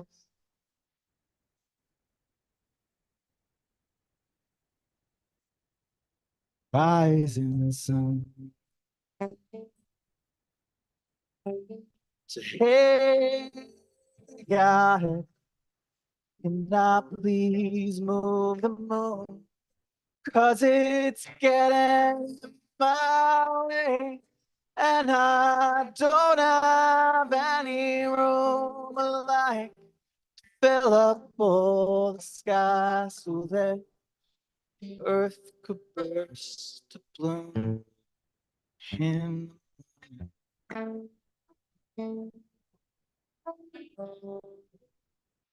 That's the rising sun.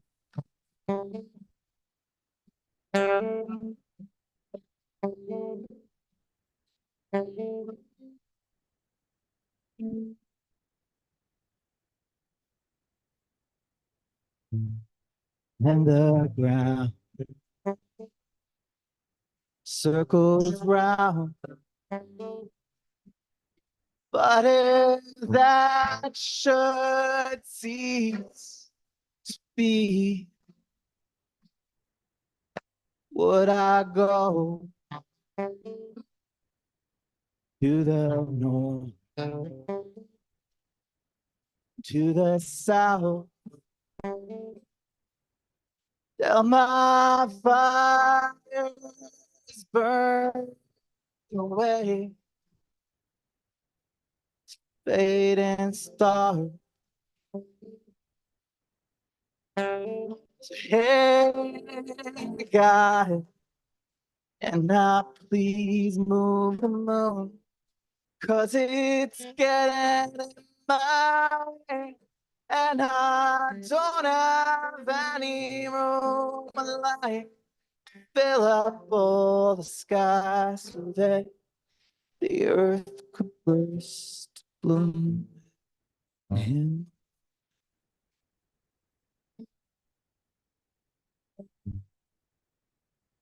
there's the rising sun. So yes, it's the sun that is talking to God and asking to get rid of the moon, because what purpose has the night whatsoever? And if there was sun all the time, surely things would be luscious and blooming all the time. The reality is that you know, we have cycles in society. You look at capitalism, for example, it's based off of infinite growth, which is basically a cancer, right? And in reality, we have breath, we have seasons, we have up and we have down. And it's that ebb and flow, which is the natural process. The idea of simply driving and driving and going and going and keeping following your vision without affecting, checking how it affects anybody else, that is out of alignment, but it is the dominant culture in America right now. So the moon hears this and is rightfully pissed off. I was like, whoa, dude, I'm gonna spit some bars. Maybe not literally, but.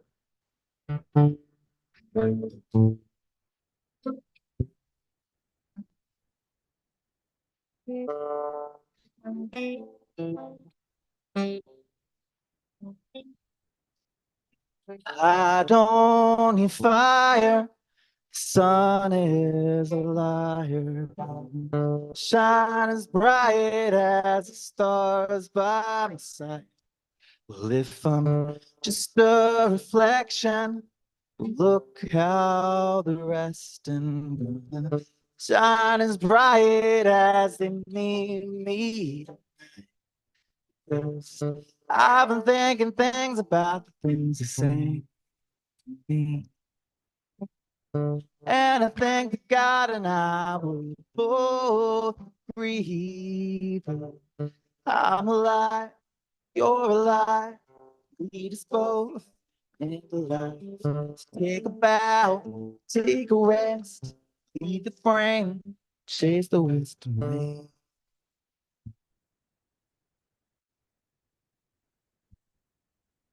We all need direction. There's also perspective. The center is nowhere between you and I. We're both moving forward as our words make them warmer. Find a way to just sleep through the just wait.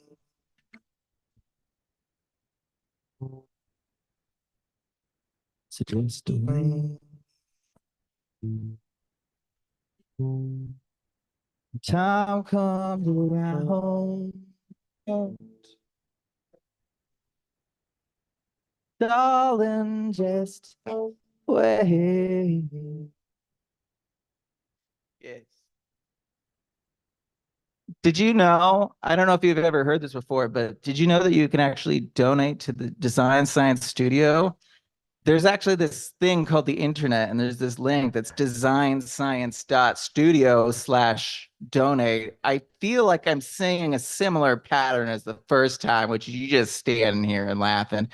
I really feel like you just need to jot that down, you know, just kind of like just get a little pen out and just like jot that down, you know, could be like $1. I mean, like, think of all the things that you pay for.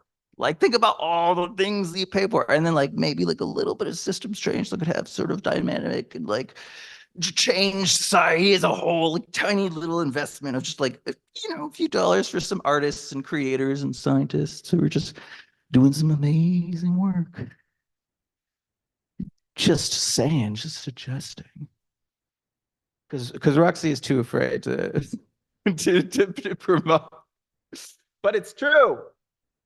Okay.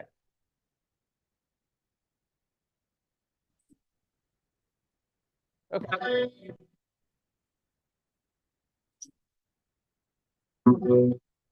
Okay. This song is okay. It's kind of, we've kind of been building AI and making them more and more and more like us. It's kind of like we're creating ourselves in our own image in a weird way. So this song is about a higher level of reality where there are like hyper gods, and like they're not knocked up to be, but they definitely created this earth. And there's like this god looking down and he's like, oh shit. Like, I screwed up really, really badly. I don't know what I'm supposed to do. And so this is a young God asking society to be a little bit more reflective. What happened? Young guy swimming in the light of truth and decision. Sitting on top of the world and asking, should I end it all? I don't know if I taught them well enough to show them the light as I look to their eyes.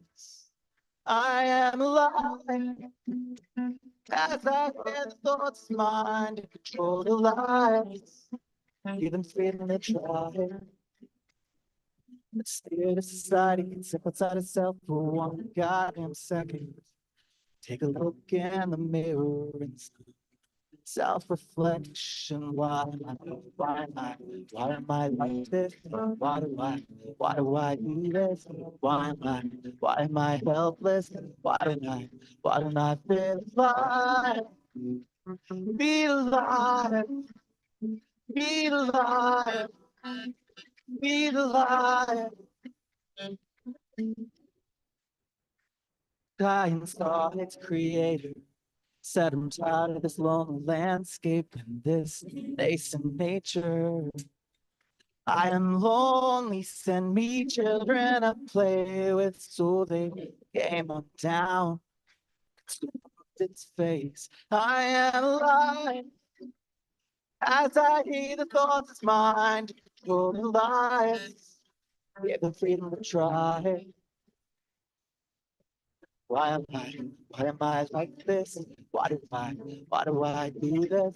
Why am I helpless? Why don't I feel alive?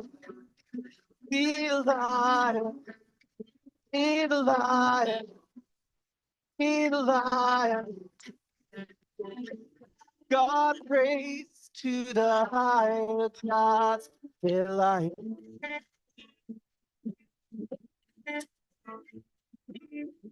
Help me see these children from their own mind. But I can no reply.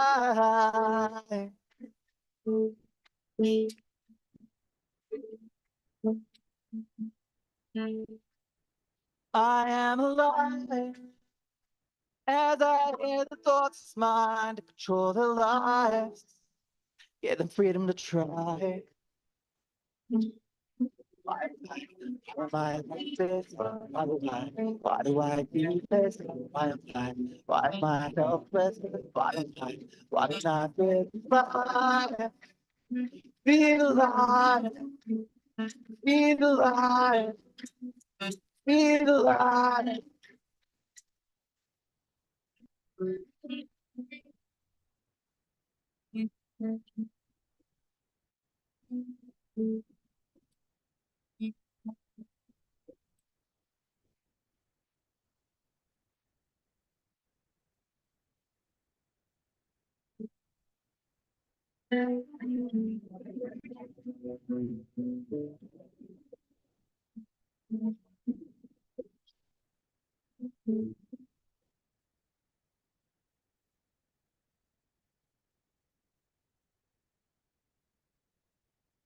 Hey, Roxy, do I have time for the alien one?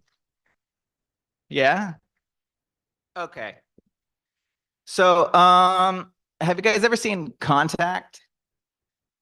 So it's like this film, like they're sending these messages to the radio waves, like build this freaking machine. And like, I genuinely feel like cognitism came to me through like, sometimes it just feels like it. Like there's like aliens sending psychic message, like build this great machine. And I'm like, okay.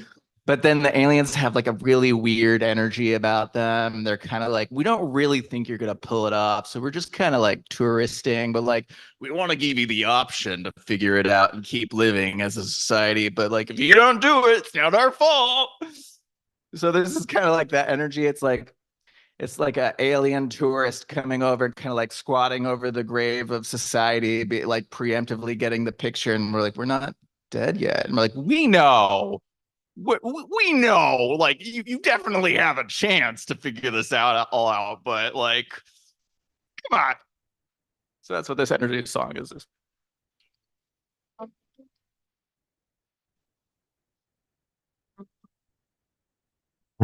It's that I was an ugly son of a bitch.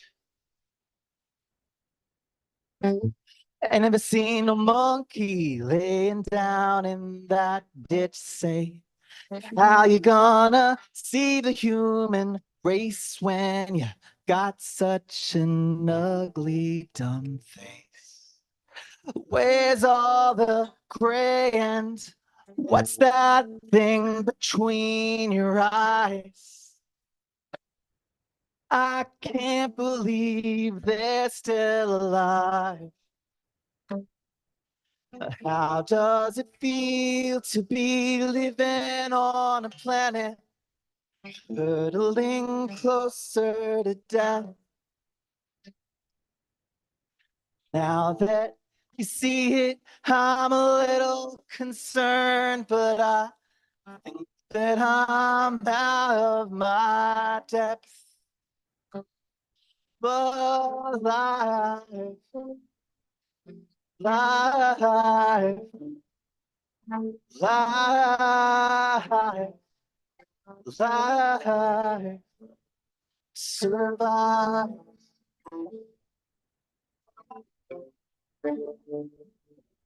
But I'm telling you, human, that the earth will be safe.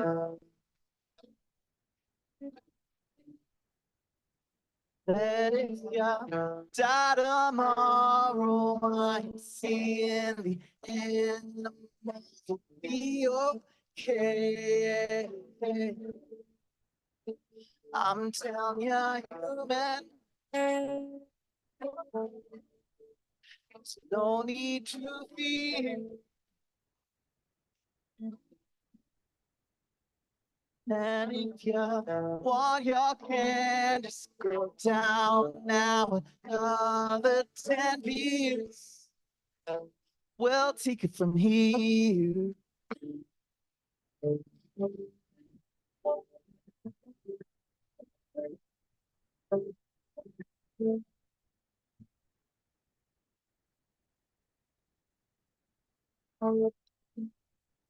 I'm a mess in how I dress. It's once a day when we were just as the dress. Now we look upon your race and we see our young faces. I wonder how many will go into place. Now I'm singing and singing out here from the future. I wonder how many are gonna need sutures now. How do you do this? I like for you, please now to prove this connection.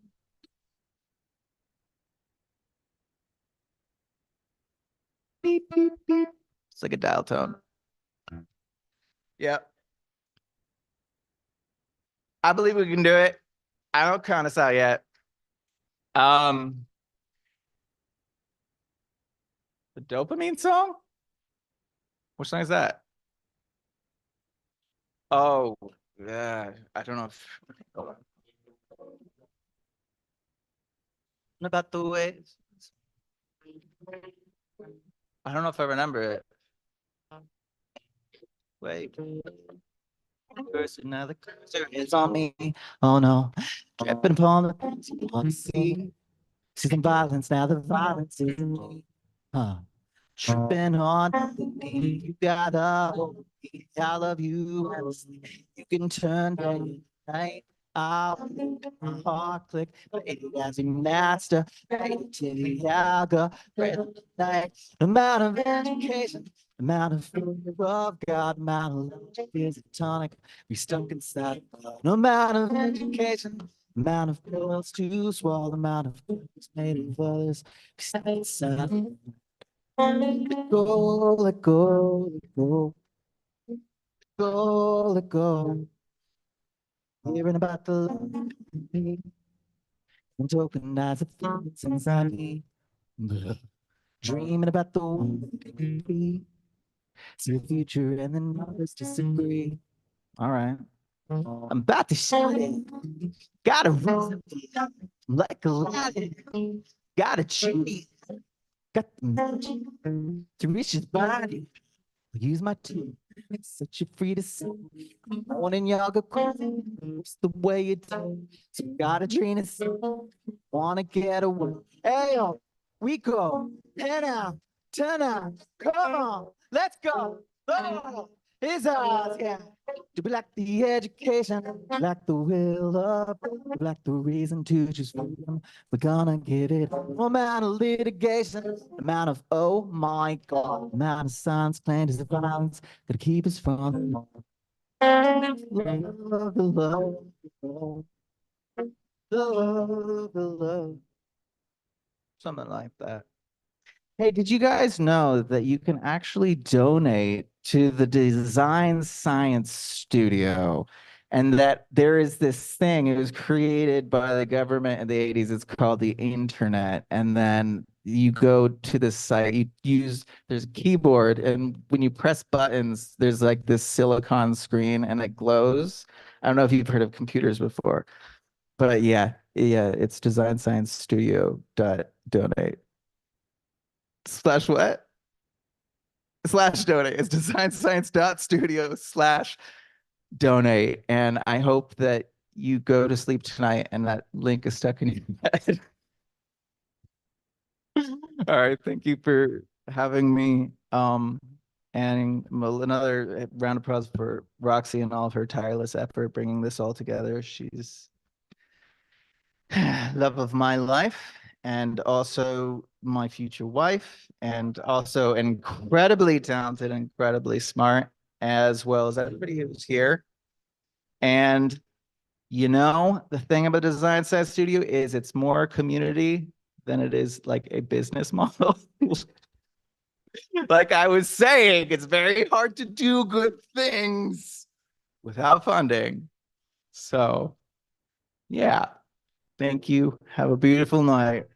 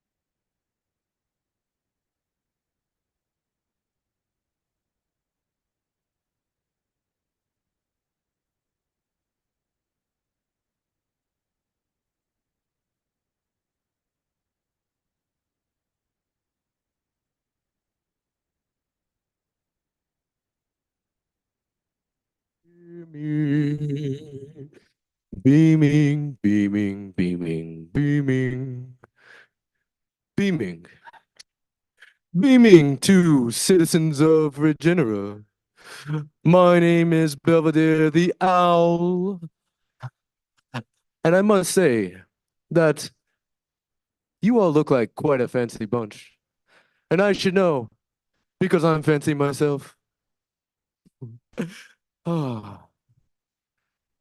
Well, I'm not the star of the show, even though I like to think that I am. I'm here to introduce a good friend of mine, a procyanid, a rascally raccoon, if you will. My good friend. Wait for it, wait for it.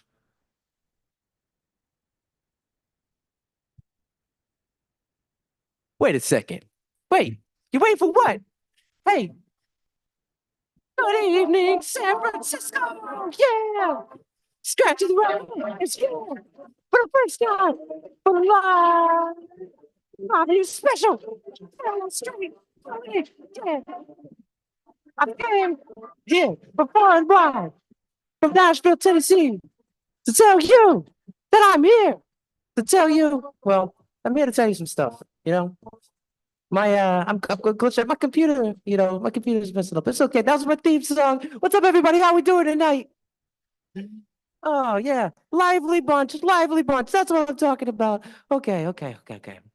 So, first off, this is getting streamed on Netflix, on Hulu, Amazon Prime, you know, Gaia University. Wait, no, Vision Trade. Yeah, exactly that. Okay, but actually, it's not. But if it.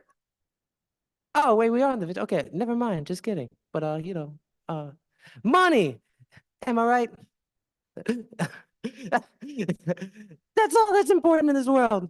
You know, stock tips, oil shares, third-party overstock Tupperware franchises. I mean, like really though, where do all the matching Tupperware lids go? I mean, where do they go? Except wrong. There's obviously more things important in the world, like maintaining the integrity of the local ecosystem, reducing food waste by starting your own food kitchen from food that you found in a dumpster. You know, the list goes on and on and on. More importantly, I'm here to tell you, to talk to you about trash. Yeah, trash, you know how it goes. That trash that you put in a garbage can, it simply does not go away. It's no way. And for example, here's my prep ad. Oh, here we go. For example, take this perfectly preserved atomic warhead candy from 1997. Looks brand new. Forgotten by time, but not by this dumpster here. And apparently, these things were banned due to melting holes in people's mouths. It looks delicious, though, so I'm gonna eat it.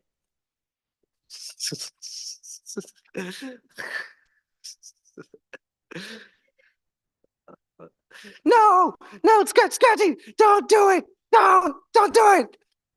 Wait, don't do what? To eat that perfectly preserved warhead candy from 1996. It's 97. It's too late. I already did. Why? What's gonna happen? Am I gonna die? Yes. I mean, we're all gonna die someday, you know? I guess it's fair. It's like, it's like, oh, wait, I gotta, you have to scroll. The teleprompter's is messing up. It's okay. We're doing this live here, you know what I've been saying? But anyways, I'm actually here to tell you that every choice that you make will have some type of impact on the world around you and future versions of yourself too, and the past versions. I mean, considering that I only make good decisions, I'm good, right? Yeah. Sketchy, he mostly makes questionable decisions. I mean, what? For example, one time you attempted to open a restaurant at a dumpster and the health department came and gave you an F minus. I mean, it's called wood-fired pizza. It's a good idea. It's called a dumpster fire, Scratchy. I mean, we've all made mistakes. I'm not perfect. What's your point here? Is this some type of judgment? Am I in purgatory? I mean, kind of, but it's more of an education point because this story is an allegory, if you will. You might, you might have heard of Plato's cave or Pluto's cove, but have you heard of Scratchy's trash can? You see, Scratchy was born in a trash can. Yep.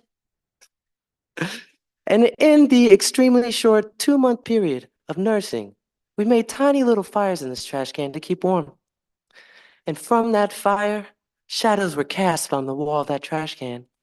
Shadows that a sweet, innocent little raccoon pup like myself might have mistaken for all that reality could have been.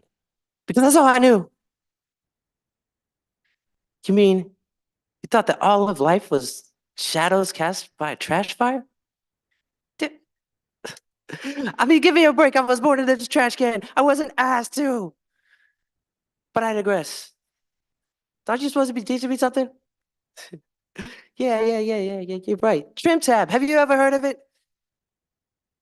Isn't that like thing that the pulley thing on a soda can that people collected back in the day for some cause, but no one knew what it was or where to send them? I mean, I got like a couple of bags of those laying around in my house somewhere, you know?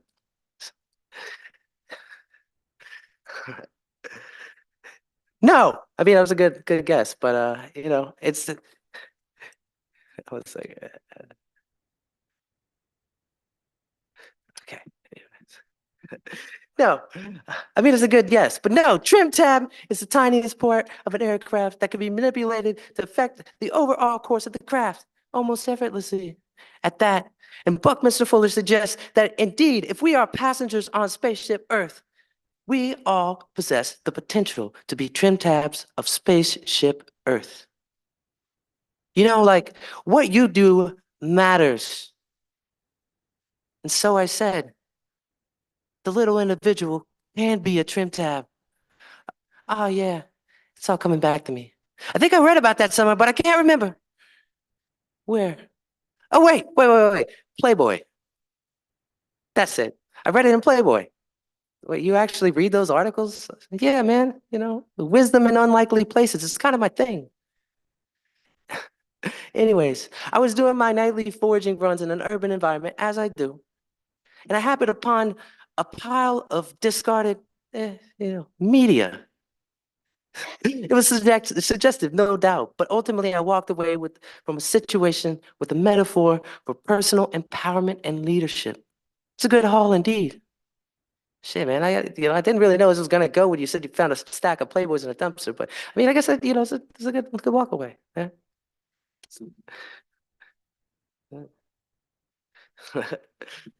Ah, yeah. Okay. Enough of the jokes. I'm about to go off script, mostly because that was the end of the script. But fear not.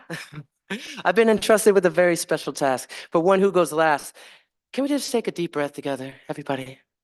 Just deep inhale. And exhale. Okay, you ready for it? You ready for it? Are you ready for it? I can't really hear. I can't see you out there. Yeah, okay. It's really, really important. Make sure you're listening. You might miss it. You, each of you, every single one of you that I can't actually see, are legendary. Alia, it's legendary. See, the thing about this is that we are stewards of our own stories. We sculpt the way that we remember the things that we do from day to day. And it's as magical as you want to interpret it. It's as magical as the lore that you craft by the love languages that we live and all the things that we do in this beautiful collaboration called consciousness on this earthly plane. But what do I know? I'm a mere raccoon. Just kidding. I'm a trim tab. Yeah. Trim tab troubadour. That means I got songs. I don't have a song for you right now, but there's been songs all night. And I will tell you that this song that we sing together, every time that we come into a space like this, is important work, y'all.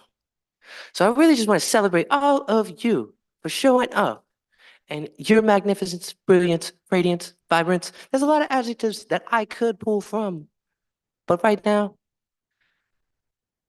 I'm going to sleep a happy raccoon. Regenerative rising.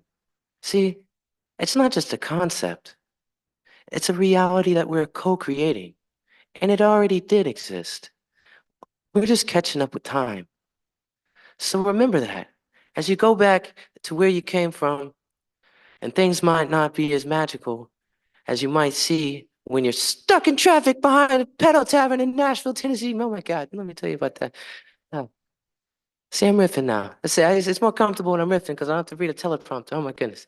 All right, anyways, so check it out. Yeah, that's the main message that I'm here. You know, Scratchy's allegory of the trash can. You know, don't be deceived by the shadows cast on the walls of a trash can. They're not all that reality can offer. And if you choose to assume the position of a creator, you're in a situation where you have the power, the agency to dream a new reality. My name's not Ted, but this is my talk. Yep. Oh, man. Well, the time is short, and I think there's a cabaret that's about to happen. So your boy's got to go get in the costume, which is already, you know, I'm already wearing it, so never mind. But yes, so my time is done, but I had a lot of fun. And did you know that you could donate to Design Science Studio? There's this magical thing called the internet. I don't know if you've heard of it. DesignScience.studio/donate. You know why? You know why? Somebody say why. I gotta answer. Okay, so you know why it's important to support a community?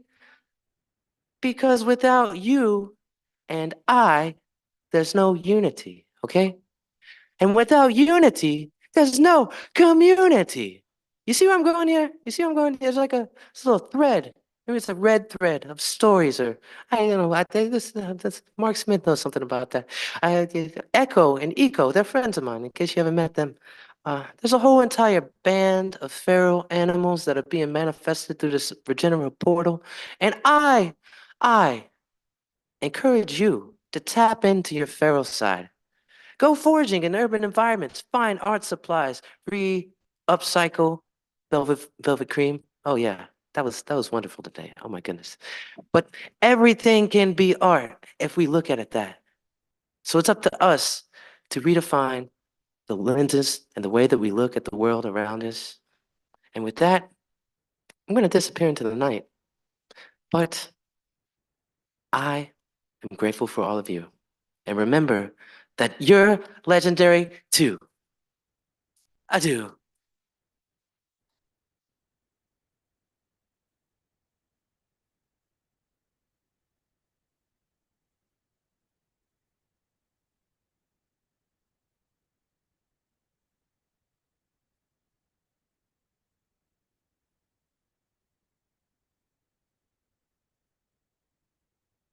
Thank you, thank you. Oh yeah.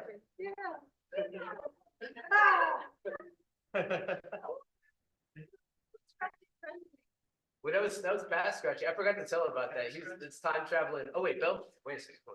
There you go. Wait, yeah, it's two scratches. See, wait, check it out. The context that will be added in future iterations. This is past scratchy that is actually exists, and I didn't put that part in there, but I'm gonna tell you now. So past scratchy exists before all of the bad decisions that present scratchy made that ended him up in the wrong dumpster. Okay, so he time traveled to let him know that all of his decisions can affect future versions of strategy and past versions of strategy because quantum ripples out, you know, through every decisions that we make. So, you know, basically the moral of the story is be mindful of the dumpsters that you step in. You know, it's like it could be treasure, it could be torture. I don't know.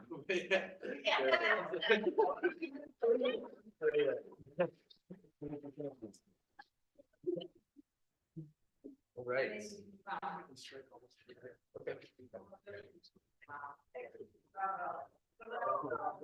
Thank you.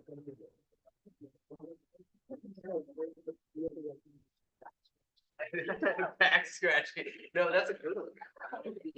Yeah.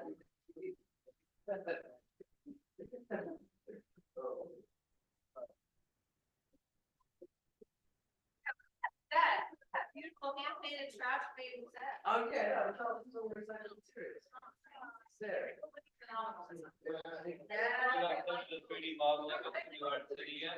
I can.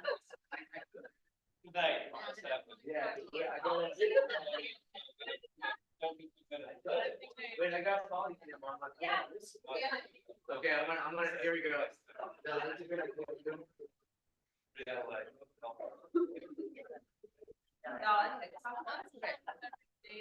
What's next? Well, I see it. Well, that's I call.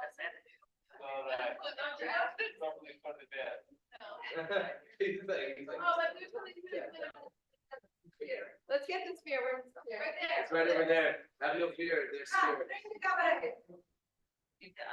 Yeah, don't be shake. Don't be shake. Not like that.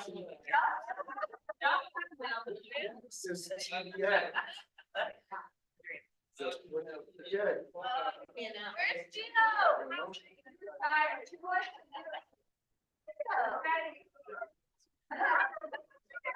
All right. Good sitting like, yeah, good. It's not on there. It's a very light Regenaissance.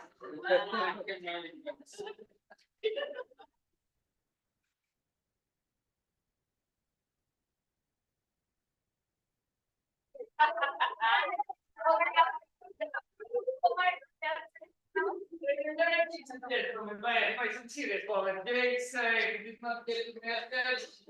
I thought that the cabaret was postponed until 2045. So we have this pair of many mysteries here that were written by some of you waiting to be kept on the stage. And for the moment, we are filled with raccoon alley again. So our performance space becomes in front here. Hey Dio, can we use the mic just for the people on the live stream? It's still happening. What a vision train. How many people? There's like 10. Is this a live mic is on now? All right. I don't use both microphones. Both microphones? I was like 5 minutes ago, I was just cuddle puddle city right down there. That was a much nicer reality. Hold on just a second, Regenerates. But you made many important dreams come true. Many special things.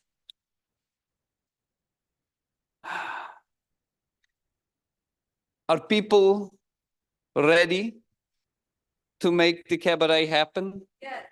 Because it does not just live in Gio's heart alone. Oh, it makes it sound very lonely in Gio's heart. It's not lonely in Gio's heart. It's a very nice place to be sometimes. It's just, it's nicer when there's other people there to share with the magic.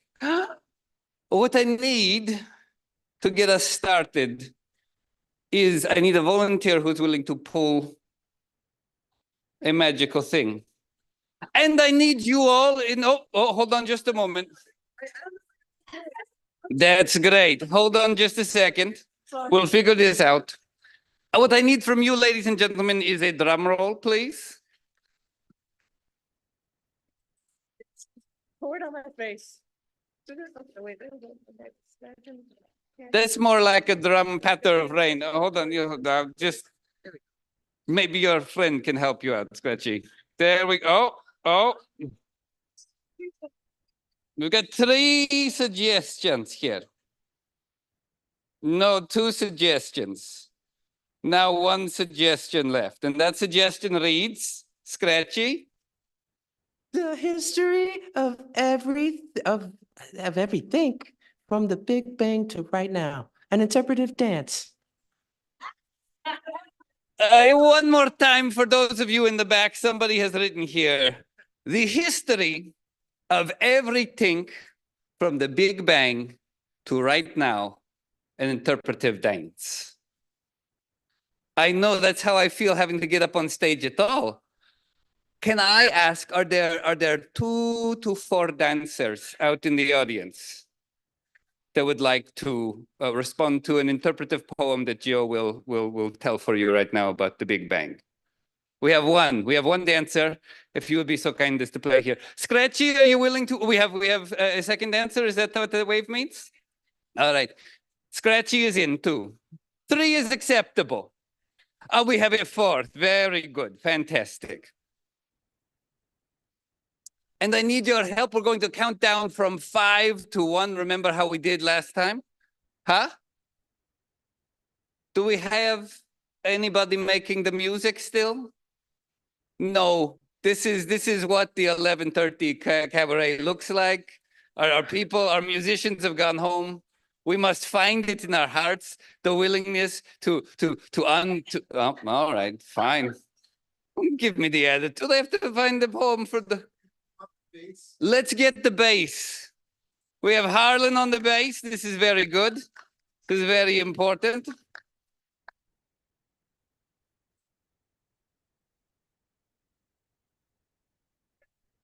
Can I have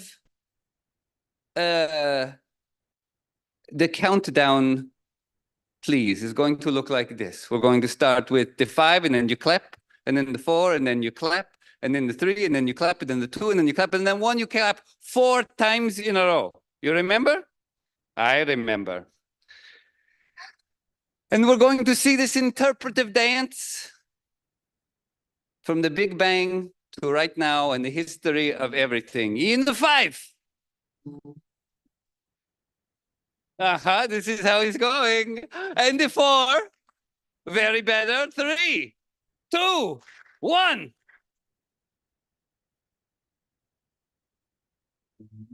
In the beginning, nothing but nothingness. Only nothingness, and also no time in which the nothingness can exist, for it is nothing and everything is nothing. But then, for some reason that science won't never want to explain, all of a sudden, all of nothingness decides it wants to become something. And though it looks very slow and languid, do not be fooled. Because in that first moment, in the moment of nothingness deciding that it wants to become everything, all of a sudden there is heat. And there is light. And there is the sound of a groaning. Oh, there's more people. And it moves outwards into space. In fact, it's becoming the space. The space moves outwards in each and every direction. Directions did not exist before, but now they do. And all of a sudden, all the hot things, they decide that maybe they want to be next to some of the other hot things. They are attracted gravitationally, but also they are being pushed away in the opposite direction as well at the same time. And they find an equilibrium. They find a friend, or they find a loneliness to float out in the space of existence. And they realize that it is time to become a space that we will come to know as the Earth. They decide that they want to concentrate all the atoms that were once the stars. They come together to create a place, a ball of movement and nothingness, but somethingness here. And there is water, and in the water there lives the first kinds of life, because it is very small. That was a meteorite hitting the earth and then bringing into the life. And then that was humans from the future throwing trash at the earth, but that is another thing that we'll get to soon. And from the ocean, the life that was once very small decides it wants to develop flippers. And the flippers start to form. And the flippers start to move about until they have the whole nervous systems and also maybe faces.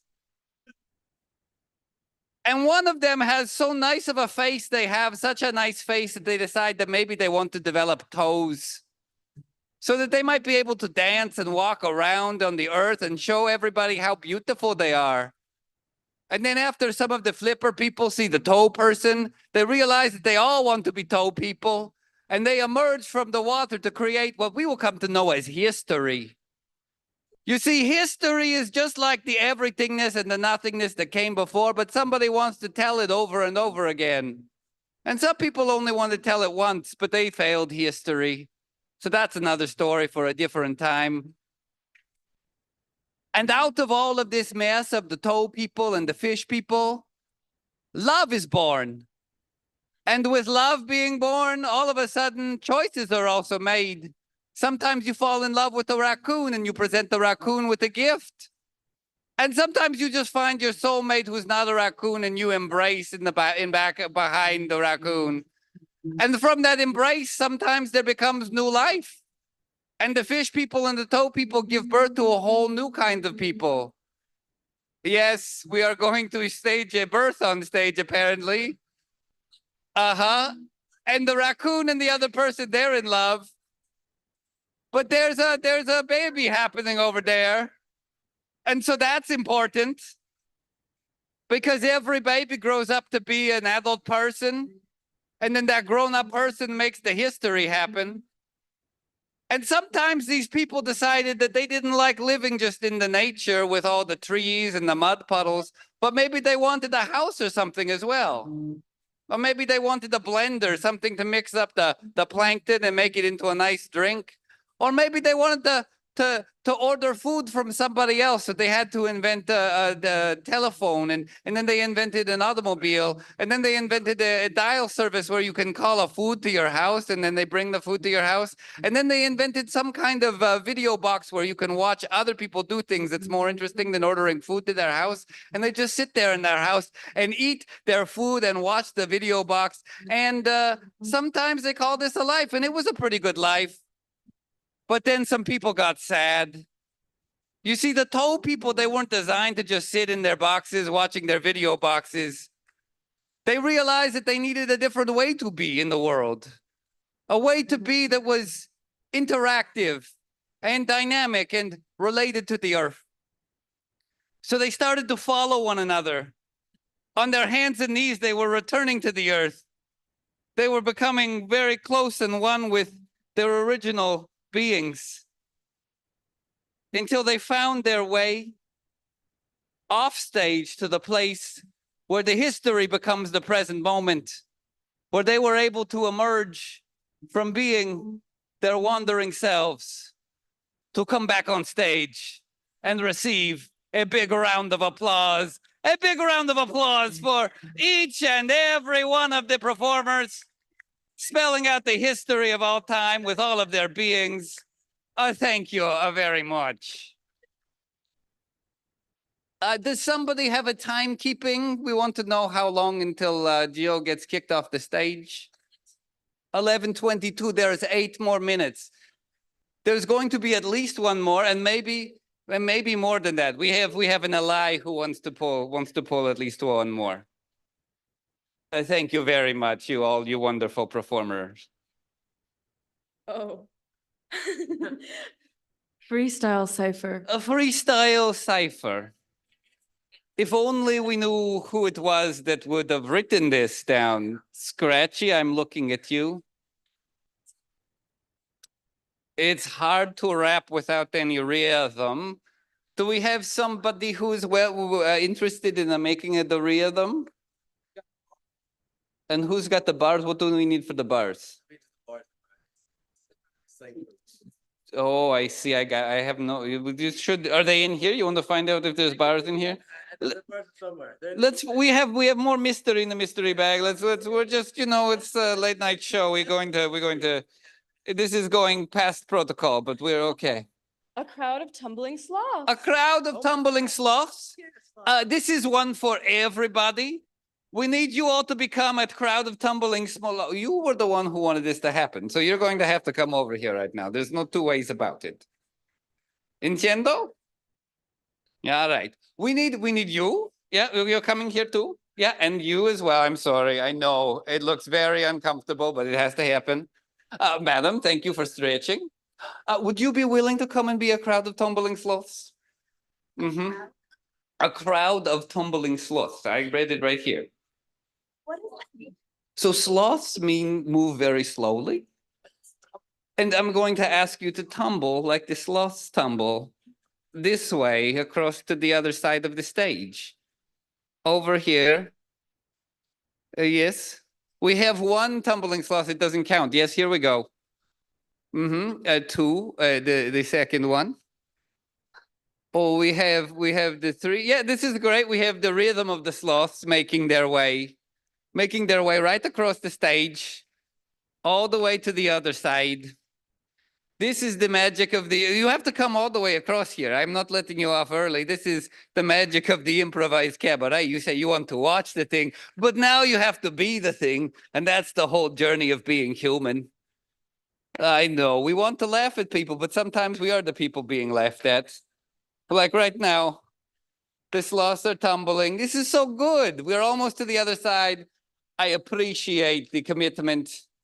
Very great commitment. Very wonderful commitment. It's a pretty slow task, no?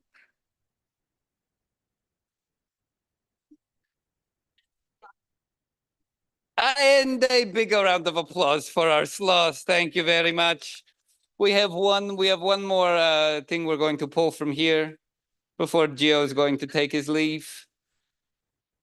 Prehistoric booty shaking. I didn't write that. Prehistoric booty shaking. Well, I think that's how it goes. I think that's how it goes.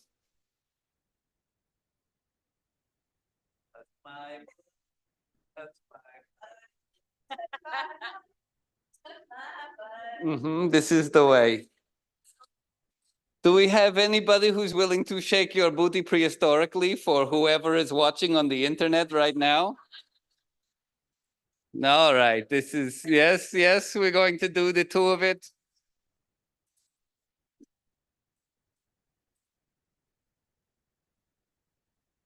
But it's prehistoric, so you become like a dinosaur or something.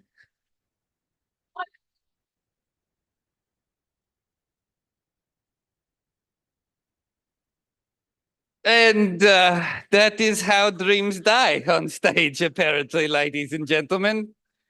Oh, I was told that tonight Regenerative would be here for a time and it would depart. And it seems that the theatrical department of Regenaissance departed about 5 minutes before the rest of the planet. So I give you my thanks very much for welcoming Gio back to the stage after he was almost asleep and being so willing to be a part of creating the magic. A round of applause for all of you. Thank you very much.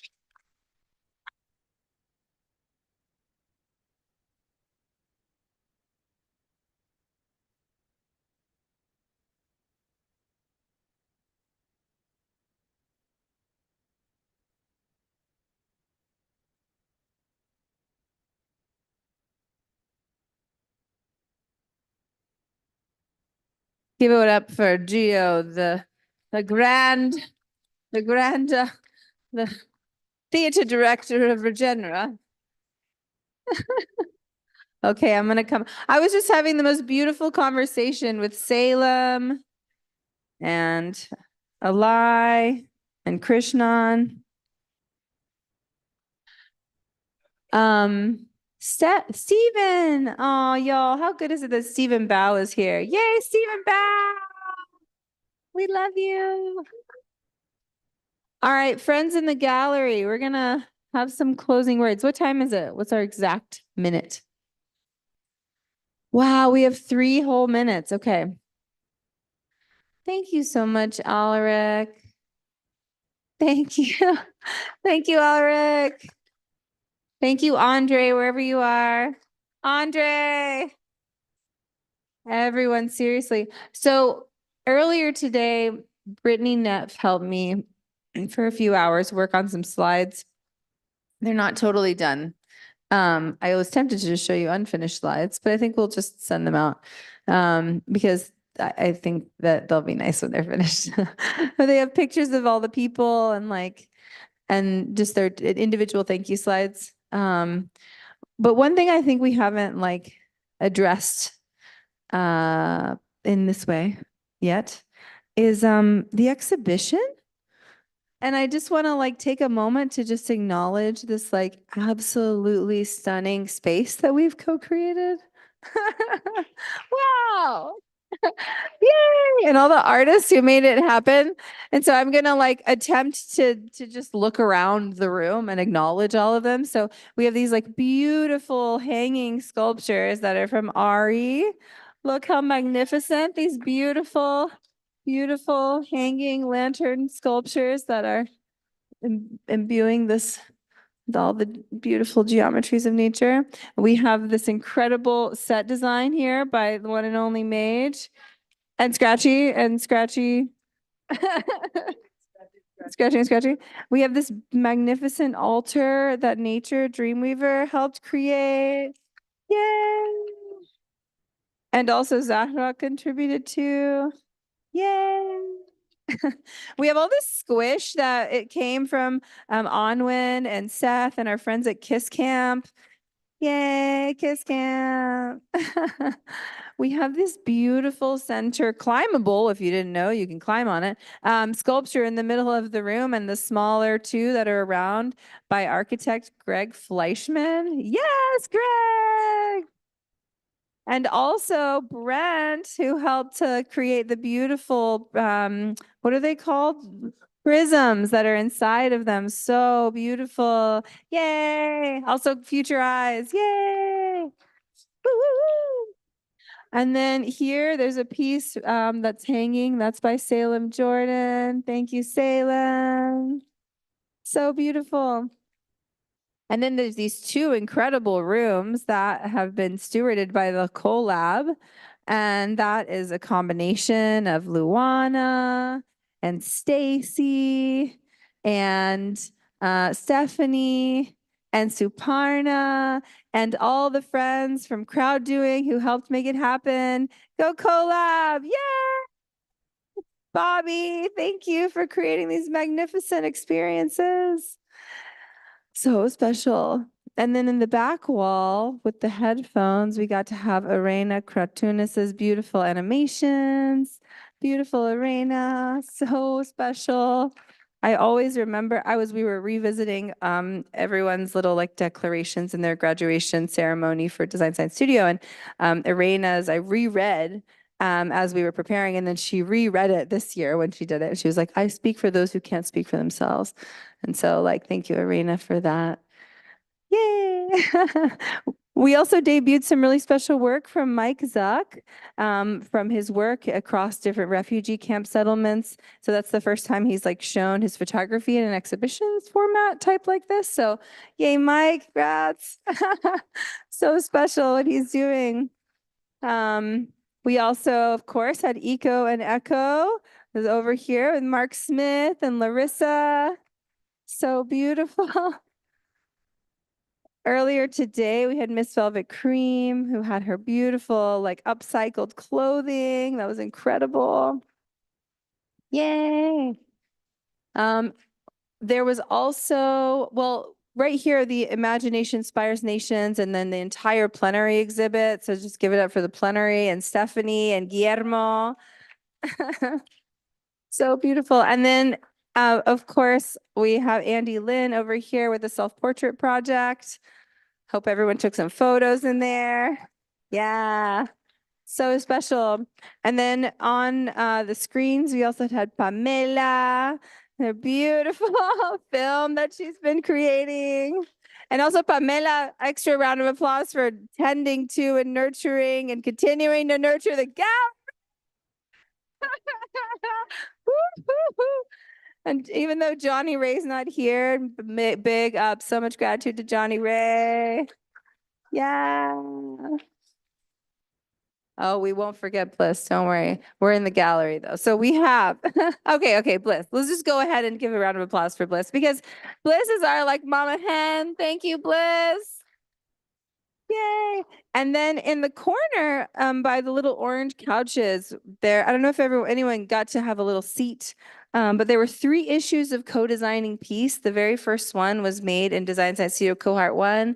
This is a project by Gray Garman, and he's continued this project with his students in Austin at the university there. And so he sent these 3 issues of co-designing peace for us to be able to have this little reading lounge. And so yay, Gray Garman, congratulations. Such a special newspaper, so cool what he's been doing. And the one that says Design Science Studio on it, that's the one that came from Cohort 1. And right behind it, all of those beautiful biophilic sculptures, those were created by our little sister, Monsoon Rasa Corsi. So pretty. She's amazing. They're all made out of trash. Yeah, trash. Yeah, trash. I'm working on my scratchy voice.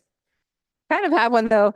I swear I'm not like trying to make y'all all afraid all the time by coughing. I've just been recovering from a really bad cough for the entire week.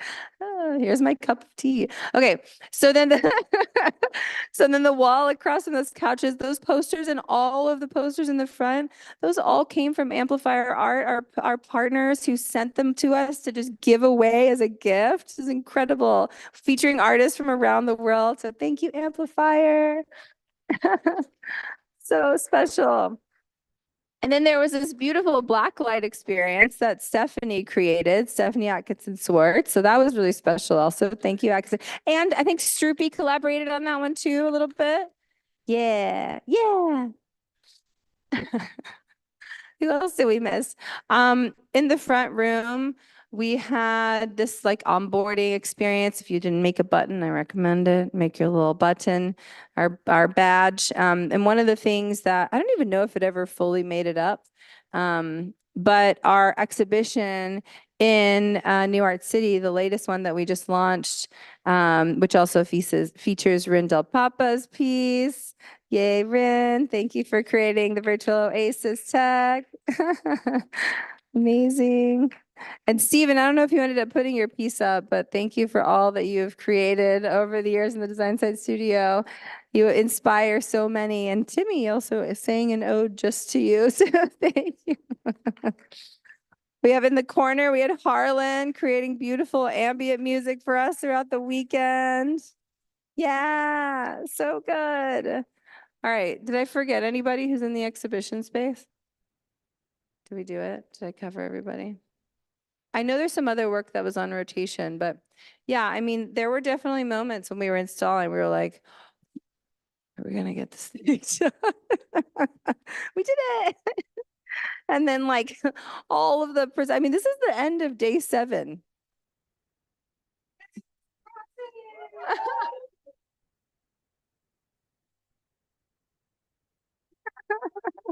Thanks, y'all. Oh my gosh, yes, Eli and Eli's books. Yay, Eli.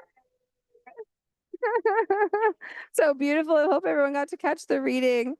And then Yurgi, our master of ceremonies. Where's Eve? Eve, our volunteer coordinator. Go, Eve. So incredible. And then we had many people who were capturing and like taking footage and making sure that we like, and you know, we're able to harness this moment. So thank you so much, Zahra. Love you. And for opening the whole space. We like really opened the container. That was pretty magnificent. And actually the first person who came in to like tend to this space with us was Lena. I think is like somewhere in the cuddle puddle over here. Lena. Smoosh. And Timmy. What up, Timmy? Thank you, Timmy. I also, and Shant, who's also been filming. Thank you, Shant. Yeah, Shant. And then, yeah, we've had like, literally, I think there were 130 something. Do you remember, Eve, the number of like confirmed speakers and presenters and artists? It's around 130, 140? 140 people. What?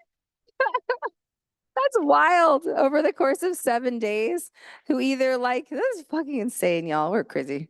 Yay. Go us. Oh yeah, we'll do it again though. Andre and Alaric and Steve. Yay. And even though he's not here, I just gotta like do a big, loving, warm shout out for Barry Through, who is the executive director of Gray Area, who is the person who said yes to like gifting us Gray Area to like have this event. So thank you, Barry. Such a big deal to be able to like just cover the cost of the staff and not have to cover the cost of a venue is like insane that we got to have this opportunity. So great. It was a huge, big deal. It's a huge opportunity for all of us. And to everyone who came and like supported us. And yeah, this has been so special. Yeah, the list goes on and on, you know. There's some core stewards that have helped make it all happen. And Eli has something to say. Come here. Come on. Here you go. I've been trying to hunt Roxy down to have a heart-to-heart with her, but we all know that's not very easy these days. I just want to say that we did forget someone. It's you. This is possible. We're all able to have this insanely high quality time together because you, without hesitation, do everything possible to have this experience, from getting a crazy couch to your balcony so we can all be comfortable, to getting these rugs and beautiful pillows so we can all be comfortable, getting a stage so that everyone can share their ideas on a stage. Like, we've had amazing speakers who have probably been on a stage a million times, but we've also had people probably be on the stage for the first time ever. And that's crazy. Timmy realized he's an amazing speaker. And we've been able to have this beautiful time, just being able to connect with each other and see each other face to face and come. And it just makes me so emotional because I've never seen someone just give that much because you believe in other people's ideas and how important they are. So thank you so much.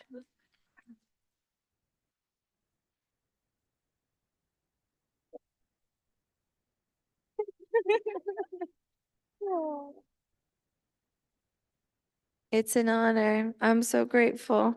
I'm very grateful to have had the opportunity and to continue to have the opportunity to contribute to this community and to steward this vision and to co-steward it. It is the gift of like my life. And I know that we're all born right now for a reason.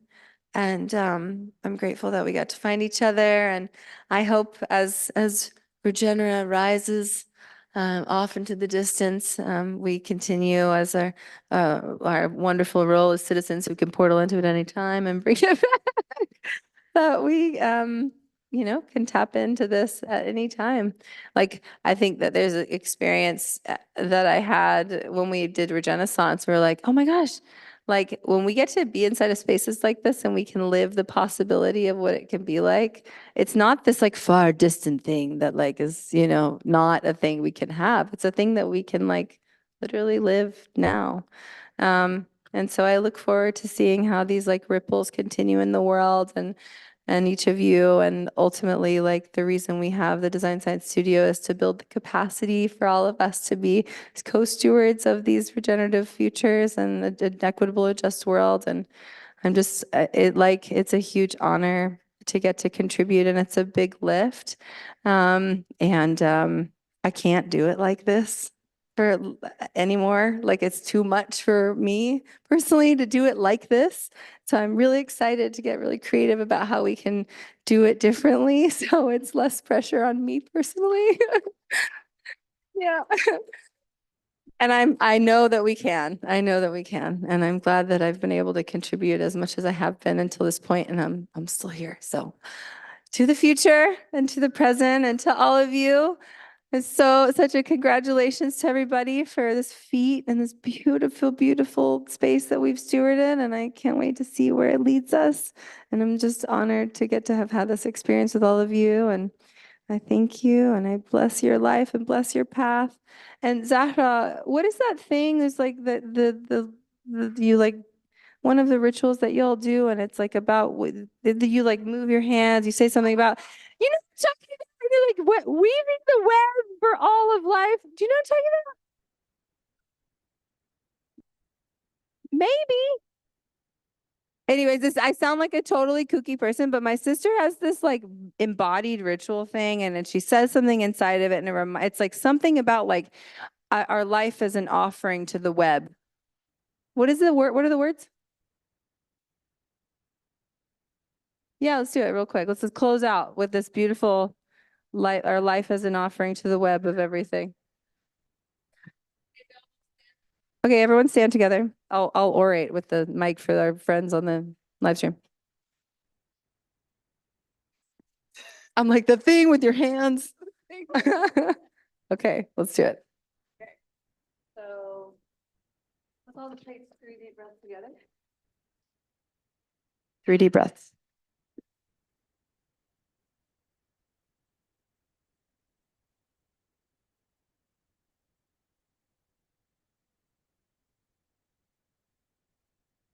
Okay.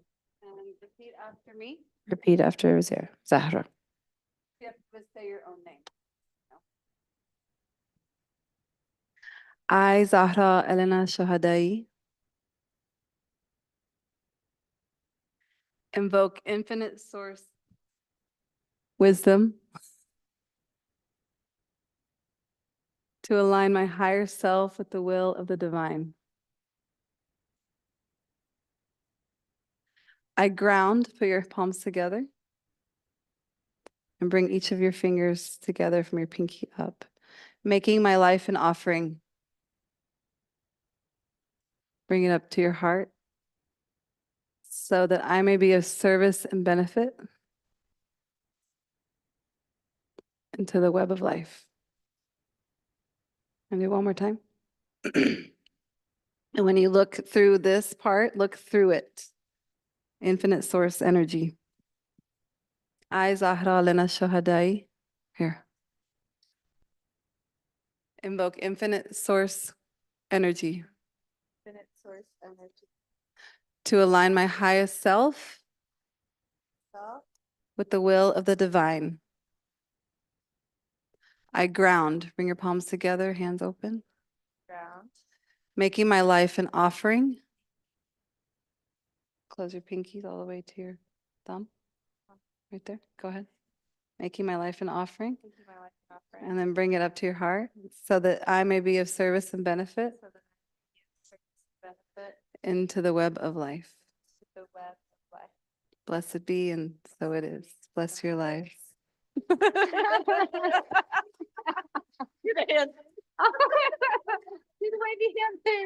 Yay. Okay, one last shout out. We had like 23 different partners. That was hardcore. 23 different individual organizations who said yes to amplifying what we were doing the last 7 days. And that's really, really beautiful. So thank you, thank you, thank you to the web of life. And so it is. Love you all.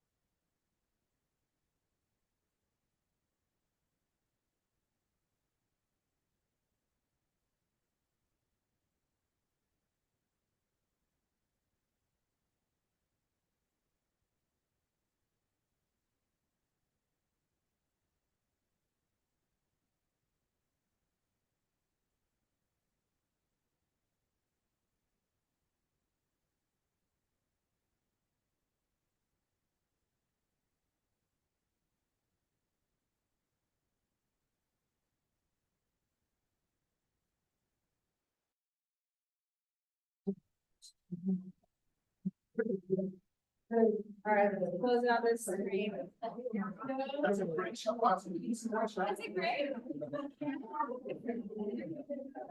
All right. Oh, Ian! Oh my God. How cute. Thank you again. Welcome. Have a good night. See you tomorrow. Oh, see you tomorrow.